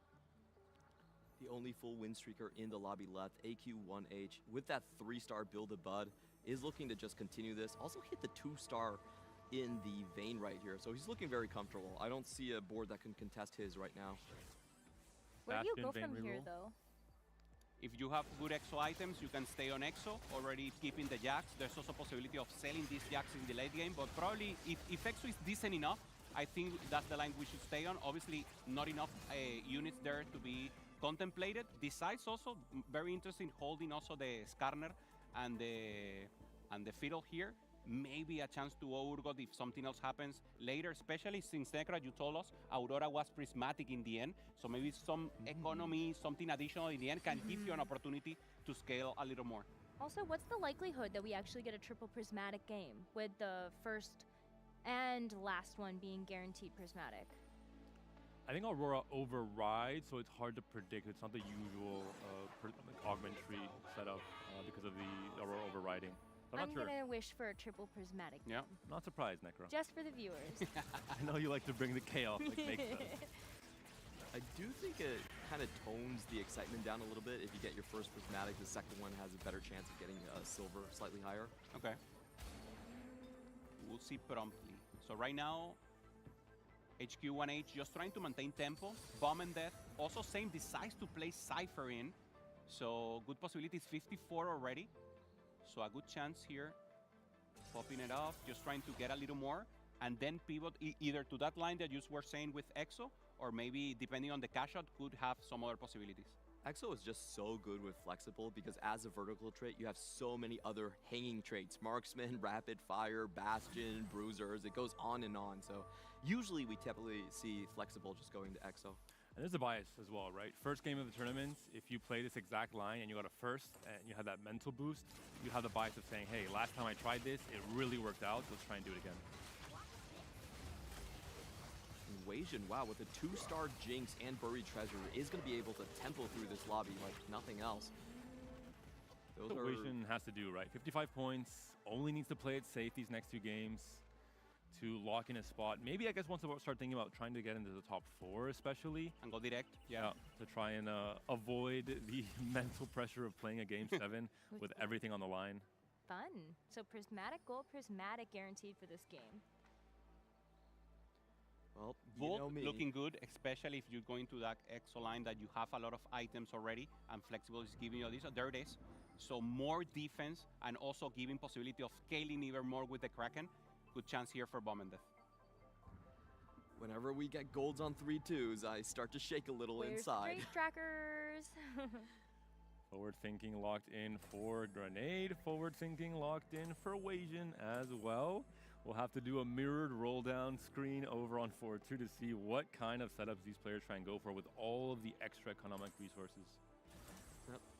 I do want to point out, as for items, the cardinal sin is to build Gwinsus and IE on Urgot at the same time. So whenever you crit, you're locked at 0-point attack speed. Don't build these 2. Take the IE and give it to someone like the Garen in the front line. So just a little tip for you out there. Don't have any trait trackers, but we got 2 players, YBY1 and AP1H, that took magic roll. So we'll wait to find out what they've got from those rolls. Big win here for Wajan. If he can get it, Zyra just barely alive, but the cast does not come through in time. He preserves a win streak, staying healthy, and generating that little bit of extra gold throughout their stage 3 as well. Oh, hacks coming in? 10 gold? No? Wait. How many people you can split this? It's 30. Shouldn't be most. Normally 2. Weixin really going to be thankful for this amount of gold because he's going to be able to go 6 where he wasn't 6 already because of the forward thinking. So both forward thinking players very happy that hacks exist in this set. Experience getting an Elise 2 here, very good for the Vini Corp. So also a good angle just to preserve HP a little. He will need to manage to get maybe a little more frontline and then try to see what it will be the angle. Probably Vex could be a good possibility here. He finds an additional tier, doesn't have the healing still, or he could just stay here on the angle with the Elise. And I do want to point out he actually used both of his duplicators, which is actually okay in the Dynamo comp. You actually spike with Elise 2, and then you can play into the legendaries, or if you hit more Elises, go into the reroll version as well. Another one of the forward-thinking players is going to be Grenade. He started off looking like somewhat of a guerrilla composition, but you know, he could be playing into more of an open, like the Brand Ziggs comp is possible if he has the right augments. Yeah, Necracaller in the beginning, that possibility of Street Demon, that is good. It's very difficult to pop off and get additional damage, but it is actually the chance right now. And found that early Nico. Yeah. So it's pretty open. Great use for Volmandeth. Picks up a Zeri. I think this starts to make his game plan a little bit more clear. Grenade as well picks up a Sejuani, either to deny or just to keep that option open for his forward-thinking roll down Sejuani. Can fit on so many boards, let's be honest, not just the vertical Exo, but Vexotech as well, and even just as a strong utility tank in stage 4. Solo looks like he's going back to his old ways, just Marksman Vanguard, the good old trusty composition. And I think Experion is a more interesting player in this lobby because his, as from what we've seen from Dynamo, it can go very good or very poorly instantly. And there's also a lot of high cap boards coming in. One thing we might be seeing from Experion, this is a throwback to I think cup number 2, we saw it from Double 61. He played when Elise was a little bit stronger, Elise 3 into a vertical Divini comp. And this would make some amount of sense with his Zero picked up with a Voidling Swarm picked up at 2-1. It's a very oddball comp to build towards, but Experion might keep that door open. I'm getting heavenly flashbacks. It's a very similar concept. Forteki on the top for H2-1H, finding the brand already and getting a good comp, just using tempo here on that Jax. And maybe will be sold, especially in the late game. Right now, access to the backline, also the Saya turns down the brand. And good win one right now for YBY, who's in a good spot here. Good items, obviously holding on the Saya some possibilities, and then he will make the switch once he finds the Aphelios. And we talked about it, no chassis for the Mordekaiser, which is why we're seeing instead the vertical Vanguard option, not the Exo line being explored by YBY1. The effect can still come through with things like Crown Guard, for example. It's just not as high roll as you would have it with Corrupted Chassis. On the other hand, Shenbai has the exact setup where you do want to play this Exo line, Corrupted Chassis on the Mordekaiser. You have the Pulse that for now is on the Jhin, but obviously will go on the Seri. Has some crit also to ramp it up a little more, and also already has the Kraken for the Seri later. And the third item he'll get is Hyper Fangs. Okay. Ooh, I like that one. That's the highest cap option because you can give it to a Garen 2 later into the game. AP1H, just trying to full tempo the lobby. I've actually seen him play vertical techies a couple of times. And I'm almost ashamed to say, but I didn't realize that you could hit 8 techies naturally because you almost never build into that comp. But now that you have the Giga frontline of Jax 3 from Build-A-Bud, maybe it's correct. It's one of the weird flex lines that a lot of Flash Wolves players like to go for. Of course, he's practicing a lot with Ironbog as well. Yeah, I mean, you use the power of the Augment, gave you a little tempo in the early game, preserve HP, and then you need to go for the pop-up. So for now, it's working. Volmandeth Infinity Force, a little bit of extra gold, level 7, gonna have a decent amount of gold to roll down here. Has to hit most of this Exo board, and has to hit a good emblem as well on stage 4 to try and stabilize, sitting now at a 10 loss streak and 25 HP. I wonder when he decides to roll all the way because he is contested by Zunbai. Already with the Crown guarded and chases, Zunbai is not going to move away from his spot. So every turn he rolls earlier, it's I would honestly continue rolling, to be honest. He decides just to level now and prepare. And we will see a deep roll down right now for Volmandeth, trying to get the full board online and just trying to use the resources later. Zenbai has no econ. I think he can't really be rolling on 4-1. So Bomeda should have prio on this round. A great start and a great finish maybe already as well. What the Very fuck, that's two good. already Oh, found. no. There's a Sedge. Wants to try and slot in 7XO ideally before he's done rolling, but maybe he thinks this is enough for now. It's so good. Finding the Garen also with the possibilities. Needs the Jin and the Varus still. How many What are these legendaries on legendary eight? hits, right? Pair of Sejuani now. Pair of Renekton. He naturally is going high in Joppy. Wow. Bowman Death has very good items as well. I like the Cyber Coil up front. You've got the Flux Capacitor as well as the Pulse Stabilizer. So as soon as you get that 7th Exotech unit in, you've got two very good backline items. I do want to point out he got a good reforge as well, was doing the Slayer emblem and also the artifact, so it gets the Mana Zane plus the Bruiser +1. Very comfortable. Yeah. Also spreading components, making full value of the bulk. Looking strong, very, very strong, good front line, and obviously the Seri with the ramping. Having that Seri 2 is so important because you already have the defense online, and now he's just dominating. I was a little bit scared as well. We saw the matchup there against AQ1H. He did pivot into EXO as well with the Jax 3 from Build-A-Bud, which means that Zenbai, if he's rolling now, he might be in trouble. Double forward-thinking roll down from two of our players. Weijin quickly picks his augment, bulky bodies, and now is ready to roll down for the Vanguard Marksman board. 99 gold, or maybe with the HP he has, he's trying to go 9 instead and play for the win out, try and play for that top 4 spot and skip that game 7 altogether. There it is, didn't even blink, and now he's just upping levels here, making sure maybe next round he will pop off onto double 9 and then trying to find that Urgot and that possibility of changing his full board. The problem is if he goes for Urgot here, he hasn't found the low cost. So he needs to find Fiddle, he needs to find either the Kog'Maw or Skarner, and sometimes they're timid on level 9, so that would be also an option to check. It could also be Vanguard Marksman with like a Garen 2 high roll. That's one way to cap out the comp and not have to full pivot everything.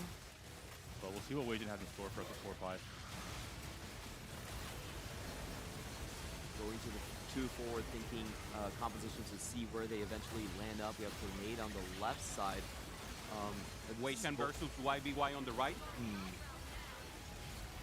You know, looks like Weijin is still holding onto his rolls, and we do have some interesting things developing with YBY actually picking up the Urgot and potentially signaling and going into that line as well. So we'll see how long Weijin will wait until he goes to 9. Oh, that was a very close fight for him as well. Actually looked like he might have been able to win that, but now you are able to push those levels and see what you get.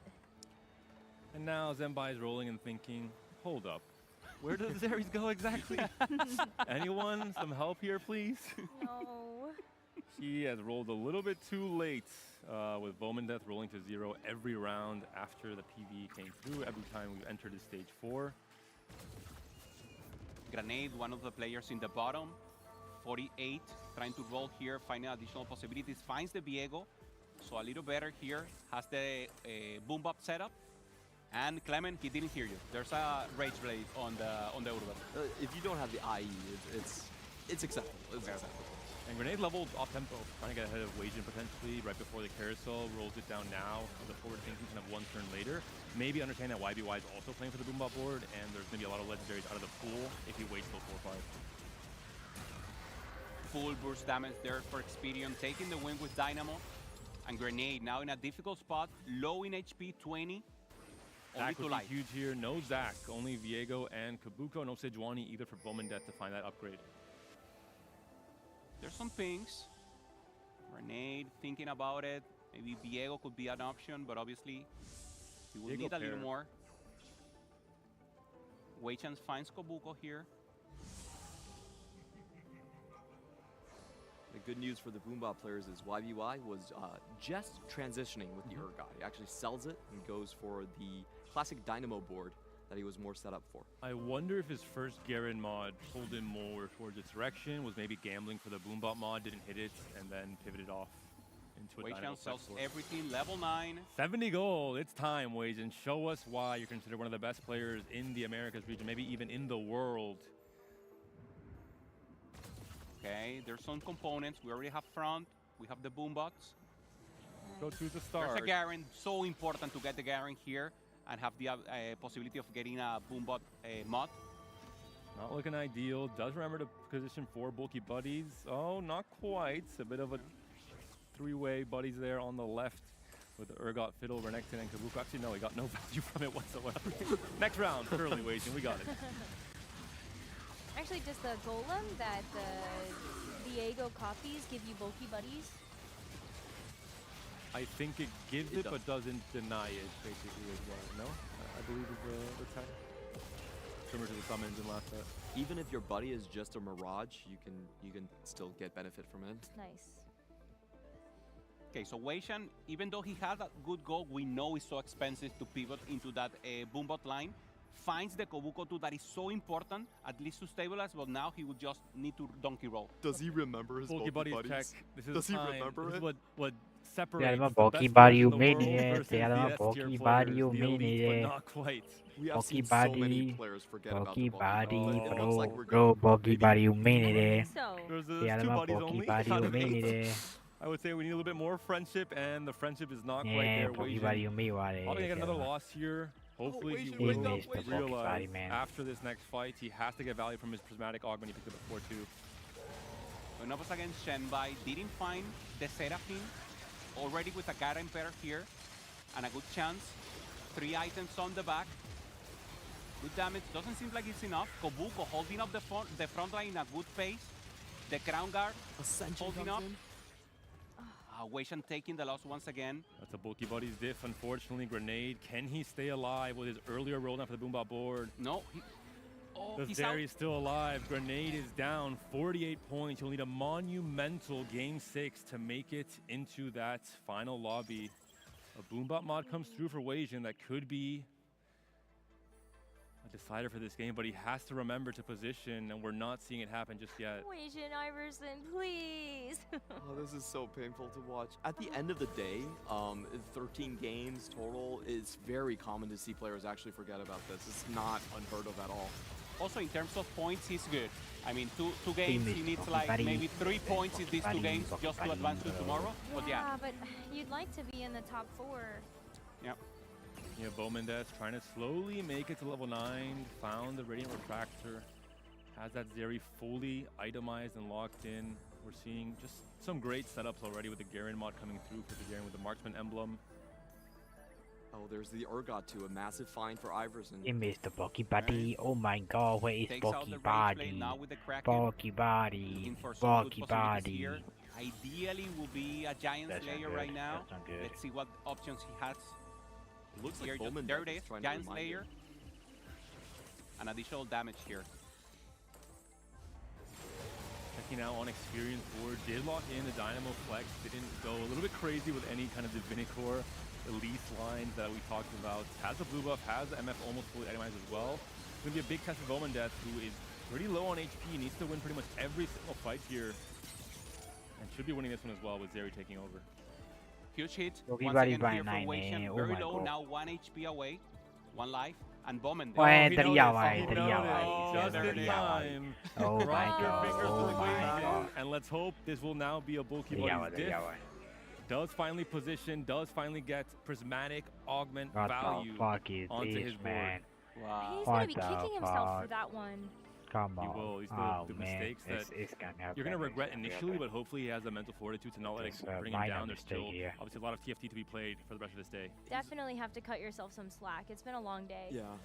He's only 2 points ahead of 5th place, so if this is the critical thing that makes him miss day 3, oh, it's going to be so rough.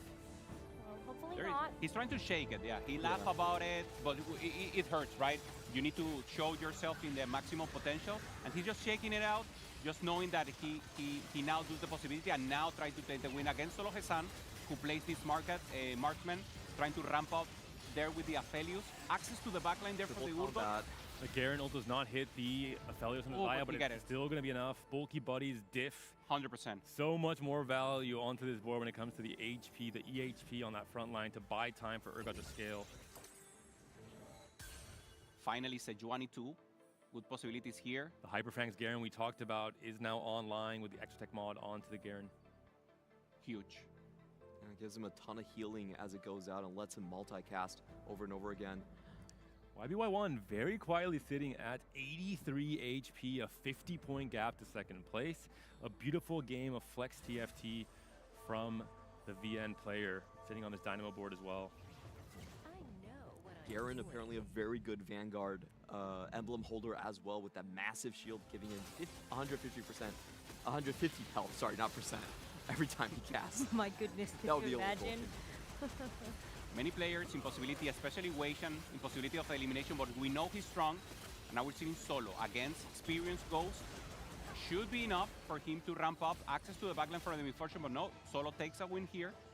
And now, seeing the rest, loses YBY just after Panda says he's slowly and quietly being in a win streak, taking the loss, and now with opening the fourth for the rest, opening good possibilities. There's going to be an Aurora for the 5 cost out there. That's pretty much only going to YBY1, so great find for him. Also going to switch out that Guinsoo's. Weishan getting additional defense here with the Anima Visage. Some defense on the Aurora. YBY1 not able to pick it up. Choice between 3 generically good damage items for his comp right now. Can fully itemize the Aurora. Maybe swap some items off of the Elise onto the Misfortune. Second mod coming through for Weishan. Not a Boombot mod, but can still equip one onto the Kabuko. His main tank, at least for now, with Cho'Gath still being a Cho'Gath 1. It doesn't look like there's a lot of backline killers, which is typically what the Boombot Urgot line is the most afraid of. We have a lot of Zeris, which I think is fine for the matchup. You're typically very afraid of the Graves and the Cyphers, but Weishan should be fine. Oh, doesn't get the last minute swap. Is going to lose out on a lot of backline value there. The tankiness of Viego as well could be impactful here, facing off against one of the EXO boards. But at least his backline doesn't get stunned. Like the Urgot isn't going to be Sejuani stunned here. Yeah. Oh, Garen falls down, but access now to the backline for the Urgot should be enough. Against Jin, taking the win Weishan. And Experion, clapping, knowing this is a great win for him, keeping himself alive, and with the possibility of keep summing points and getting to tomorrow. Roman Death, a 5 win streak. Look at the HP. It's very close. I mean, five people players below with 1 digit. 10. Everything can happen here still. The players who need the biggest results were Experian, Vomendeath, I and got Grenade, I believe. Grenade obviously with an 8th place. Not the best result. Woman Death is still good faith though. 5 win streak. Yeah. A good spot.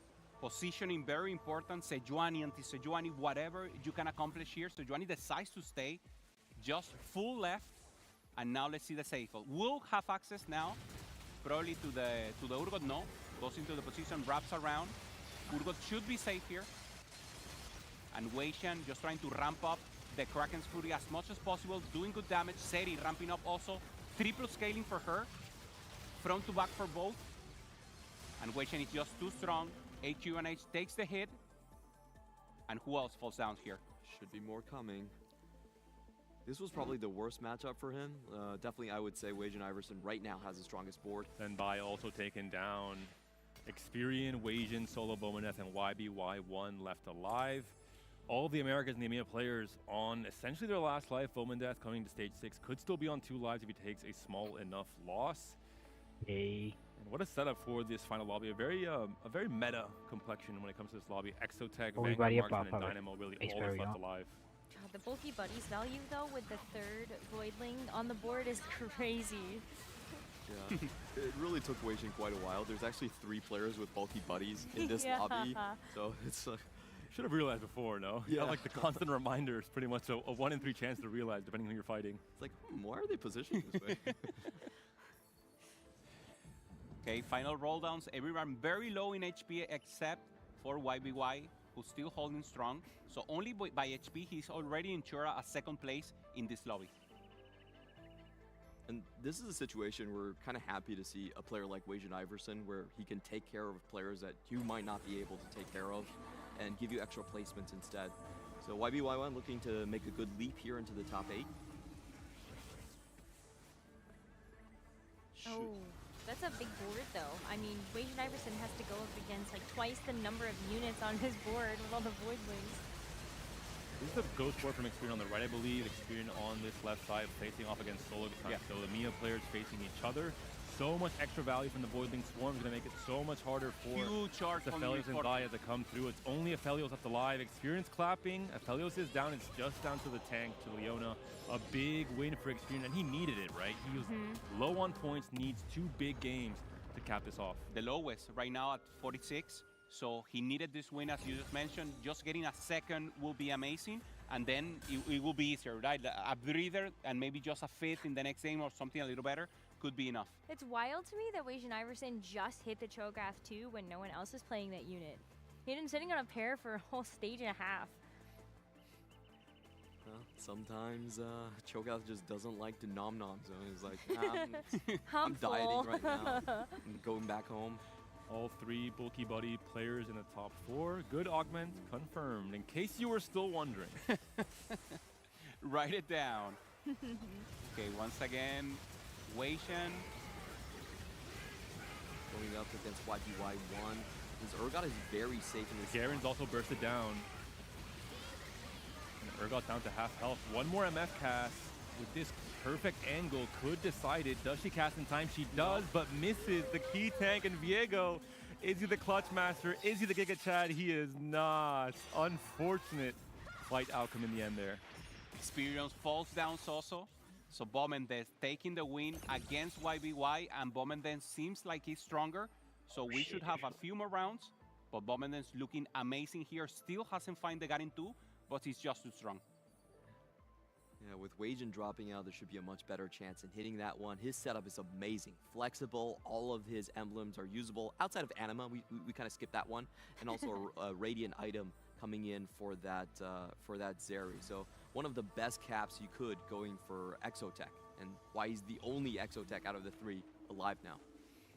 Technically, Vomandeth could get value if he made it to level 10 and teched in an Anima Squad unit, but I don't think we're going to get that far. Silas, it's time. Alright, could be the last fight for Vomandeth. He's been win streaking for a long time here, going up against YBY1. The MF positioning has been huge, but he doesn't get the buffer, gets shut down by C20.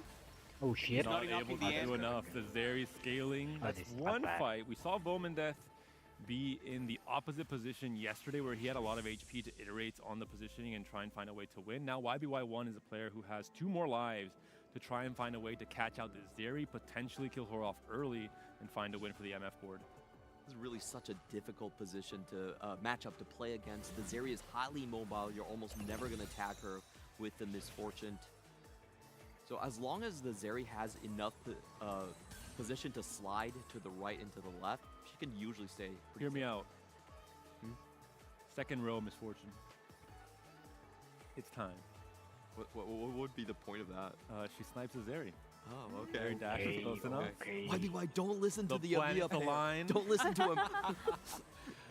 Double Bramble right now, that was the item, so YBY just wants to delay a little the damage. Full AD coming up from Bomedel. Let's see if it's enough. And way to find out. It's going to be 2 more fights for Roman Deathfield and knock out YBY1 and take that first place, but it is starting to look pretty Garen's good. down. Trying to pop off. Zeri ramping up. Misfortune huge. Oh, it's not enough. Bomedel stays. He's happy. That's a huge win because it was very close. He's happy, but once again, now it's same parity in HP, and this will be the last round. Ooh, we got Garen mods, both players. Which is more impactful is the big question. It should just be the Dynamo here, no? Doesn't have a great target for it. Bruiser Viego, I believe it was, or was it Dynamo? Might have been Bruiser. I think it was Bruiser. 3-item Viego. Does make some amount of sense. He's able to drain tank with the extra max HP he'll get from the Bruiser and the Warmog as well. Okay, changing position in Bomendens in the last moment, trying to avoid the Misfortune ult, but it's in the angle. Aurora on the left, and Misfortune should be safe from the Sejuani ult, but not the Elise. Good CC right now, good Misfortune ult, fully on the front line. Zeri still scaling. Jhin trying to ramp up, getting alive. That's very important, doing some additional damage. Urgot comes out from the Aurora. Zeri shooting. Huge hit Oh here. no! And in the final fight, Bomendens gets it. That's it. Gets it in the end. 1 HP Oh no, is not over yet. one. Just stands Wow, up, what the celebrates, and fuck? then sits back down and says, "Wait up, Ah, I still have a little bit more work to do. Oh. Zeri, keep it up." One That more. was a challenger Zeri player right there. It actually dodges out of auto attack range from the Misfortune and then jukes the Aurora again, back to back, denying ranges. One item slot open onto this Aurora for Vomandeth. Is there is a slightly impactful with the second item slot available for Aurora on YBY side as well, but this should be a more important item, especially with EXO being played here from Vomandeth.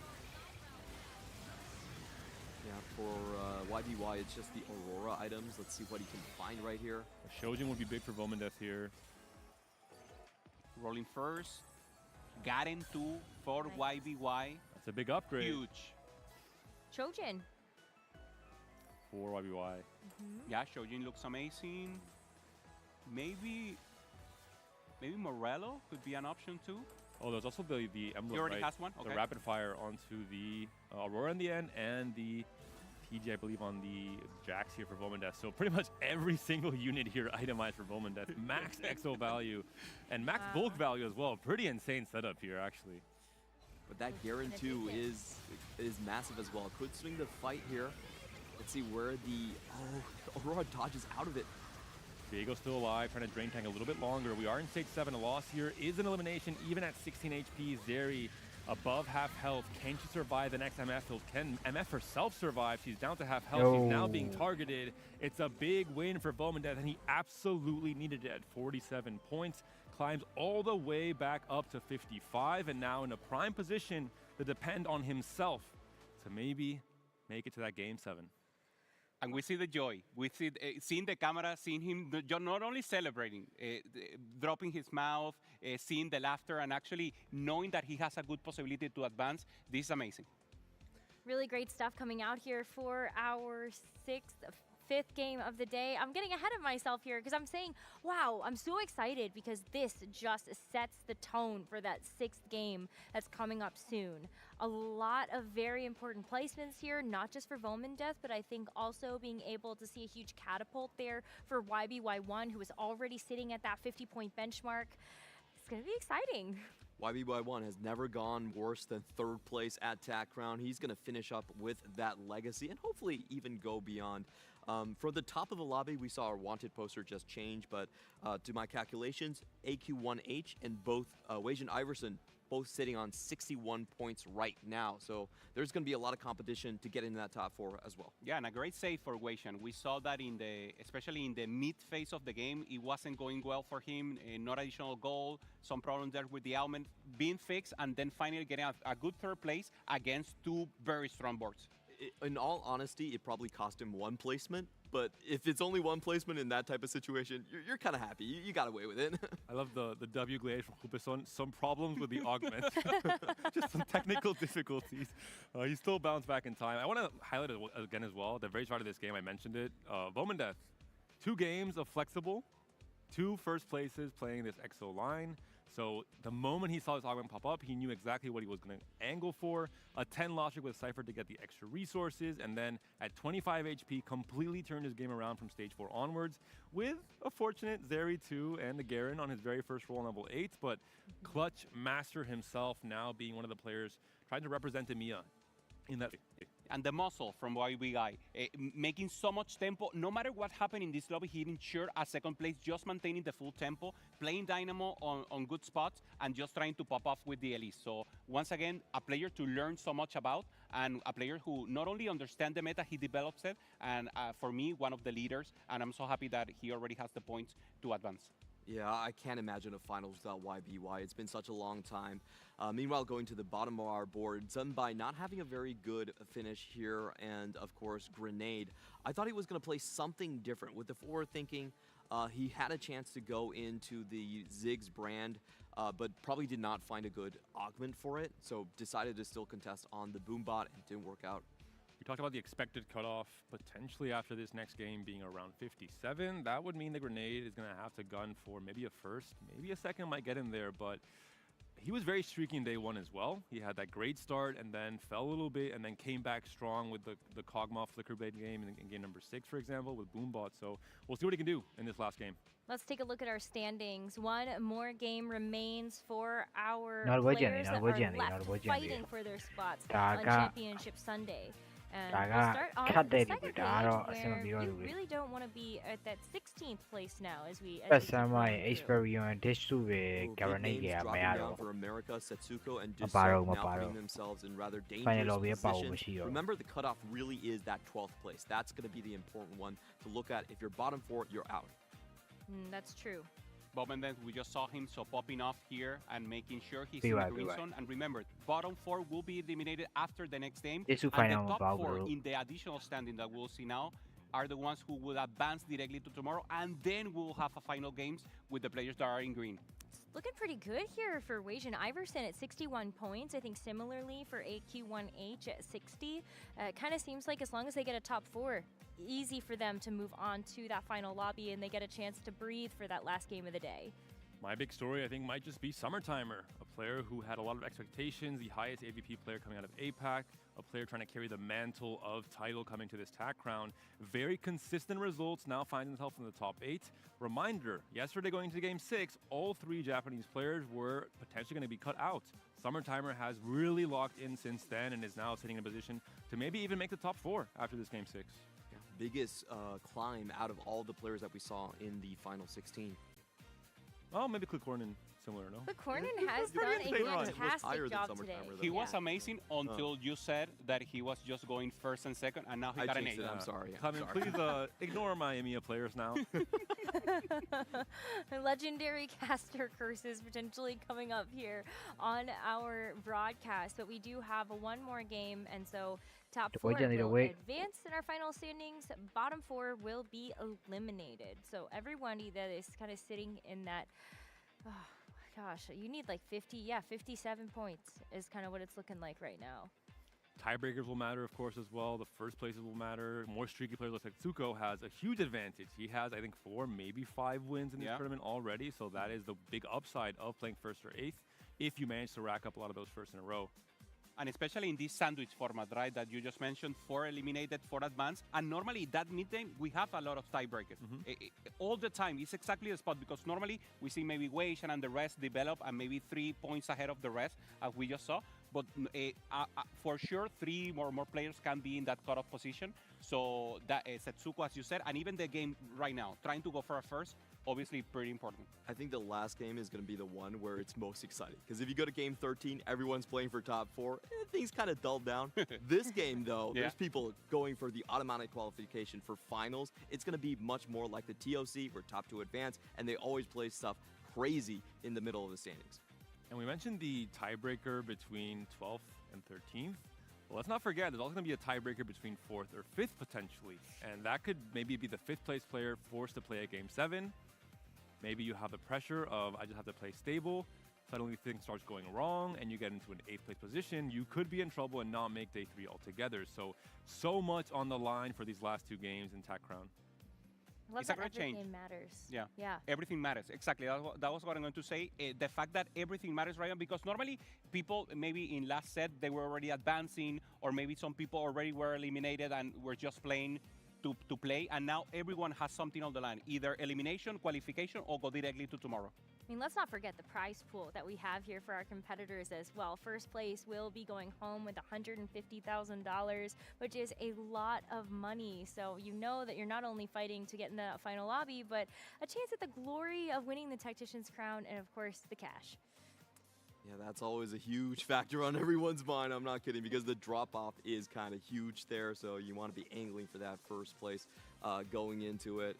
For me, I think the mentality is so important, like Panda was talking about. A lot of times when you're just trying to play stable in this type of a meta, that's what actually sinks your hopes right there, because there are a lot of non-stable lines that can suddenly leapfrog you in the standings. Those think forwards, those trade trackers on 3-2. If you're just playing steady and someone in the bottom finds those, then suddenly you're sliding down. It's also unfortunate because we've seen a lot of players, even if they're playing a default comp, they maybe miss out on the 4-cost carry that they would like to play. Or we even saw in this last game, you're missing out on your 4-cost tank, even if you're uncontested. So it can be very tricky, and you just got to play with the cards you're dealt. To go on that point, Clement, you mentioned, I actually spoke to Lakoko, who was already out of the tournament, but that's what happened to him last set. He was in a top 8 position, final game, needed just, I believe, a 6. I think he needed a 7th, just 2 points to guarantee he makes it through. And he said that his biggest weakness coming to this tournament is the fear of winning. He changed his mindset for that last game. He said, I only need a 7th. It got too much into his head. Yeah. He ended up going 8th, and he missed that, that we saw the tiebreaker last set with Prestavant, one of the CN players as well, and he missed that final lobby. So going to this game, just play normal TFT for the most part, unless you need a really big swing, because if not, the mental pressure starts mounting up in stage 3 and stage 4. You start playing differently, you start making weird decisions, and then these can snowball in a negative way. Yeah, mental is so important because we talk about it and it's maybe an abstract concept, but we see it right now. There are so many variables. They're playing the HUD, so they're playing maybe early. Some of these players are accustomed to stream maybe more late at night, but they need to accustom, and they knew in advance to maybe reset circadian rhythm and have the possibility right now. For example, Setsuko looks a little sleepy here, but that's his normal tone. That's normally how he likes to be. I mean, we've talked to the Americas players a lot, actually, and that is something that they think about is in the weeks leading up to the Tactician's Crown, if they know they're playing,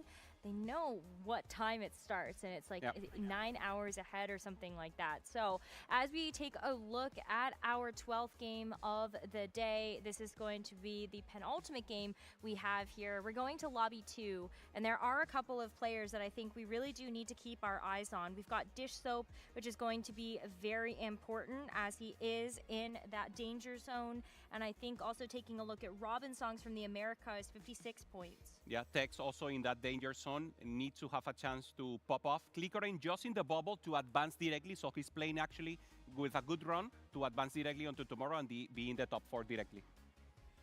I think one of the players that we have to look at is Xiaoju, who actually only achieved 5 points in the last 3 games. This could be one of those slides that the CN region is very worried about for their mobile players.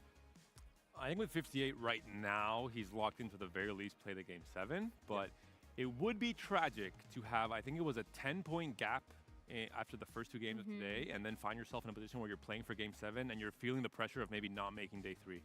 Yeah, I mean, going 7th, 8th, and 7th, it's just so hard to also, as you talk about the mental, reset from that. Maybe it was an unlucky game. Maybe you just have to kind of shake off the nerves a little bit. It's also been a very long day of competition for everybody. So, I don't know, get up, maybe do some jumping jacks or something before you sit back down and get to it. Yeah, especially, for example, also someone in that position is Clickeren. He was doing amazing, ramping up, and when you get first, you play until the end of the game. So your tempo, your mental is always there. But now, when you go 8th, you have to wait. And player has told me that is the thing they hate the most, because you get out of your zone, and then you have to wait for the next game. So that's why the 8th and then ramping out from it is also very difficult sometimes. That's a good point. And Klikornen, the last remaining stalwart of the Turkish TFT scene. We had Ging, of course, way back in the day, being one of those legacy players from EMEA. We had Darkest 2 sets ago make that final lobby. Klikornen looked kind of doomed yesterday at the very end of the day, but a huge, huge comeback in this day 2. Would be a great story to see him make it through. I think it would be one of the biggest comebacks we've seen probably in TAC Crown history across 7 games in day 2 especially. Setsuko, on the other hand, not opposite, but almost opposite story. He had been on the top 8 for a few games right now, and now in the bottom 8 for today. So he's in the bubble. He needs some time here to assemble, but it's Setsuko. He's first of 8. He will just play himself, and it's only 1 more game. So actually, he needs to outperform, play the way he knows to. Well, like you say, right? Don't change the game. You already know how you prepare for the tournament. Just stick to your fundamentals, whatever they are, and just go for it. I think coming into this one, we all agreed Americas really did send all of their best players. Their elites all end up in the top 16 right here. Dissop, Weijin Iverson, and Setsuko, the 3 big heads of Americas, all still in the running right here. Setsuko is the one that is in the most, Dissop is the one in the most danger right now, being about 3 points beyond the cut. But if they can make all 3, I think America is just throughout these sets cements themselves as the best region. Right, the reason why we call them those big heads or the big three is because of the fact that their consistency set to set to set in competitive TFT is just so highly regarded. They have the highest average placements across multiple sets, and I think to be able to have that level of skill expression and the numbers to back it up, it is so unbelievably hard to maintain that type of lead. And I do want to point out there also is a big 4 in Robin Songs. I'm sorry, I did not mean to slight him that way, but it's been a while for Robin Songs. He was here set 5 with the best performance, going all the way up to 11th place in the standings for TAC round. And even though he's won a couple of regionals, it hasn't had the same type of highs as the other 3 players. Now is his chance to enter that conversation. Yeah, but that is why we don't consider him a part of that big bucket, big 4. And it's because Robin Songs has been absent, as you've said. Still had such a legendary run towards the beginning parts of TFT, really ramping up in the competitive scene. But it feels so good to be able to see a player like him find himself in contention to play that 7th game of the day. Now we're seeing the standings once again. Grenade, Dishop, Experience, and Summers are the one who will need to risk more to make sure they go into the green stage, the ones who will play an additional game, and after this game 12, 4 of them will be eliminated. And a big story from LATAM as well. The last remaining hope in Tech Summers, a historic back-to-back-to-back run all the way in set 8 to set 10. We heard nothing from Tech since then on the international stage, but with low expectations coming into this weekend, he has really impressed across these last 2 days. He's now in a position to have everything still in his hands. He doesn't depend on others. He just needs one good result. Low expectation for some. For some, for hey, some like not, you. Not from me. I'm he a was Tech, my I'm a dark Tech horse believer. from the start. You were. Me and Tex go way back. We've had long interview calls. I know his entire story. I've always been rooting for him. He has, I think, one of the most wholesome personalities in TFT. And despite people being down on him from maybe the Americas region because he hasn't been performing in the stats, in AVP this set, in the scrims especially as well, when it comes to the most important moments, he shows up in a big way. 100%. And now we're seeing the top 8.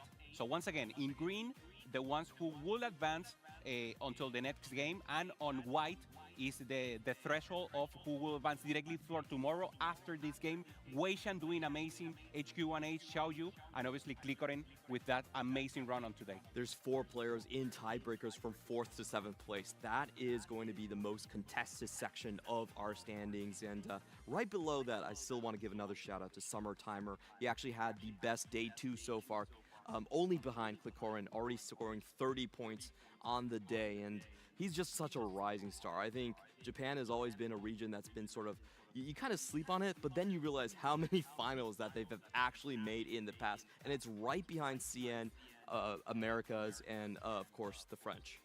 A lot of that comes down to Title's presence in Japanese TFT. Speaking to Title after he won his 2nd Tactician's crown and the first one to ever claim that achievement, he was talking about how much he wants to see Japan as a region grow. And I think there are a lot of players that are eager to follow in his footsteps. So I'm really glad that Summer Timer is one of those players to try to live up to that expectation. It's amazing the influence on Title. You mentioned Summer Timer. I want to mention also Robin once again, because when he won one of the cups, he said that his differential was that he was seeing Title's bots and just making sure that he fine-tuned the early game. That was one of his weaknesses, and now we've seen that actually made it out for Robin, and he's in a great position here to advance to tomorrow.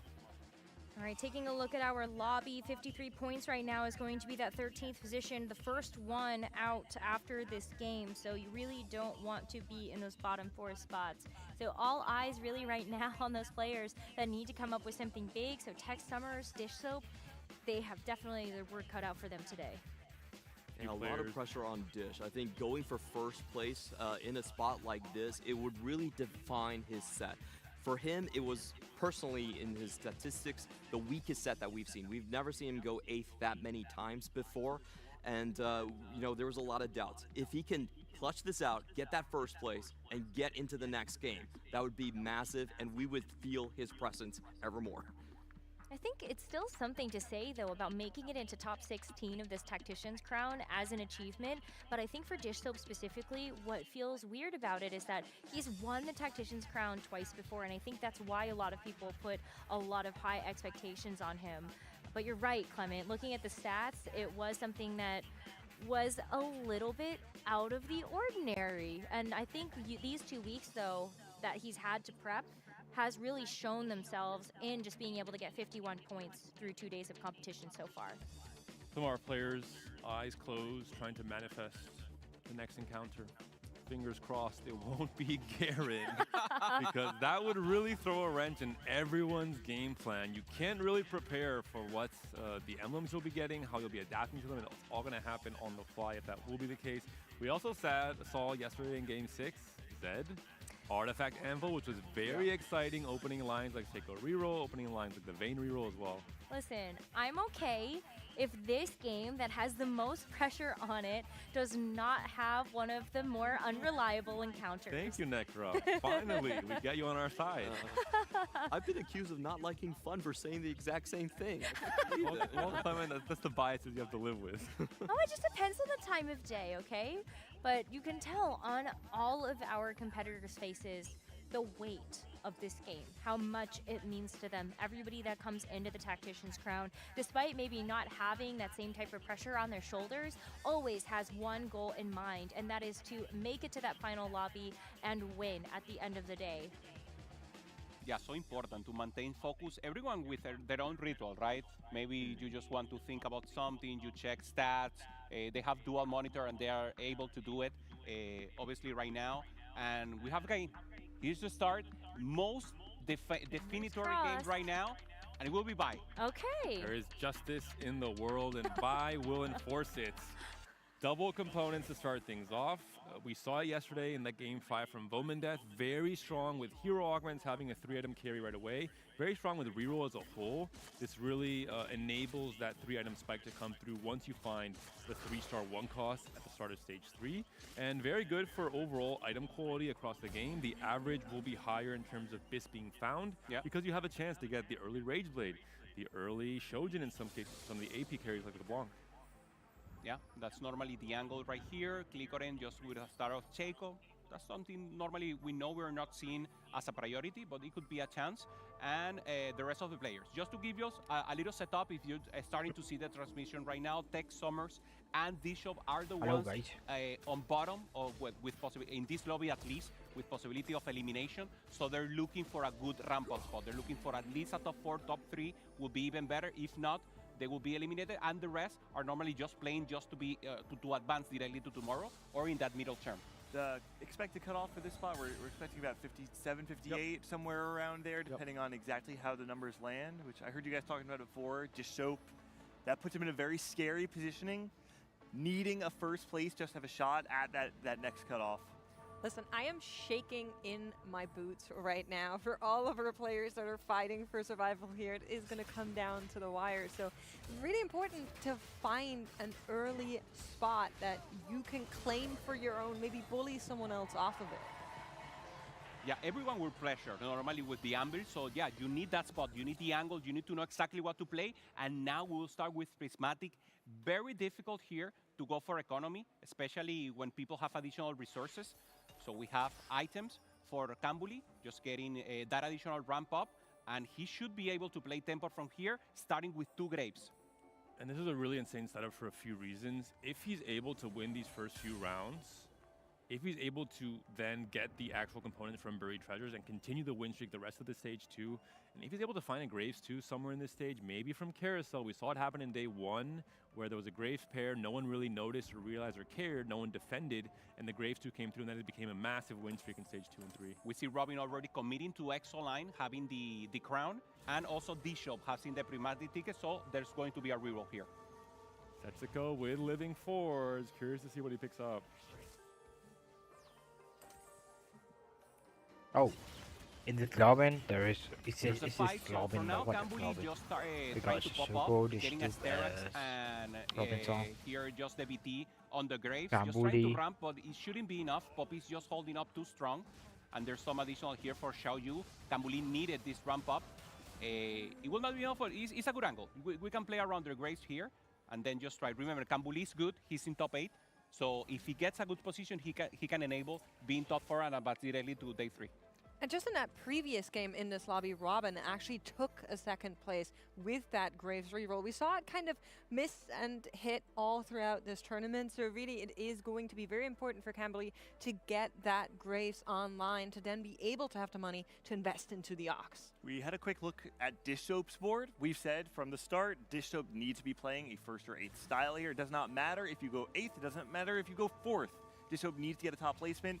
We saw him taking the shopping spree. This is an augment we've seen a lot of players take where you sack all of your early game health in order to get the additional resources, the additional rerolls from leveling up.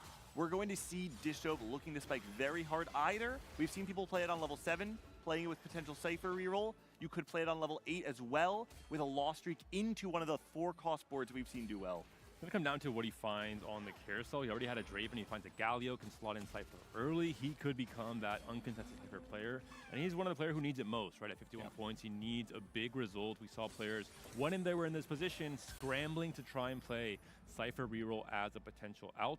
For Setsuko, most likely going to play into Vexotag, if I had to imagine. It's been one of his favorite comps alongside Boombot in this entire tournament. Maybe just Dynamo Flex off of a Light Chill Crest pickup. Xiao Yu flexing also with the front line, but now committing a little with the with healing, with just additional possibility, with the Gunblade. And it's still open, holding some item and trying to go also for the Cypher line is possible, holding LeBlanc and holding the buy. This could be anything. With the Gunblade, you're not committed to AD or AP just yet, so keeping that option open. Cornin, on the flip side, completely committed with the Exo emblem here and the early IE slam. That's 2 Exo, right? Robin, that's Robin and Clicorin going for the same line. Hopefully that's the end of that count, but we have seen some players, when desperate, get a little bit degenerate when it comes to contesting one of the stronger lines in the game. And Setsuko with the blue buffs, also with the possibility of going Exo. That's 3 players trying to go for a Sejuani. Galio for Dish Soap. He's on the opposite side. Is there defense from Summertimer? Looks like there is going to be. The Galio pickup is denied on Dish Soap. He scrambles for the Braum instead. And that is tough, right? You need to kind of get that Cypher going early. Of course, you still have a chance if you get enough of the Cypher units in. Clement kept praising the numbers. In time, if you have enough on the board, you can still make that cutting point. But we also saw what can happen to Cypher players if they're unable to actually get those streaks going, if somebody is going to just really bully them a little bit if they wanted to. This game, thankfully, it doesn't look like Summertimer is in the mood for that. Instead, we're seeing something very interesting here. Yeah, playing, you know, it's funny, actually. You were saying before, we kind of 2 Exo players. When I see Flexible being taken into Cypher, the first thing I would assume this person is playing is a level 8 Exo board. But we have 2 other players fully committed, and now you have a Rageblade Slam from Summertimer and the Cypher. You're probably not lost streaking into a Vanguard Marksman, which essentially means if I were Summertimer, we're either just 3-way contesting Exo, or we're just trying to play something like Boombot.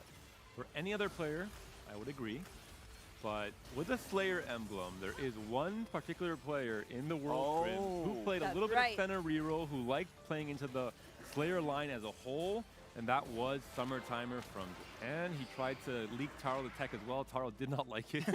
He stopped playing it in the day 1. But maybe Summertimer keeps the option open for a Vayne reroll. Maybe it keeps the option open for Slayers as a whole. Yeah, let's see what the next emblem coming from Flexible is before we can get too spicy. They're just maybe scouting, seeing 3 other Exo players and deciding maybe it's not worth a 4-way contest. No win streak, so no one will pop off at least on that assembled Summertimer and Disho, both with the loose streak right now, and Tech Summers just trying to play tempo here with Max +1, already slamming the Krakens, and having good possibility also to play Marksman or go into an additional line there in the late game. Talking about the overall player points, though, I'm not sure if Tex would be too happy to play into the Marksman line. The only case where that would really lead to a very high placement based on what we've been seeing in the past couple of games is if he were to be able to get something like an Aphelios 3, a Zaya 3, or something along those lines. Leona 3, maybe even Tex not that is good. not as bad as Disho, for example. He's just in the cutoff, so he has I think a top 4 is enough. Disho needs a 1 and a 2, probably. Dangerous phrasing. Yeah, and then Tex could go for... The Latam is a little bit too strong. He did not mean it that way. We're talking about. I want to say from Dishop as well, he took the Galio steal from Summertime a little bit personal. He said, okay, you want to play 3 Cypher? I will play only a single unit. So if we face each other, I'll break your streak. Summertimer thankfully dodged him for now, but potentially this first fight of Stage 3 could see both Cypher players face each other, and one of them will have their streak broken. Gets a free upgrade on the Skarner here. Is going to be helpful with that front line, even though that unit is not necessarily the long-term goal, but you're not mad about having that 2-cost upgrade for now. And Jin 2 actually also going to come online. Yeah, really big upgrade. We've seen all weekend long how important it is to be able to have that Jin 2, not just in the early game, but even in the late game as that secondary carry for Zeri. Really helps that board start to come alive, but Robin is lacking the front line that he really needs to stabilize through stage 3, so I'm not entirely sold on that being enough as of right now. Summer's flexible, gets the bruiser here, so very good for now. That's not the idea for the late game, but for now, good for maintaining tempo, preserving HP, and even going for a win streak. I think we're running out of potential EXO players here. It feels like everybody's playing play this EXO line. and you play EXO. Yeah, I agree. It's not necessarily what we're looking for. Summertimer, though, also on that flexible augment. Just to update everybody, had a Slayer in the first emblem and now got a Strategist from the second one. Strategist, okay. Hear me out. Okay. I love it. Love it already. Vertical Street Demon Zed duo carry with Brand. It's time, baby. That's great. Okay. Oh. What's even greater Build around coming through is build around, because we get to see some of the favorite augments in the 3-2 round. Forward thinking, an option potentially here for Tech Summers. Build around, or forward thinking instantly picked up by Tex there. Well, not instantly. He did wait 10 seconds. Instantly. Instantly. Mentally, it was instant.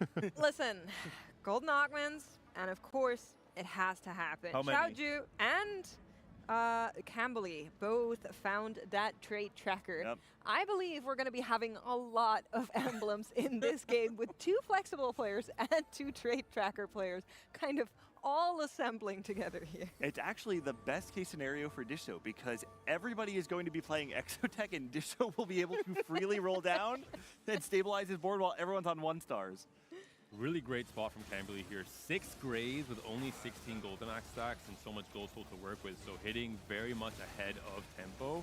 It's going to be a little bit harder to make this work, but we have seen Golden Ox Trait Tracker be a line that has been played already in this tournament, I believe in day 1 from Clicornin actually. Yeah, there's a lot of different emblems that can enable it. I mean, the most obvious, of course, being the Golden Ox. We've seen a lot of players see the Golden Ox emblem in the late game and opt not to take it when it's on something like the Carousel, because being able to play 6 Golden Ox just isn't enough of a damage increase to feel valuable. However, when you find a Golden Ox emblem early and you can snowball with it on stage 4, suddenly it's not just about the power increase, it's about the increase in resources you get from the loot being dropped. I think we have to talk a little bit about the outs that some of our players have that are currently leaning maybe adjacent to those Exotech outs. And one of them is on Camberley's board, who we just saw about that Golden Ox. We saw that yesterday as well. It's very possible to play the Golden Ox come with that Graves Reveal into Trait Tracker, because you have so many units in the Golden Ox come that can just benefit from the additional emblems there. So I love that for Camberley. Fish Soap on Zedwatch coming to this next carousel. Summertimer could potentially deny him again. We'll see where he lands and if there is a Zed available. Already picked up a Zanya's off of Portable Forge at 3-2, so a strong setup already for this LeBlanc reroll. Carousel loading up. What do we get? Is there a world champ diff? Win streak only for Setsuko right now. He's also top 16 right now, so needing also a good win to preserve. But maybe a 5th is enough just to advance into final game. Want to pay attention to Dishsoap's items already. Picks up a second belt. At this point, does look to be way more, leaning significantly more into something like the Cypher reroll that we called out before. Getting frontline items for that Galio would be able to slam something like the Warmogs, or maybe just take care of his anti-heal. Make something like the Morellos for now. A couple different options. Robin going for something interesting here, having 2 duplicators, selecting the augments and having that Exotech line together with the Kog'Maw normally should be the Jin 3-star as a possibility, but maybe he's cooking something. I think he saw that EXO was not very contested, so he's going for Mordekaiser 3. That's what it was. Well, but actually, let's talk about that. He, of course, picked that Exotech crown, so we're very much expecting him to play on that line, especially with the items that have been slammed as well. So picking up that heroic grab back that you're mentioning there, Hoopa, is clearly just a tempo pick to try and stabilize early on and make sure you're not actually falling off. But what is you reacting like that? Oh, I'm reacting because it just clicked in my head that Summertimer, when we said that he picked up the Strategist emblem, it actually just means that he's playing Cypher reroll with the Strategist +1. And so not only was he able to get the early Cypher, he has what I would consider essentially, if not already, BIS on this LeBlanc plus the Strategist +1. I mean, I think Summertime is very quickly starting to look like the boogeyman in this lobby. We also saw Dishso very smartly using some of his rolls here on level 7 to find a Zed pair actually, to try and stabilize his board. 9 loss streak. With a board as strong as this, it's really impressive. It means he's getting very, very clean losses. Not going to be, maybe going to be on 3 lives even once he catches out on this next round, and will potentially reach around the 290 threshold on the Cypher intel. What does happen here though? Because Summertimer is so far behind in terms of gold, but he is ahead in terms of HP. He's already done his cash out, so he has the stats from the Cypher activated on his board. I don't think he has any opportunity to go into something like AMP instead. It's not something we've seen succeed. He doesn't have half as much gold as he would need to make it work anyway. We saw from game 4, there was the same situation with Volta and Lires, and they kind of gentleman handshake into 1 LeBlanc carry, 1 Draven carry. In this case, 80 items to break it to you. On both players. There is no gentleman's agreement happening here. I think for Summertimer, it's more a question of when do I actually need to do something, or can I sit this out? Because Dish, obviously already rather low, still has a lot of rolls to go through, but that is a steep investment. Oh my goodness. The world champion Diff, the best possible cash out for this reroll line, especially with Shopping Spree, means that Summertimer is locked out of playing Cypher. Reroll Dishsoap has full monopoly over hitting these 3 stars much earlier than his contester. That was Gangly slow clapping, just in case you were I didn't hear a single word Panda said there. All I heard was world champ Diff.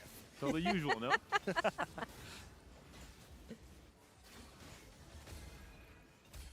Getting everything directly here.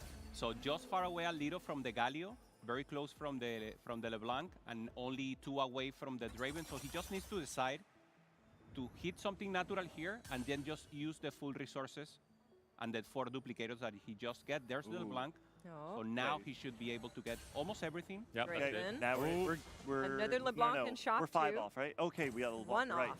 There we go. Yeah, we're good. That's 3. Yep. Boom. He hits everything. Not only does he get his board online, he closes the door on Summertimer, who can no longer 3-star these units except for the LeBlanc.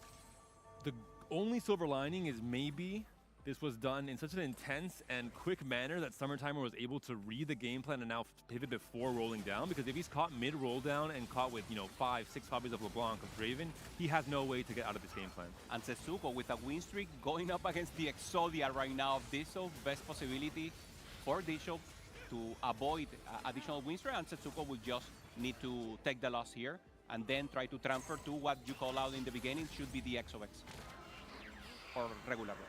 I'm really curious on what Summertimer is doing as we have our LDP. next augment come on through. It's the world champ, dude. It is the world champ. At this point, I'm willing to agree. But what you were saying, Panda, really good to me, yeah. What you were saying, Panda, I think is a really big point. We kind of need to see how Summertimer has handled that. When you were talking about it, he hadn't invested that much gold. At least he was still sitting on 50. Yeah. So there is a chance that he found a different avenue. Kambuli now rolling deep into the graves, finds it with still 40 gold, and this is the perfect spot right now, 28 on the Golden Ox tree, and now he can pop off, go to a rest. He's planning to reforge here the emblems, and let's see what he gets. We'll have to wait to see when he actually does slam on his board to see what those are. Looks like that would have been only his only Reforger, I believe, on his bench, so only got the 1 chance. Some slams are coming through. Bastion Vanguard. Might be short. Rapid fire as well, not too bad. Fire, honestly, there it is. There's a couple pieces here that are working. Oh, EXO is the other one. I see it on the Annie. Okay. So another EXO player has been found. That's right. Oh, and Tech Summer's taking a huge win here. Gambuli not weak at all. Obviously not finding the rest of the three stars so far, but very huge here with the Graves. But finding Seri, very contested. Seri 2, very important here for Tech. I think it goes to show the power of the forward thinking coming through from Tech Summers. We saw him take forward thinking, while many players might be tempted to slow play it or even perhaps go 9. He decides to roll down to 30 gold with it. Zhaoju, though, down below 40 HP. Great setup from Trade Tracker. Yeah. Has a lot of emblems that will work well with this EXO line. Looking at Texas board, has a Zeri 2 upgrade at the very least. And another 30 on the bench, just trying to grief the rest of the EXO player. It makes sense. Ensure a good possibility, yeah. Very high EV to hold this unit worth so much more than 4 gold, considering the lobby complexion. 100%. And of course, if you are the marksman player, any additional copies of your carries in the backline, you're going to be happy with that, because once the other EXO players eventually fall, that's going to be your win chance to maybe upgrade those units and try to find that 3-star to lock everybody else out. But I will also say, Tex doesn't have as much HP to give as everybody else in the lobbies. We are going to be going into our carousel, and early Garen can help some of these boards out. So huge, the Garen. Some pimps there from a few. It's always the units. Garen is picked up by Tex. Makes sense. Garen has a lot of value on the Exotech board, especially depending on what the Exo items are. I don't remember off the top of my head what Tex's were, but if you are able to get the Exotech mod, if you have the HP to kind of spare to get him in on level 8, then it makes it very powerful, especially if you can get an Exotech mod on that Garen, upgrade it. There are certain items that work very well on him. Yep. Big pickup as well for Setsuko. Finds the Aurora on this stage for Carousel. So gonna really help him find some stability, especially if he has a good unit to bring onto the board to get some extra stun value, maybe with Kabuko. So something really interesting. You may look at this board and you think, yeah, you're classic Exotech, but that is not a Zeri. That's a Misfortune cosplaying as a Zeri right now. Close enough. And it's very clear why, because we saw on Texas board, there are 4 copies of Zeri. Cornan picked up Reinforcement as 3rd augment. Oh, wow. Picked up a Zeri as well, so has Zeri 2 now. Not very many Zeris left in shop. Robin recognizes that and says, okay, instead I will go for Misfortune in Zeri cosplay. If I am Robin right now, I'm looking around the lobby and I'm like, are you guys kidding me? I took EXO +1 on 2-1, and suddenly there are 5 EXO players in this lobby. And Robin's in the same position that Likoko was in last set, where he really only needs maybe a 7th to guarantee he makes it through to, at the very least, that game 7. A 6 would, I think, guarantee 100%, going up to 59 points. But we'll see if he can do so without his main carry. Bishop taking an additional win that is so huge for him right now. Win streak, getting the Cypher reroll already online that we just saw before. Great augments. And remember, he needs a 1st, maybe a 2nd to actually advance, and he's doing exactly what he needs to do. That's right. Yeah, working so far, like you called out. He has all the pieces there, and going level 8 does allow him to have those extra rerolls. I have to imagine he didn't use them yet, although he has upgraded both the Renekton and the Yuumi on his board, so perhaps he did try to stabilize his board and make sure that anyone who was spiking in the back half of stage 4 didn't steal a win from him. Tech Summer's facing one of the Grim Reapers in this lobby. It will almost assuredly knock him out to just 1 life. Still on stage 4, 17 HP is enough to survive, but can he actually win against Dishop's board? You have to imagine it's not going to happen. Yeah, Galio's huge. Galio falls Galio's down though. Zonya's not procced yet on the LeBlanc. That should be enough to win the fight. Tech's now down to 1 life. If there's another player that's equally as strong as Dish Soap, that could be the end of the road for Tex. That could be the end of the road for Latam as well in this tournament. Yeah, Tex needing like a 4th, a 5th just to advance. And obviously beating this down is very, very, very difficult for him. Lacking the Sejuani and now looking for a good mod here. Doesn't find the Exotech mod that is so important here. သူကွတ်မလေးရသူမကွတ်လို့ရှိရင်ပြတ်သွားမှာသူတက်မဟုတ်နှိမ့်ရလို့ရှိရင်သူ့မှာ chance ရှိတယ်လို့ပြောတယ် But I kind of want to point out something that I find really strange, because I did go ahead and take a little bit of a look at what Summertimer is doing. We were talking a lot about the contest between him and Dish and what that would mean, and the fact that he would need to find a new avenue, and that didn't really seem to happen, and somehow he's still doing fine. The Setsuko special has started yet again. Fast 9 on stage 5. What can we find? Is there a full pivot? I think he's still going to be committing to Dynamos. Transfers off from a Braum, potentially into the Leona as his main tank. Finds a Zac, but not really too much more. Close to a lot of strong upgrades, but Yeah, no Vex. it's a 5-loss streak. He is starting to free fall in the standings.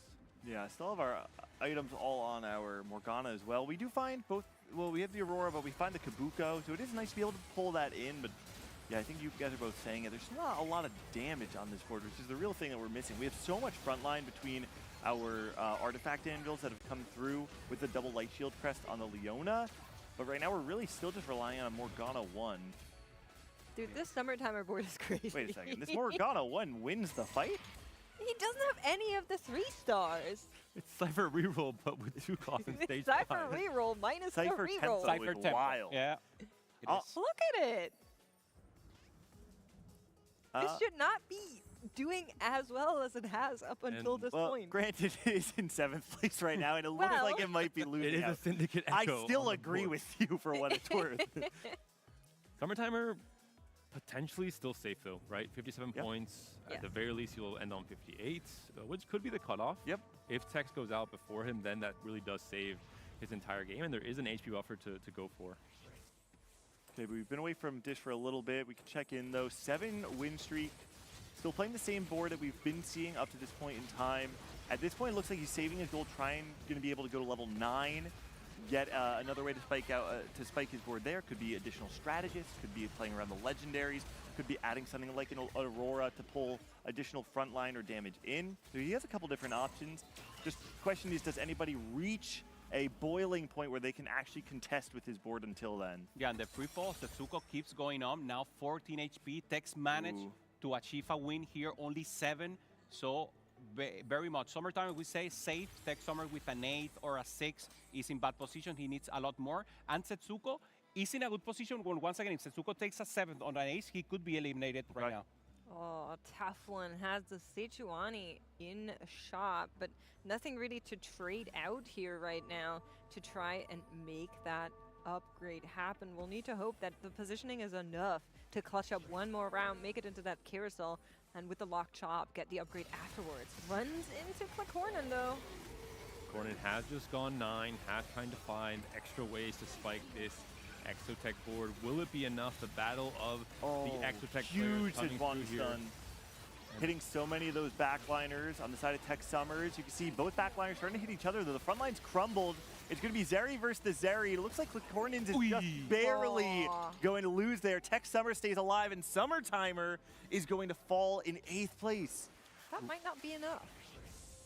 Garen with a marksman emblem here could be very impactful and tragic from Summertimer, right? I mean, Dish Soap, everything went his way when it came to the roll down, locked Summertimer out entirely from his game plan, and just unfortunate game 6 here for the Japanese player. For Robin as well, Robin was in a weird way hoping for the downfall of Tech Summers, his old prep partner, because he's holding onto so many of those Zeris, so many of those Sejuanis. Robin needed him to go down this round so he could roll down his gold and try and find the key upgrades. So the misfortune now with a 31 only, as you just mentioned, and that's not enough. Everyone is full pop-off, and here's the roll-down. Trying to find something else. There's an additional Seri. Very pair. Sejuani 2 for Texomer, also huge 3 items, so he could go for the second cast, and Robin cannot improve his board. It's a tragic game from Robin. Really feels like, you know, he was posturing toward this line from the very beginning. That posture was not respected by the rest of the lobby, and because of that, finds his way himself so contested, just no way to dig out of it. If Robin goes out in 7th here, he's going to be tying points with Summertimer.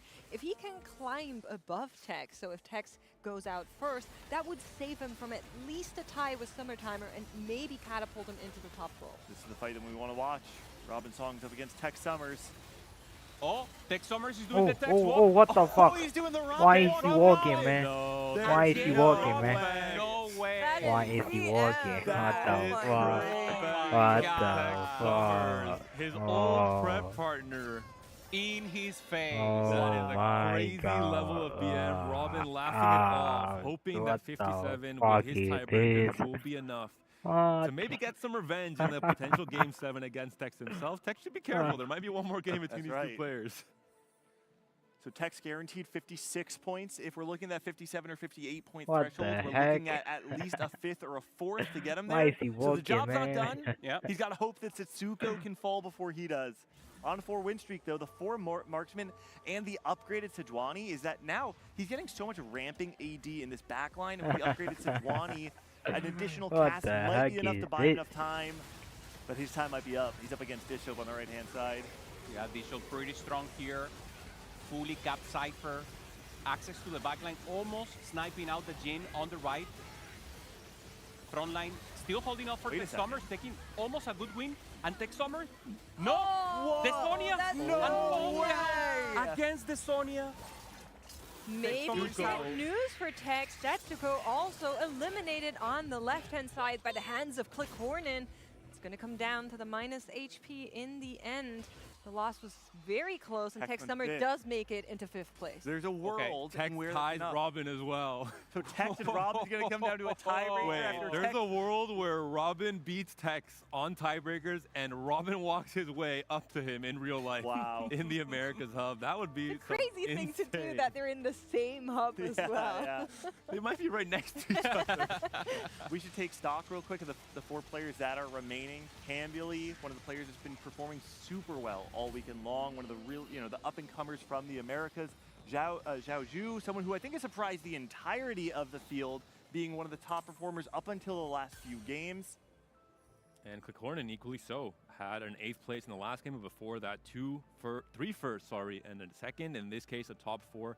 Potentially now the last remaining EXO player Okay, has a this chance to punya swing na things in his favor with another first Tôi place. nha mà bạn tụi xuống Chachu rồi. and Click Hornin are the points leaders of this lobby. Of course, Cambly and Summertimer were also tied on that 57-point threshold with Click Hornin, but both of these players are in contention to make that top 4 cutoff, to move into day 3 immediately, to not need to fight one more round today, and just save themselves and go straight into our final lobby of the tournament. It's all on the line for them to maybe make that huge step.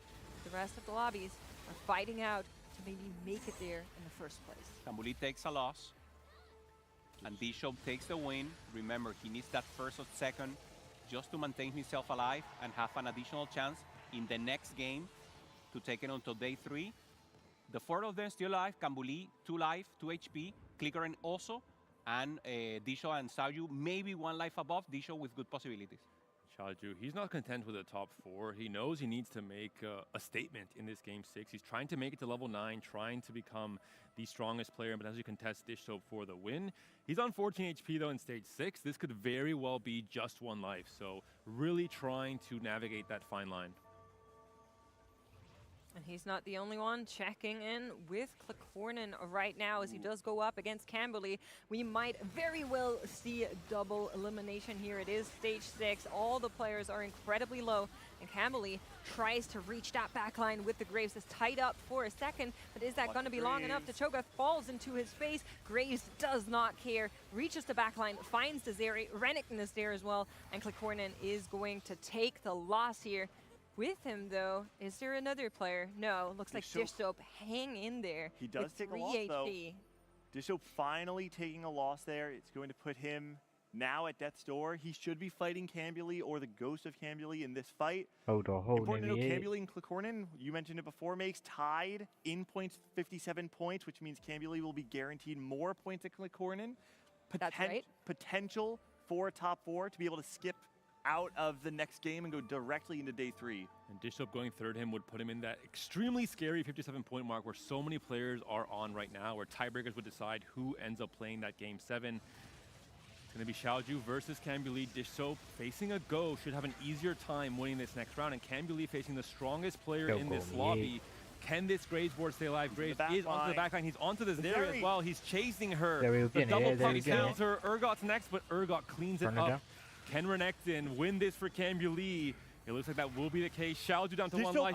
Dish Soap also down in third. 57 points might decide everything for so many players. For Cambioli, you have to be ecstatic right now. 57 points going into the game, one of the highest point earners left in the tournament. Now going to be at 65. This could mean that Cambioli, the newcomer to the scene, the rising stock in the Americas, might find himself a free ticket into day 3.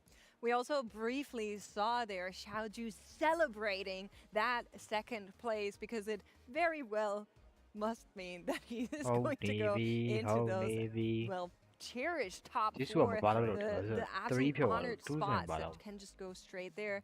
But of course, there's another lobby playing. There's more points on the line that we'll need to wait for in terms of who ties who. So just a few more seconds, and we'll need to talk about this game, of course. Yeah, and in the final D-Shop, we were talking about maybe he needed a first or a second. He got a third, but as you say, makes another lobbies popping off in the same moment. We need to check the math. We need to check the final numbers to see who actually is advancing, who gets eliminated, and who goes directly to day 3 tomorrow.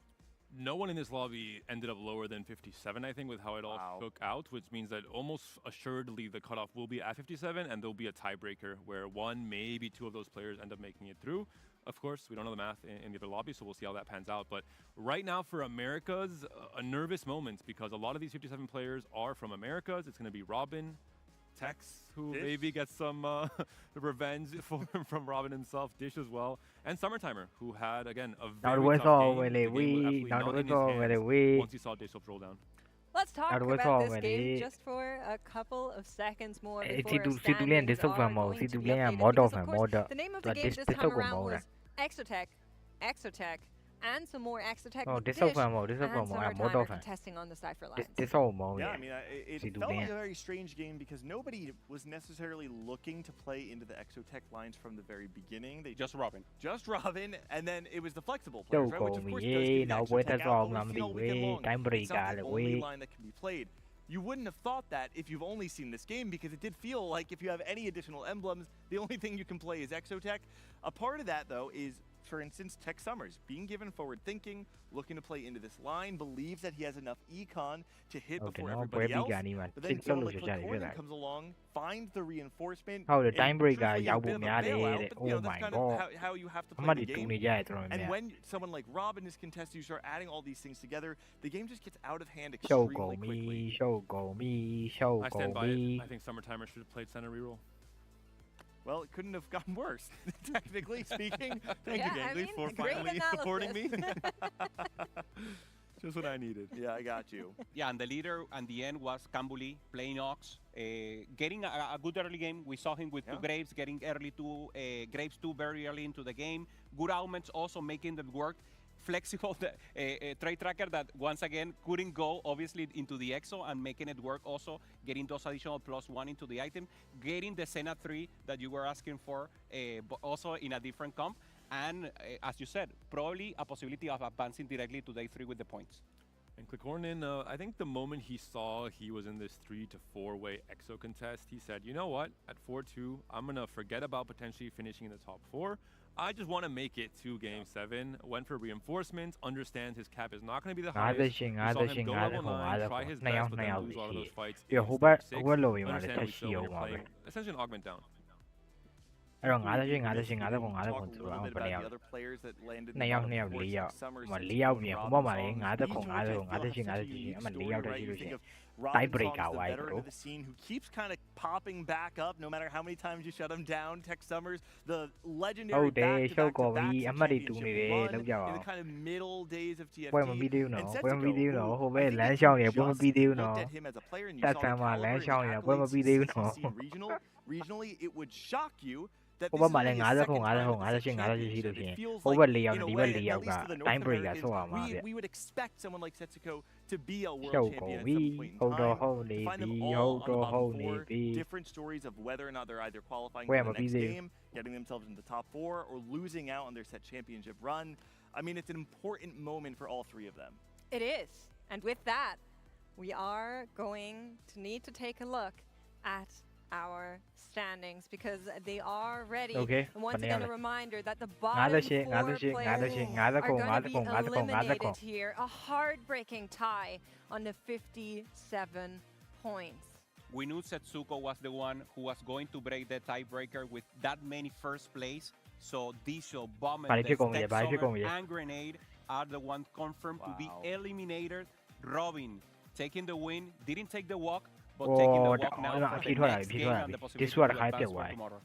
Summertime are also going to be making it through. YBY1, despite the 8th place in this final game, did his homework the 4 games before that with a great consistent run. Looking at the rest of this oh page, shit, saw oh shit, oh shit, this is on their spots in the top 4. AQ1H also locking in their spots in day 3. AQ1H, Weijin, Cambly, Zhaozhou. Weijin, AQ1H ကတော့ပါသွားပြီသိကြပါတော့ surprising. Cambly, Zhaozhou, channel အကုန်လုံးကတော့ being the primary favorite. But Oh, AQ1H had a very poor performance at the APAC regional finals. And Zhaozhou being the 4th seed of the JOC, certainly of the CN representatives, was not the one that people were most excited for. And a lot of these players showcasing that there's a reason that they got to this stage, they have what it takes. And now, if punch their ticket directly into tomorrow, you've got to feel good if you're those 4. You have to, but if you are a fan of any of the players that are currently sitting on that green bracket, you will need to shake just a little bit longer as our wanted poster up there updates once more to AQ1H. We are going to be playing one more game between those 8 players that are sitting in the middle. Once more, the top 4 are going to be moving on to day 3 as well to join our 4 heroes already chosen.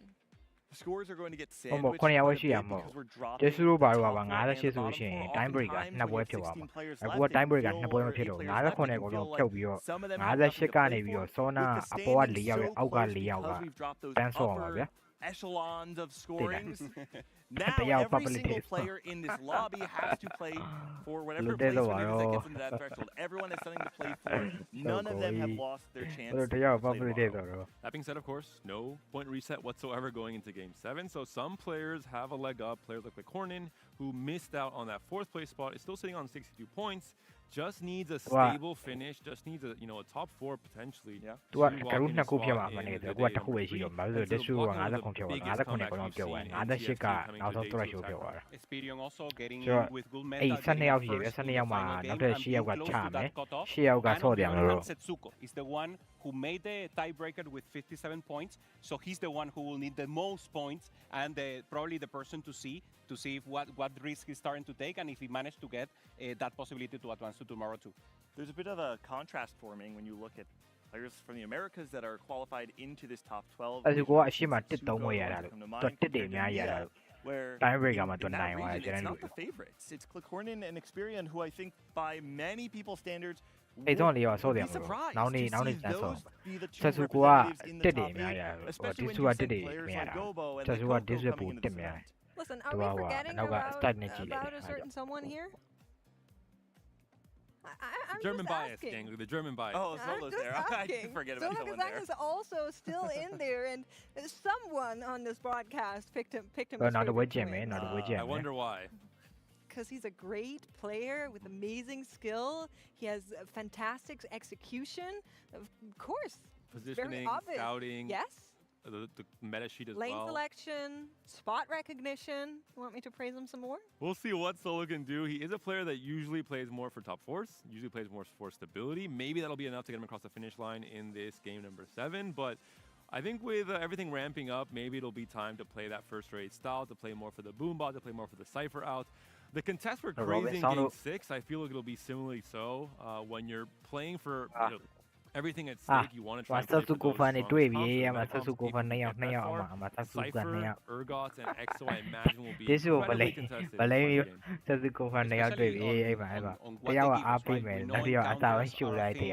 We have seen so many Auroras giving us Prismati in the start. Garen was the first game of day 1. What would happen now? We talked to Necra. She was like, okay, I don't want Narina. Now could be a good place to start. So that volatility could be important right now. I would imagine that if you were one of the players going into this last lobby, I think I actually disagree a little bit with your sentiment, David. I feel like if I'm one of the players in this last lobby, there's one thing that I really want, and that's to play uncontested. I would rather be able to play something that is slightly weaker with a free lane to get there. Obviously, it depends on your spot, right? If you're someone who's at that 57, 58-point threshold, it's way more difficult to do that and then navigate to a top 3.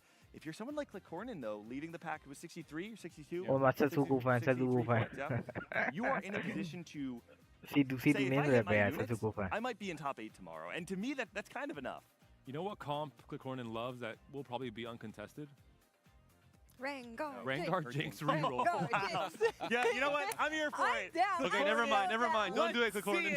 Don't do it. Rengar Jinx. Stick to Exotech. One time, Clicornin. No, Game 7, everything in line is not the time to play it. You won 8th both of the last time. That's the time to play. Hey, just hope Game 1 he popped off. You are both really about the bravery was there. With it in the very first game of the tournament. I think from the right spot, Clicornin could pull it off. He has a lot of mastery on the comp. We'll see if he has the audacity to do Simon Timer, YBY1, Kelkoran, Sean Bay, experience. So look at that. Knowledge and skill, and I would command him for it. But here's one more look at our final lobby for today. The top 4 players are going to be moving on to tomorrow. The bottom 4 players on our total points leaderboard are going to be eliminated from the tournament. I think we got a great selection here, gentlemen. Every single one of the players in this lobby has a beautiful story behind them. We haven't gotten a large chance to talk about Zembai, but this is the TOC champion who not only did he win the TOC, he won the TOC in just 10 games between sweeping the semifinals, going to checkmate, winning 10 games. It's been an incredible run for someone who was not given a lot of attention and has really exploded onto the scene in the last year. Yeah, on the contrast, someone that has so much attention and very good recognized by it, YBY. We haven't talked about him. APAC representative, the hero of this region. He's been playing amazing, showing some Dynamo flex in a good spot. When we see the average placement of Dynamo is not being amazing, but when it's in hand of Weishan Iverson, of YBY, that's when it pops off. Yeah. Because you need to navigate the early game to actually get even experienced, the only player left alive in this tournament to back-to-back top 12 in attack round. It's incredibly impressive consistency from a French player. He did so last set. He's back, locked in the top 12 again. He is not going to be happy finishing 10th, even if it's better, or 9th. He wants to make it the final lobby, especially, and he's in a position to do so. We saw a lot of his emotions already come through in the previous game. We were watching him as well.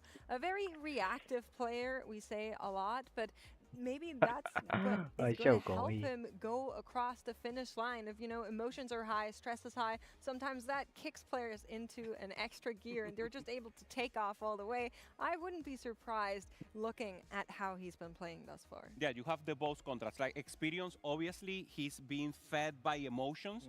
And then you have people like Weish and people like YBY that you see them more calm. They're killers. They're killers.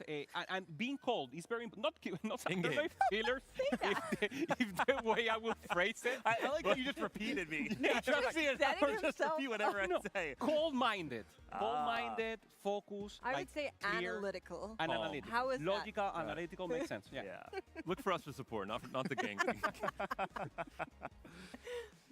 Yeah, we are currently waiting for that lobby to start. Just in case you're wondering, there's one more game of TFT coming up, and it's going to be, I would call it high-octane TFT. Would that be correct? That would be correct. Every single player Pero no podemos acordar top 4 eso ya. Pero America's representative, top 4 puedeอยู่มีอ่ะเนี่ยก็ว่า9 top 4 อาจารย์จะรู้สึกเดียว The last time that we saw him at the set ป่ะ championship, ป่ะต้องมี ป่ะต้องอ่ะ made it all the way to day 3, and then it didn't look like him anymore. I don't want to be disrespectful, but it wasn't the Setsuko that we had seen who had earned his spot in the top 8 that showed up on day 3. Since then, he's had incredible results. It's not like his results have been bad by any stretch. He's narrowly missed the set championship time and time again. Finally found his way back here, ironically doing it without winning a single game at the Golden Spatula, and here found 3 wins in the first 7 games, and it's showed the kind of volatility that many people associate with Setsuko along the way. Yeah, and also you mentioned he didn't win a game and actually qualified here, and then he tweeted and he was no, not Twitter, in the title of the stream, learning to go first place. So actually the rest of his training was just trying to force the additional line, and he made it happen. We know day 1, full first place and 8th place, and then making the ramp up, and now with the opportunity to advance to day 3. I want to talk about a player that we haven't hit on as much just yet, and that is Summertimer. Yes. We were very hot on Summertimer coming into this tournament, saying this is an incredibly promising player, barely missed out on making it to the crown before. This time around, finally makes it here. And then the first couple of games, they didn't look too convincing. But I looked over the stats, and let me tell you that since game number 5, so the penultimate game yesterday, he hasn't taken a single bottom 4 placement. So he's truly been what I would call ramping. Summertimer, there's a reason people were excited for him, right? Because it's his season. Yeah, it is. Oh, it is I see. Summertime. It is literally his season. That's pretty good. It is summertime. It's summertime. And he's had an incredible set. He had the best AVP in APAC. Everyone starts to look at him. You look at his career stats, not just this set, but the last couple. You see someone who's been able to maintain AVP. It's not an easy thing to do, especially in a region as difficult as APAC. And I think that it shows the promise of talent outside the stars of APAC, right? We know Tidal, we know YBY. We see these players time and time again on the global stage, and we expect them to do well. And so it's beautiful. We get to see this new talent flourish, have their time in the sun, and that's what Summertime's doing. And also, we can see the contrast of maybe other players that maybe can go to Tactician Cup every time and maybe don't perform at regionals. He's the opposite. He only went to 2 cups, not the 3 of them. But when he's there, he performs. So that's why I like to see him. It's like aura player. He's actually, when a meta is good for him, he outperforms what maybe people are expecting. That's why AVP is so high, because even though he doesn't have much games as the rest, when he plays, when he's set up, and now he looks like it is, he's make it work. So a player to see fully. I think it also ties in with Click in some ways, because these are the only 2 players who are representing, their countries by themselves. For Click it's Turkey, for Summertimer it's Japan. Standouts where the moment someone from your country, from your community, someone that you know, play online very often, has such international success, I think it's inspiring in some ways. You said, if Tidal can do it, if I can learn from what he's doing, I can watch his VODs, I can study him, why not me? Why can't I also do it, have a great set, and make it this far? And Summertimer's in that position. Click similar story. Darkest 2 sets ago, Magic and Mayhem, made that top 8. Click from the same prep group, from G5, and said, Darkest, what do I have to do to reach that pinnacle? What do I have to do to make it that far? He's now in the pole position, 5th place in the standings, just 1, maybe top 4 away from repeating that same success 2 sets later. It's one of the beautiful things of TFT, I think, on a macro level, because it only takes one person to put your region on the map. It only takes one person to inspire the masses of that region. We've seen it in Brazil, going all the way back to the early days of TFT. We saw it in OCE in the early days of TFT. To be able to see it in these sub-regions of EMEA, of course, like Darkest, like you're mentioning there, it is a beautiful thing to see how TFT impacts life, and to see how it impacts groups of people who want to achieve something great. It's that inspiration to say, if you can do that, I can do that too. POV. I think it absolutely does. It was an absolute pleasure to interview him back when we did for our regional finals. And honestly, I would love to hear from him again now that he's already made it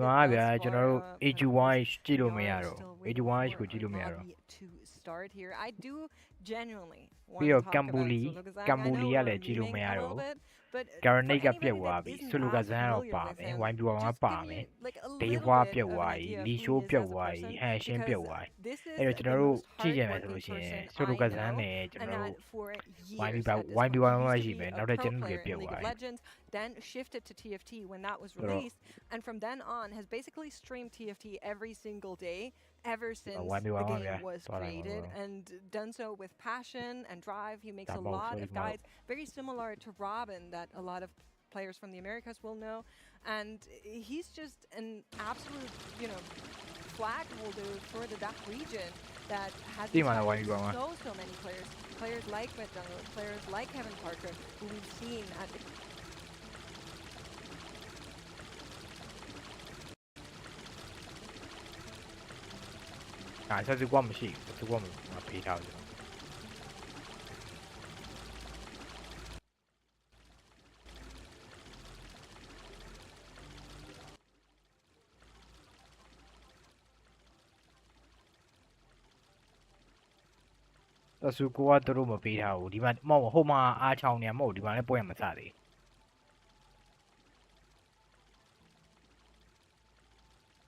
ဒီမှာလည်းပွဲရမစသေးဟိုကောင်းနဲ့အားချောင်းနေရဒီမှာပွဲမစသေးလို့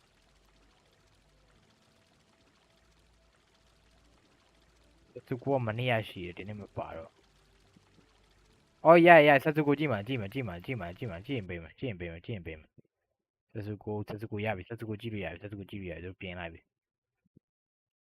โอเคပြည့်စရမယ်ဆက်စုကိုရပြီဆက်စုကိုရပြီဘရိုရိုဆက်စုကိုကြည့်နေဘရိုတွေရပြီဆက်စုကိုပြောရတော့ဟိုမှာ official ပွဲတက်ကြည့်ပါနော် what's the problem နဲ့ကျင်းရလို့ပဲအော် experience မေးတယ်โอเคနော်ဘရိုတို့မှာ player POV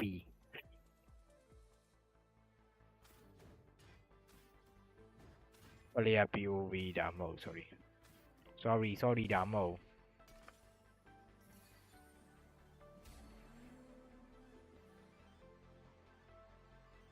player POV ရပါပြီဘရိုတို့အတွက်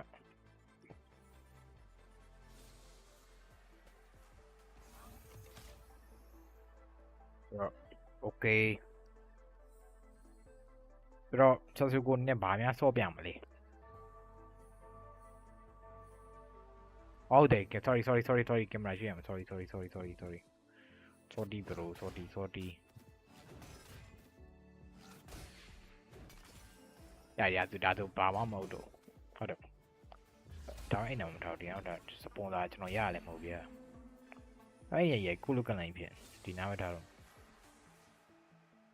ဒီနာ punch လည်းမပေါ်ရပဲနော်အခုဒီလောက်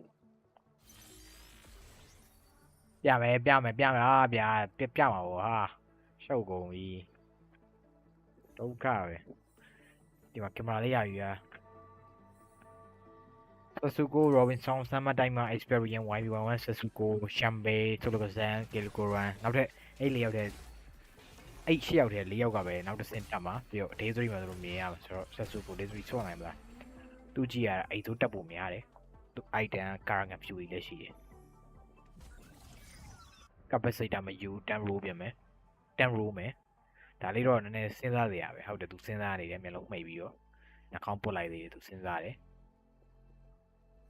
စဉ်းစားနေတယ်ယူတင်လာမဆွမ်းဆော့လို့ရမလားသူစဉ်းစားနေ6កောင် call down မိုင်းမစိုးလို့ထပ်ပြီးစဉ်းစားတယ် savage man ဆိုသူကြိုက်တော့ဆလန်ပြီးဆော့လို့ရတယ်သူစဉ်းစားရတယ်ရွေးချယ်တွေခန့်တယ်မယူဘူးလုံးဝဆုံးဖြတ်လိုက်ပြီး call down မိုင်းယူစိတ်ထဲထည့်ထားတယ် savage man နဲ့တန်ဘူးဆော့လဲဆော့ကျင်တယ်ဒါပေမဲ့ဖြစ်နိုင်မှာသူစဉ်းစားရတွေးရ call down မိုင်းတော့ဆိုယူလိုက်မယ်ပန်းကြည့်လိုက်မှန်စီရ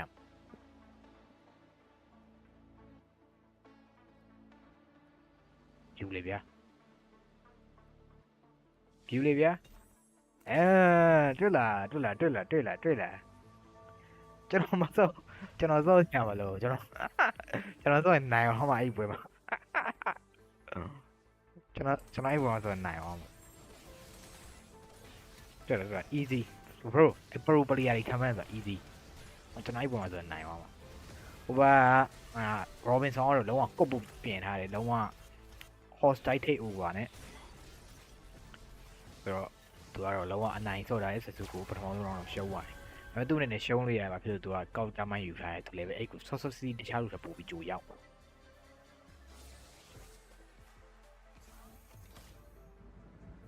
ဆိုတော့ကျွန်တော်တို့ဆက်စုကိုရွေးကြည့်နေရဗျ။ကျန်တဲ့လူလည်းမမြင်ရအောင်ရှုပ်ကုန်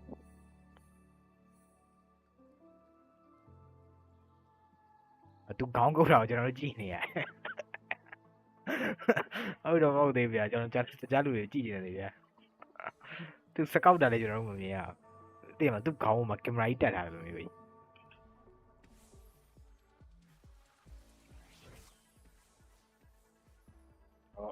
โอเคကဲကိုရိုနဲ့တွေ့ရပြီးတော့ချင်းကပြတ်တယ်3ချက်မြောက်4ချက်မြောက်ပြတ်တယ်5ချက်မြောက်စပယ်3တယ်ပြီးတော့မှ just ပဲ3ထားတယ်ပြတ်တယ် just ပဲပြီးသွားပြီfire ထိုးဖို့ကြံနေတယ် fire ထိုးမယ် virus ကိုဘန်ထိုးလိုက်ပြီတေးသွားပြီဆိုတော့ဆက်စုကို2កောင်းတော့တက်လိုက်နိုင်တယ်ဒါပေမဲ့မစိုးပါဘူးသူ loose street နဲ့သူက counter မှန်လည်းပဲယူသွားအောင်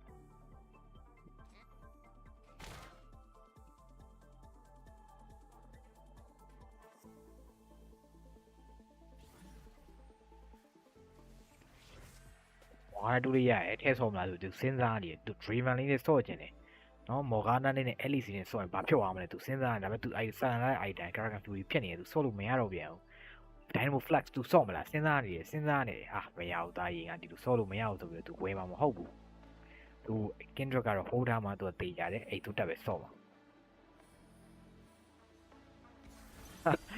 ဘလို့ main focus လေခဏ vote တစ်ခုပဲရှိသေးတယ်ကိုစီတုံးမှာ blue vote တစ်ခုပဲရှိသေးတယ်ကိုစီတုံးလည်း main focus သွားမယ်ဆိုလို့ရှိရင်ပြောင်းဝင်မယ် vote တစ်ခုရှိသေးတယ်မရဘူးဘလို့ပဲစသူကူနှာခေါင်းကုတ်တာကြည့်တယ်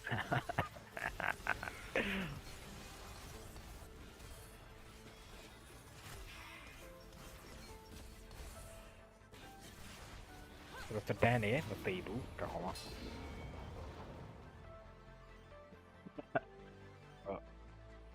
ကဲဘာလို့ကြမလဲဆက်စုကိုကြီးနှစ်ချက်တန်လေးတကောင်တော့ရောင်းလိုက်မလားမရောင်းဘူးသူသုံးချက်တဲ့ကောင်သူဟိုးမှာမရမကကြိုက်တယ်ဗျာစတေးလေဖူးက1 play ရတယ်အဲ့ဒါကိုဘလူးကကြည့်လိုက်တော့သူကို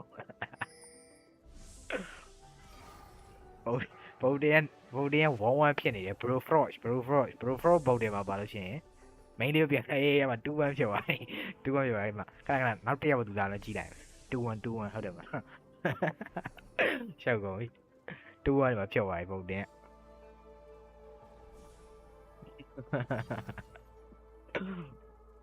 အဲ့ဒါမိမသွားလိုက် wait guys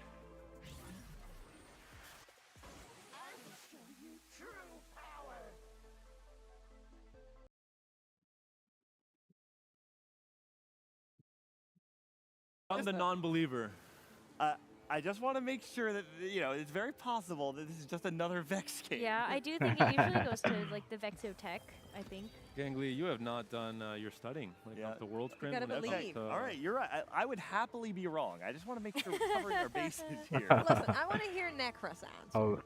Oh, maybe. I like, well, not Setsuko's spot, because I think when I take Cluttered Mind, I get very dizzy. So I don't think that that's the one for me. I think Solo Gasong maybe would be the one that I like the most.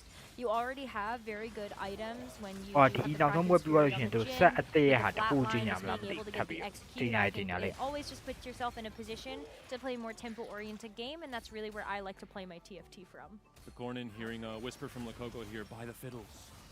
No. I was thinking about it as well because, you know, him and Zologazang being on similar lines, I was kind of hoping that Klikornin would go into that Graves as he had it picked up so early. But instead, we're now looking for another out, it looks like. Zolo and YBY, both 100 streaking. Setsuko, the only person capable of getting the full loss streak. So yeah. Keep in mind those three players as we get out of stage 2. See which of them is going to be able to maintain the streak, find themselves at an economic advantage going into stage 3. It's tough because I feel like both Setsuko and Robinson are angling to play a little bit of Cypher, but as I say that, I think Setsuko did just make a couple of adjustments to his board, which are going to change his lane. Got the Nitro in instead. Now, this is going to be another unit, but the Nitro stacks are going to be very infrequent with the actual 1-stars you have on your board. Right, they're farming those losses. We're going to be needing to check in on the lost streakers. Setsuko, like you're mentioning, Necra on a great streak. Experian trying to build one out as well, and so is Robin. He definitely did win early on, but if he can keep it up from here on, it's going to be nice now that he has the Cypher in play. With a cluttered mind, with the extra little bit of econs, that's going to have an easier time reaching what could potentially be just an Exotech Zeri game. We'll see what his 3-2 augment is going to be. For Summertimer, the Sennas are long gone, and we're stuck in the boring default game plan of playing around your Exotech, potentially your Dynamo as well. It was one of the enablers for at least over the meta. Now, a little bit less likely, especially with Dynamo being played by Experian as well, with memory bank. But an early Misfortune maybe turns this back into the Dynamo. Take it. I mean, at the very least, it feels like a good pickup to have right now. I mean, you can play this over the Jhin. At the, you know, it's going to be a little bit more powerful without Exotech on the board. It is tough when you take those forecasts so early, though, because especially when you're Load looking at the these lule. win streakers in the lobby, the lost Oh streakers in the yeah. lobby, you want to I'm make a sure lane that when you're keeping you up your chọc game này con lại at mà least a có little lôi bit, này and holding a forecast unit like that, you're missing a break point. Yeah, for sure. There's definitely absolutely a cost associated with it, no doubt. Let's talk a little bit about YBY1, because we mentioned earlier with the salvage bin, he's one of the players that kind of didn't go for such a formative augment. And thus far, looking at the items, I don't think we're 100% locked in just yet, but he definitely has a good selection going. If there's anyone that never locks in until stage 4, it's a player like YBY1, a player like Gobo, who learned from him in his rise to stardom, a player like AQ18, who we've seen across the entire tournament, just trying to stay as open as possible, avoid what happened in the last game, where so many players were forced into a single lane. Prismatics coming through at 3-2. This feels like a buried treasures angle to me with salvage bin. I feel like that does open up a little bit more of the exotech that YBY1 could play. You also have a little bit more for the tank options. Maybe you get some good items there. So I think that makes the most sense. Take some power away from YBY1 right now when he's on a 6 win streak, though. So potentially might lose a streak off of not having the immediate strength from the entirety of the augment right now. We're finding someone locking in, though. Setsuko is telling the lobby, listen, this time for sure you guys back off. I'm playing Exotech. Maybe it's tough. Maybe that does say something to YBY, who took the buried treasure. But like you called out, David, if there is anyone who's willing to stay open, it is YBY. But with buried treasure, obviously, we're gonna want to play somewhere in that line. It's rough though. I mean, you've got Summertimer playing with the board of directors that and the fact that Setsuko has locked himself in, YBY1 could still leave that lane open. There's going to be quite a few people contesting for the series as well as the The cost of taking buried treasure for YBY is losing our streak here. Like David was calling out before, the delayed power amp of it is that you don't get the full value of your prismatic augment until stage 4. And so YBY sacrificing a bit of that streak to try and get a stronger late game. At 58 points, I do think it makes a lot of sense. You have to sacrifice something at some point if you want to make your cap higher. Yeah, but I think for a lot of the rest of the players in the lobby, you did see everyone kind of take something associated to items. You got red 1 buff, 2 buff there for Summertimer. You also got 1 overflow for Experian, which is going to give you a little bit of that combat power. Item of you down there. Hey, do the job, you know, to -1 so to check on kill and if you kill YBY1 catches up in just a couple of combats. It's very interesting, right? Because all of those players are just kind of went for direction first, and now we're trying to get the combat power in, now we're trying to scale. And so if you don't have that direction early on, YBY1 actually did really well with having the early win streak, was of course cut short now, and will need to kind of try to stabilize rather soon and then pick a lane as well. A great pickup for the Sorry, round my especially just solve all your item problems for Vexotech. We saw from Setsuko earlier in this tournament where he didn't have the blue buff for Vex and just fell off in stage 4. In this case, has close to perfect Vex items already. The duplicate to guarantee he can stabilize on his roll down on stage 4. And this is a player who played a lot of Vexotech this tournament, even finding ways to win with it. I think Licornin knows the name of the game, which is play tempo. He wants to play the Vanguard line.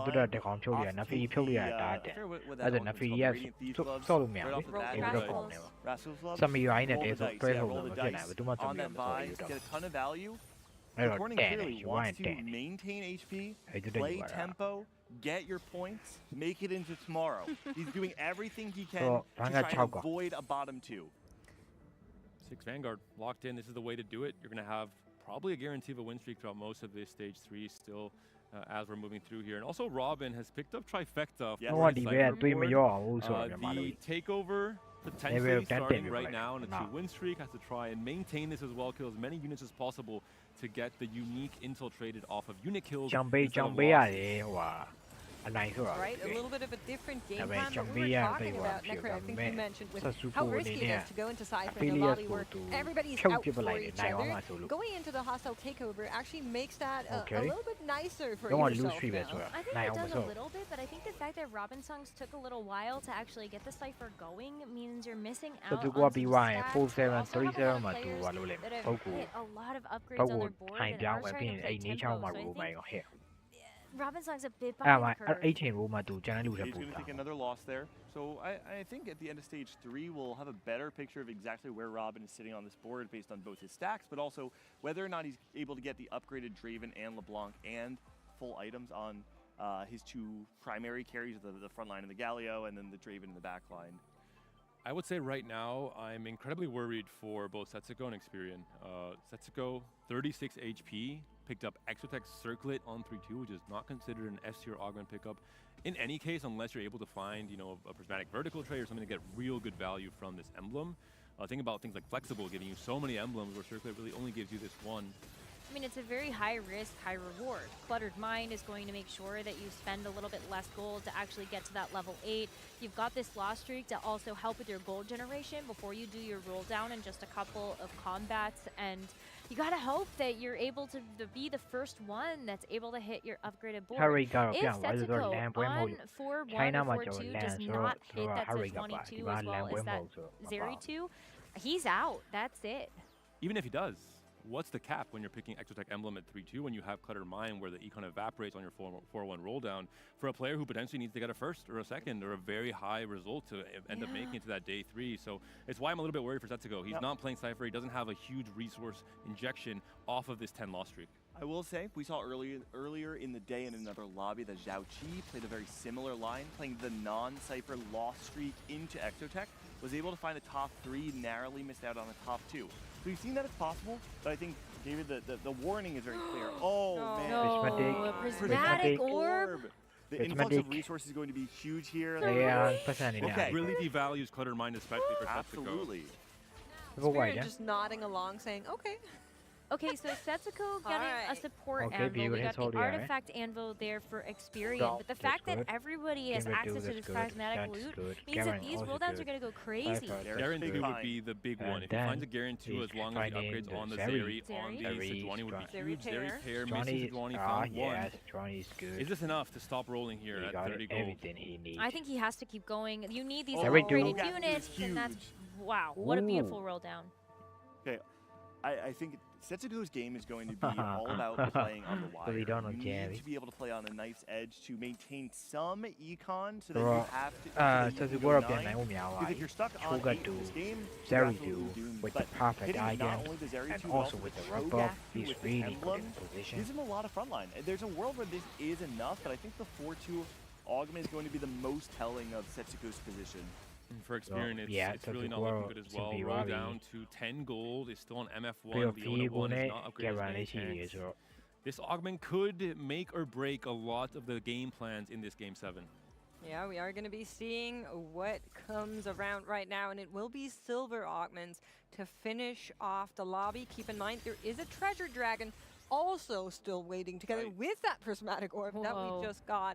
There's a lot of resources being injected into this specific lobby that players will need to navigate. Yeah, but we just saw Zem insta-pick the rolling for days, so Robin Song's probably going to try to use those pretty immediately. He needs to upgrade this Galio 1 copy away. You're able to find that early Zed, so you can get the 5 Cypher in, but now it's about finding the extra copies of the LeBlanc, 1 away from both the Galio and the LeBlanc, and I think you gotta keep going here. Oh, we're knocked For the same on. reason We're that knocked on Panda was saying fake. that the prismatic orb is bad for Setsuko, it's Draven, equally bad Draven for also someone like fake, Robin. equals When you're playing Interact, Cypher, you want to going have the for Guardian index of Blade resources is be good. enough to outcap the lobby. But when everybody's getting a large influx of resources, it makes the resources you're getting from Cypher feel less valuable. And it makes your HP loss relatively feel that much, worse, basically. Well, it's all Just casual aren't in able to translate that into relative strength. And I will also note that a lot of the players in the lobby are hitting. Senbai has found that Graves 3. We did see Setsuko find that Zeri 2, find the Garen early on. And for Robin, that LeBlanc 3, that Draven 3, they haven't appeared yet. And this is where you would have liked to already be streaking. Does he cash out here, though? That's the big question. Yeah. I think it was an artifact. It looked like an anvil? artifact anvil to me. Yeah. Support anvil. Humala, Support Humala. comes through. There's a question of whether or not he actually does take it. ဆိုလိုကစံက Around 40 Fax HP, so တူ maybe တော့မရ 10 သေး HP ဘူး at the ကျွန် end တော် of ဒီကို stage. ရသွားပြီ There's a world where 1v1 Robin က does လည်း say, အိစုဒ this is ဆောင်းနေတာ not enough to သူလည်းမ win ဟစ် the ဘူး game, and I might need to go a little bit ဆက်စုကို deeper. The ဟစ်ထား problem တော့ is ကောင်းတယ် that if you go deeper and you don't hit soon enough, I think your game might just be over right there. Just to And go I don't to know, hit is her again, down Robin Songs is in that 58-point region where you don't need to win the game, you just need to beat your opponents. And that's everybody else that's going to be sitting at that tiebreaker with him. And if it's going to be a third, a fourth, that could be good enough to make sure that you make it into that final lobby tomorrow. You're in so much trouble. Donkey rolling every single round, trying to find the upgrade on the Leona or the MF. Everything's okay, We're not seeing it everything's yet. It's good. still on one cog. Come on up the ball for a while, man. I'll say when I'm gone. Carousel rolls around. This could be big for some of her players. So something like a Garen is waiting there. It is, and it's also bonus component attack. Something else, Makes. How'd you do that? Setsuko does pick up the Garen pair there. Also important to note, most of the players in the lobby have rolled to 0 to try and stabilize on stage 4. There's only a handful of players that are remaining with any more than under 10. Setsuko is one of those players, sitting at, I believe, around 30 gold right now, is trying to make his way to 9, or at the very least, have many choices going into the end of the stage Treasure Dragon. As we are looking across this lower third there, I just quickly want to call out that both the Exotech players and Setsuko and YBY1 have found that Zeri 2, which is so vital to that comp. That also means if anybody else was thinking about it, well, tough luck. That is not going to be an option anymore. She will not come around. Speaking of not coming around, that story seems to happen for Experian as well. 1 gold off, tragic. You can't really give up on the misfortune here. You're going to have to wait one more round, and you're going to be on potentially 1 life as well for Experian. They gotta wait one more round. It's really tough, but Experian was one of our players that was in a fairly good position, not just barely beating out that 58-point tiebreaker. If you go out here, I think the hopes of making it into that final lobby are all but over. The nature of playing a lobby with all 8 players remaining all in it. Can he win though? The standings will flip completely on their head depending on how the scores go, because everybody has such a strong influence on each other's scores. Still losing. No cast from Elise. No cast from Elise. The Zanya procs in an awkward way. The last loss, hopefully for Experian after this Leona upgrade. Oh. Finds the MF as well. Is this going to be enough? That is the big question. And what spike does he get from Treasure Dragon? He doesn't have the gold to choose. It's going to come down to maybe a lot of variance on what his first or second options are. And there are a couple of people in this lobby that are really strong now. I mean, the fact that Robin Songs has hit almost all of his upgrades, you definitely don't want to play against. He actually has hit everything outside of the Z2, so you definitely don't want to play against him. I think Setsuko as well, being able to stabilize his board, is another person that you don't want to hit. At least the Sejuani is a 1-star, but Experian could get very unlucky with this matchmaking, and I believe he's going to be playing up against Kokornin. He is. On the left side, though, we're also getting a glimpse of Zologazang, who we were kind of worried about with his lane choices, was maybe also looking at that Zeri, and you can just see how his board disintegrates in front of her eyes, takes him down incredibly low, and Experian is also going to get eliminated here. That is most likely not going to be enough. Had 59 points, but an 8th place is just going to throw you so much further back. I think it's going to be mathematically very challenging there for Experian he might take to make it, he which got is tragic like based on the for day that. 2 that he's had so far. No. For sure out. Looking at Zenbai though, the flip side, he's hit everything. I mean, rolling for day, sure, you have the extra gold injection from Golden Ox. That's also a good one. Just getting you that much more gold. But they help also really good with that. Oh, he didn't take also what the plus fuck? Aphelios This 2, guy's which so is picky, man. directly colliding with the game plan of Slogasong and Kokornin, who are both still on Aphelios 1. Also had a lot of gold to roll for something that he felt comfortable with, right? Ended up with the teaming up, getting a little bit of gold. Gets the support item as well, and he's going to be able to make that next interest threshold. Was that it? Wait, did he actually get the Zephyr? Did he reforge that, though? Oh, looks like he reforged it and got the treasure chest. This is one of the compositions that we've talked about all weekend long. Gets so much value out of additional items. Senna 3 has no items on it right now, which means that when that treasure chest does pop, we're going to be able to position in a way that Senna can get some items.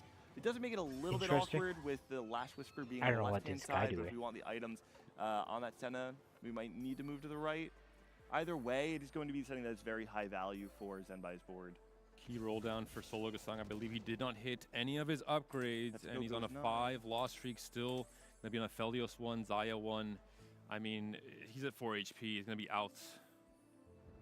Setsuko goes 9, finds an Urgot, misses on the Garen pair, but also misses on the Sejuani pair. A really heartbreaking for miss for Setsuko, who despite being on a 5-win streak is certainly not guaranteed that streak now. Solo goes up against the corner, and Content also Okay. doesn't have that Aphelios 2 just yet, as both players are kind of looking at each other. But what he does have is an Urgot in the back line, and a Can he strong beat it? front line in that Leona 2 as Against well. Maybe Kilgore. positioning can clutch it And out. that One pass- more Kilgore ult comes was through. strong, It will be guys, enough for still Zolo alive. to hang in there by a sliver Oh, of an HP. Setsuko takes a hit, down to 12 HP on the right-hand side. If he can't Setsuko find the also Sejuani 2, lost. can't find the Garen 2, it might spell disaster for Setsuko's run. Might cut it short, and his dreams of top 8 could be lost right here. Yeah, I mean, Summer Timer has the Sejuani 2. The Sejuani is also being contested by YBY1, and that just means That's there's crazy, so many man. That's others that are crazy, out of that's the pool, crazy, making crazy, it harder crazy, to actually crazy. hit that upgrade. Not good news for EMEA, not good news for the Americas. All 5 players currently in the bottom 5 of the standings are going to be Americas and EMEA players who are fighting for their lives, trying to find one position more to try and make it into the day 3. We have found Urgot 2 for Setsuko now. Looking up against Cornin on the right-hand side, so there's going to be a lot of damage in the back line. The question is it enough to beat this Vanguard front line before your front line falls? There's the ramping damage of the marksman on the right hand, but our Mordekaiser is still alive, solo. and the Cho'Gath is ramping up. Oh, It's looking Sologa's really still good alive. for Setsuko this fight.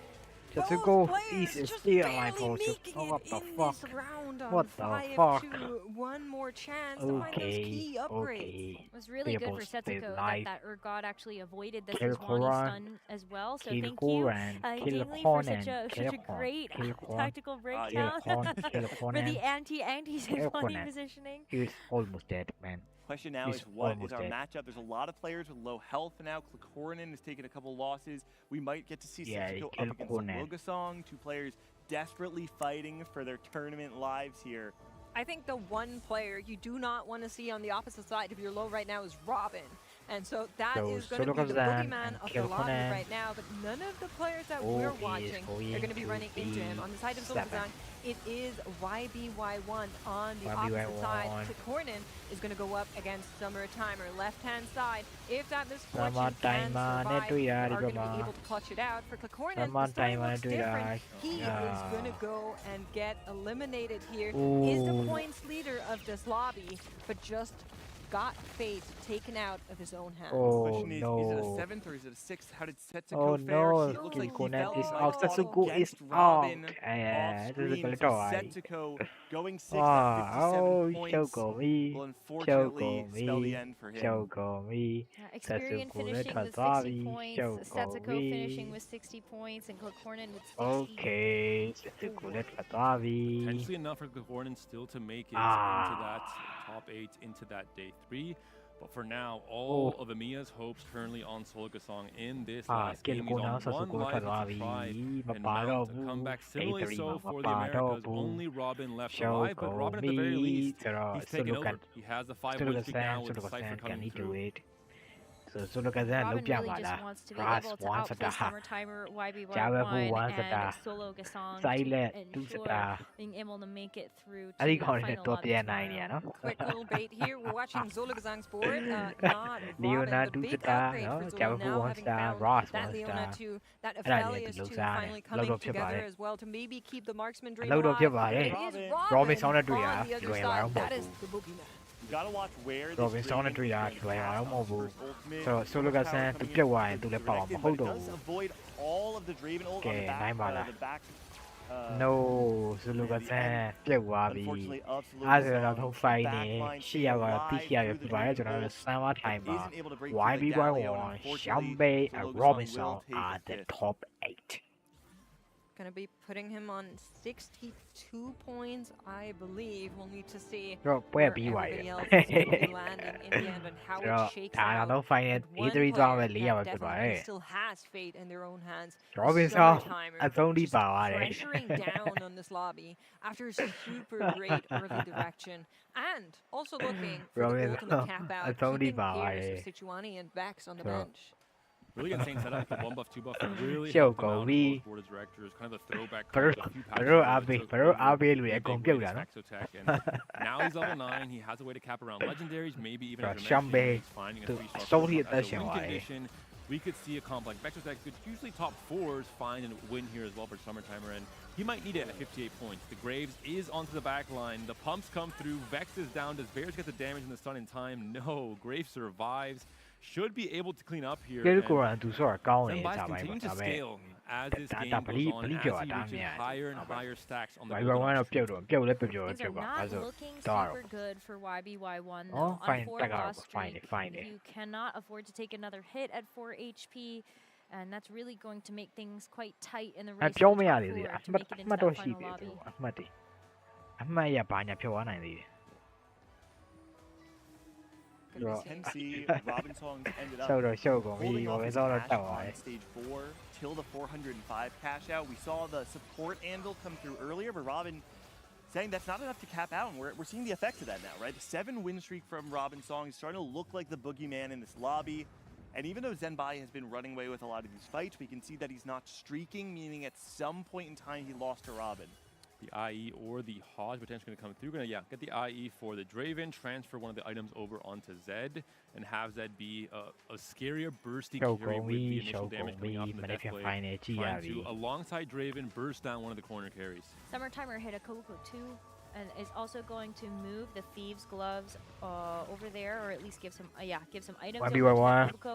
And that just means this stun is going to buy so much more time for the Champagne rest of the တွေ့ရ board in the ဆမ်မ back တိုင်း of မှာ this ကျွန် deck. တော် Robin Song They're တွေ့ရ Really pop off. Right hand side, YBY1 going up against Zenbai's Golden Fleece, and fitting for this name, most of his units are also turned golden as he has assembled a giant team. But is it good enough? The Senna in the backline Robin did Song finally come 9 together, 9 တော့ Panda, but Senna reroll not Ooh. looking too strong enough ဆို to တော့ take ဝိုင်း out ရောသွားပြီ YBY1 though. အောက် And ပါ the power of Jarvan, What he's do I a want tank, is but out. he could also be a carry, But especially with a still, Sterax we might Infinity see Force some to be point solved. of They're it. soloing the Jhin at the end to win that fight. Robin gets the win against Bro, Summertimer,အားပေးတဲ့လူတွေ cements အကုန် himself ထွက်တာ as the နော် strongest player in this lobby unless something crazy happens, which, it's there with the ဆိုတော့ Vex's potential for Summertimer. I imagine ဆမ်မတိုင်မှာ with အနေနဲ့ the ဘာ grade လုပ် that ပြ Robin မလဲ has ရှောင် and ပေးနေ Zenbai တယ် as ရော well, they ပို will တ be ရှိ playing အ some လှလေးတွေ defenses, ဆွဲနိုင်မှာ but လား the Vex actually Robin on the board စောင်းရ with ပဲ Zenbai, အနိုင်ရရှိ very သွားမှာလား difficult for Summertimer to find the 3-star 4 cost. With YBY1 dying, we do have a couple of updates to make. Zenbai Bro, is going to be okay. guaranteed to make it to day number Bro, 3. Golden Corrin Ox as proxies well on the from the tiebreakers LeBlanc and also there. ending this game with 64 And points. okay. And Robin Songs Ooh. looks like to be guaranteed Oh, as he's winning. well, being able to He make might it walk, into he the top might 4. walk. We're right now just going to He be might looking at who walk. can win the game. Robin Song is one of those players that you've known his name for so long if you've been following competitive TFT. Made it to the set championship back in set 5 after winning the regional finals for North America and did not have the placement that he wanted. He came back in set 12 after once again winning the Golden Spatula and again failed to make it into the top 8. It's fitting that Robin, in the event where in the set that he did not win the regional finals but won the 3rd cup, has gotten his 3rd chance at glory. ဆိုင်ဘာကရှောက်နိုင်နေဆိုတာဆိုင်ဘာကရှောက်မနိုင်တဲ့ဘွယ်တွေအများကြီးပဲဗျမတော်နမတစ်ခုလုံးဆိုင်ဘာကရှောက်နိုင်တာရှာတယ် He is going to be going up သူအကုန်ဟင်း against အောင်ပါနော် Ghost Copy အကုန်ဟင်း here, အောင် I believe, ရှာတ on ယ် the right hand side is a real deal. Zenbai going up against Summertimer, and ဆို somebody တော့ is going to get ရှမ်ဘေး eliminated ရှမ်ဘေး here. နဲ့ Like you Robin mentioned, Song Nekra, it is Robin mostly Song in a just Radiant for item, honor, the glory, and 400 bragging cash rights out, as he hit this the game Guardio, does he hit come the Draven, closer he to played a finish. Anchor And we're tested, gonna get he another win look the at goals. this glorious golden fleece from Zenbai as it takes out Summertimer, leaving us with our top 2, So Summertimer Robin top and Zenbai. 3 One နဲ့ more round. တွားလိုက်တယ် Here ဆို as တော့ well. What a ရှမ်ဘေး aura play ရှမ်ဘေး from နဲ့ Robin အ to ကုန် pick ဖြစ် up a ထား top တယ် takeover ဒါပေမဲ့ 2-1 Robin Song အနေနဲ့လောက်က like မှာ he didn't နေ get ရ it ပဲ in the last game. နေရ Send a မယ် message ရ to ပြီ the lobby. This time the lobby Robin Song respected လမ်း the လျှောက် aura, ပြပါ respected လား the Robin လမ်း walk. လျှောက် Okay, ပြပါ you can be the လား Cypher player in this lobby. He had no Cypher in for most of that stage 2, but once he locked in, once he started getting those wins, he just took over the lobby. A 10-win streak now. ကဲဟုတ်နေပြီ Briscoe ဟုတ်နေပြီ Executioner +1 was picked up for Zenbai Hold there. maybe, Gonna be able guys. to put that on the Senna, and while Zenbai So has struggled Sean to Bainနဲ့သူ့ရဲ့ consistently Golden beat Robin Ox the previous times that Proxing they ကို fought. level This တင်နေ is ပါတယ် going ဆို to တော့ be a significant spike. Robinson Less I so don't for the Senna, I more don't so look long. for I the don't Braves. Draven As you're able to with get the your Radiant vertical and then executioners Galio in, with the your 2-stone three-star plate. units, and especially as you get even higher on Executioner, you get a lot of value. လမ်းလျှောက်ပြတော့မှာလား Robinson ရုပ်ကတော့တင်းတင်းပဲထားတာလေ You're sitting on 4 right now, but the extra power, the extra crit might just be Okay enough. Robinson Look at this backline Final bump, lobby though.သွား If မှာလား the Draven Final path lobby သွား onto မှာ the လား Final Aphelios lobby သွားမှာ onto the လား Senna, they're pretty much done and Robinson dusted. Zed comes in. Robinson The cleanup မ crew ရသေးဘူး destroys မရ everyone. သေးဘူး Graves ခရီး now ကျန်သေး puts တယ် up မရသေးဘူး against the Draven. Oh, The Draven oh, turns yeah, Robin. around. Yeah, Robin. Gets the Let's kill. go. The Robin walk commences. And Let's what go, a let's go. momentum win for Robin here in this game 7. He needs it to have that aura coming into day 3. Listen, I cannot read lips, but I can tell you that he Let's just go, said, ladies. let's Yeah, go. Robin. Yes, I think. Unbelievable run. Show People me have said then, so I many know. times that Robin Songs is the low cap player. He can never be the greatest of all time. He's too low cap. Hold it, Robin oh, Songs hold it. making it into the Might bad, finals might bad, of the might bad. Tactician's crown with this win. Doing it in hostile takeover, sending a message in a dominating fashion. It is beautiful to see for the old man. So thematic for Cyber City as well. Nice Robin nice မနေ့ songs, ပဲ final ကြည့်ရပြီ fans, မနေ့ပဲ rise final up for finally sure. ပြီးသွား It ပြီ was a ပွဲ little more of like a Robin step, I think. That's right. I think it was Robin hop. You don't want to be him too hard considering there's still a whole day left and doesn't want to get embarrassed tomorrow. Oh, but what a great way to kick ဆို things တော့ off for this game. ဘာညာပြောင်းမလား Just ကြည့်ရအောင် Aurelion ကျွန် Sol, တော် I think one ဘာ of ညာ those ပြောင်းမယ်ထင်ပါတယ် encounters that is kind of better to plan around. You know what's coming. As long as you have the gold, at least you can tailor some of that armory too. And what better way to plan than with 6 people in the lobby going for a straight directional augment this early on? Very So, rare, I feel like, in Robinson the current wins meta final of lobby TFT, but before the super final interesting days to see how this one played awesome. out. I will say I think So this we will lobby in see this we final might game see was not something as better satisfying as I on would the like last day of because the I think tournament. the key word might see to something define it was bigger desperation. on the So last many day of players the we saw tournament. rolling down to 0 at the start of stage 4, just Let's go, trying to find guys. any upgrades. We saw it from a lot of the players that ended up in the bottom 4 Ooh. as well, where they just weren't able to find their upgrades. Their Hold games on, hold were not maybe. quite panning out. We saw it from Setsuko, from Experian, from Solo as well. And it was a tough game. You could feel the desire, the need to try and get as many points as possible to try and make that day 3. That's the pressure, and I think especially with so many players being at that 58 points, a lot of the mental starts to trend towards, I need to just finish in top 4. I need to finish better than my opponents. What is going to beat the boards that I see? And especially as you were calling out, Makes, with the directions picked so early, I think that was also something that a lot of Yeah, our well, land players shot could like plan this. around and go, okay, well, do I really want to opt into contesting? Or do I actually want to try to play something that should be So good a very little nice bit more open, all things considered? While we didn't see nearly as much contesting this game as we saw in the previous one, something I do want to highlight is something we could call contesting tempo, right? When you look at someone like Absolutely. Setsuko, who was playing this full open, was able to maintain the 10-loss streak, but didn't have Cypher in the entirety of that, played it into the Exotech board, and truthfully, was extremely powerful. He hit the cap, he hit the two-star upgraded units, both the Cho'Gath and the Zeri. He was able to go 9, was able to find the 2-star Urgot. At the end of the day, though, if you're going to play for a cap-out board, if you're going to play for a win-out, you better be able to win out. And he couldn't because Robin was playing the hostile takeover. As an America's fans, it was tragic, of course. You can't have them both win out.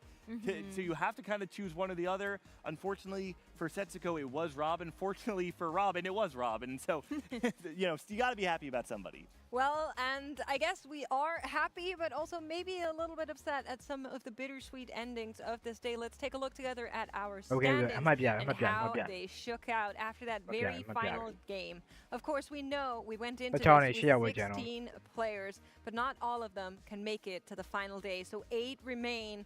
The top 4 have already moved on to day 3, but we're going to get another look at our top 16. And the players that just barely were not able to make it. Setsuko, Formated, Dishu, Dastema, and Garanate. Yeah, I mean, on this page, unfortunately for our players in 13th to 16th, Apia they wale did not luwe get pare. afforded the opportunity to play out the 7th game, so unfortunately their points will stay as they are. But for everybody else, I mean, Setsuko, Experian, watching them fall at that final hurdle, it was very hard to watch. Experian, at the very least, did improve his placement from last set by 1 position, but still not quite the result he was hoping for, trying to fight for that top 8. YBY1, who's been 3rd place at the 2 previous set championships that he has attended, unfortunately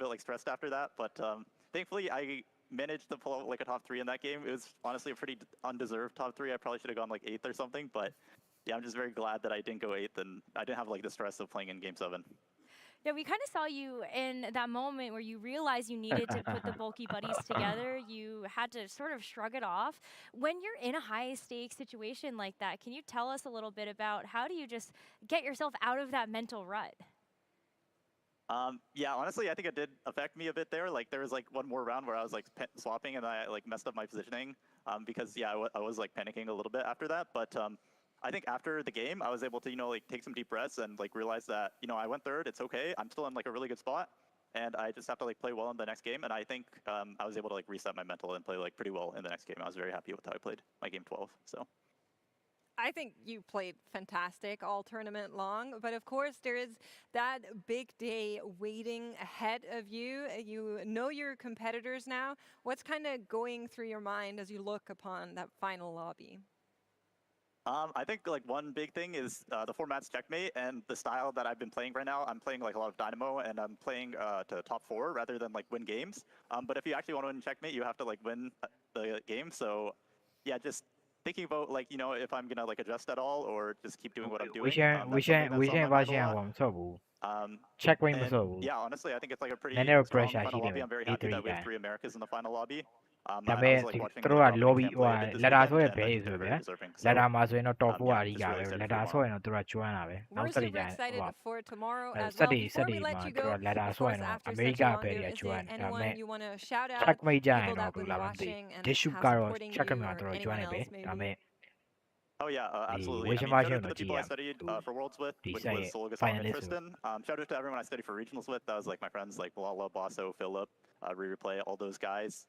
Too many people to name. And also shout out my parents and my family who are just like very supportive of my TFT career, and they always watch all the events and like cheer me on and send me like a nice text message after the day's done, whether I do well or not. So. Yeah, big thank you to. Oh, and also shout out to everyone who helped organize like the Dallas LAN because it's been a great experience.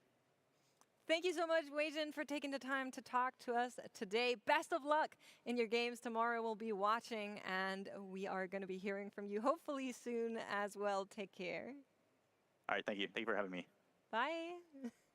It's so great to talk to our players, and honestly, I love that they make the time after such a stressful day for us. Of course, Weijin got a little bit of a break there during that last game, but still, it's amazing to hear from them. And if you, like many other people, have had your pick'ems throughout this tournament, here's your reminder that pick'ems are now going to be open again until the start of the day tomorrow. How are you guys feeling about your pick'ems? My pick'ems are doomed, but the good news is we got one more chance. Tomorrow's the day I win pick'ems. Well, I forgot to submit mine for the first 2 days of competition, so before I go home, I am going to make sure that I do them. So that is a in 5 minutes kind of deal. Necro, you're the one doing the reminders. How do you forget to submit them? Because I'm so worried about making sure that other people are doing their pick'ems. Wow. That I forget. I'm sacrifice. looking out for the people. Exactly. Save others, but she couldn't first. save herself. No, I couldn't. You're looking out for me, Necro. I last night forgot to do my pick'ems on the day too. Thank you, Makes. I will do them the moment this broadcast ends. That's right. And Chad, I have a task for you because, of course, now the next time we talk about the pick'ems, all you have to do is add Necron. Reminder that pick'ems are open. Shout out to AWS for powering them and bringing them to you, and you can head on over there and fill those out. Of course, also a reminder that we are going to be here back again tomorrow. Games are going to be starting at 1 p.m. CEST. That's European Summer Time. လုပ်လို့ရတယ်ဒါပေမဲ့ 4 point on နေပါမယ် PM pick ကန်လုပ်လို့ရတယ်လုပ်လို့ရတယ်ဒါပေမဲ့ point on နေပါ pre-show is before that. သူက If you point wanna များလို့ see ရတယ် that ဆို as well, and make sure you check out our socials as well. Compete TFT ဘာကြံ over သေးလဲ on ဆိုတော့ Twitter. ဟို But there is oneပြော more နေသူ thing that is happening today, and it is quite a big deal to all of us here at this အာ broadcast. တို့လားကျွန်တော်ပြောတယ်ကြံသေးတယ် So, ကြံသေးတယ် we want to take the time ဒီမှာဟက်ခံနေရ together ပြီ and wish a certain person a very မဟက်ခံနေရပြီမကြံသေးတယ်ကြံသေးတယ် fabulous birthday. ပန်ကူလာပြီ Birthday, Panda! I thought I was in the clear. No, you were not. That's ပန်ကူ right. happy birthday How could we let this go? You send your happy birthdays in chat, everybody. This is a scary happy birthday with Bangu. ပန်ကူပါတီလေ Oh, and the cake. Bring it over, Clement. Yeah, bring come him the on. cake. He's got to blow out the candle. Careful, Clement. All right. Click Cornin, you better win tomorrow. You're not allowed to say that! I I just did, Makes. I just did. That's right. Wow. Jinxed your Happy own birthday, buddy. birthday wish. Thank you. Can't believe it. Yeah, thank you so much for watching. We'll see you again tomorrow. Make sure you tune in, and good night. Good night, guys. Let me see this cake. What's he Good got? night, guys. What type is that? What's he got? What kind of killer cake See you you guys got tomorrow. there? See you guys tomorrow. And tomorrow we're gonna be big, and we might see also set 50 trailer and other thing for more. And we might play something. Might be game also PB is coming up. So that's it. See you guys tomorrow, guys. Bye bye.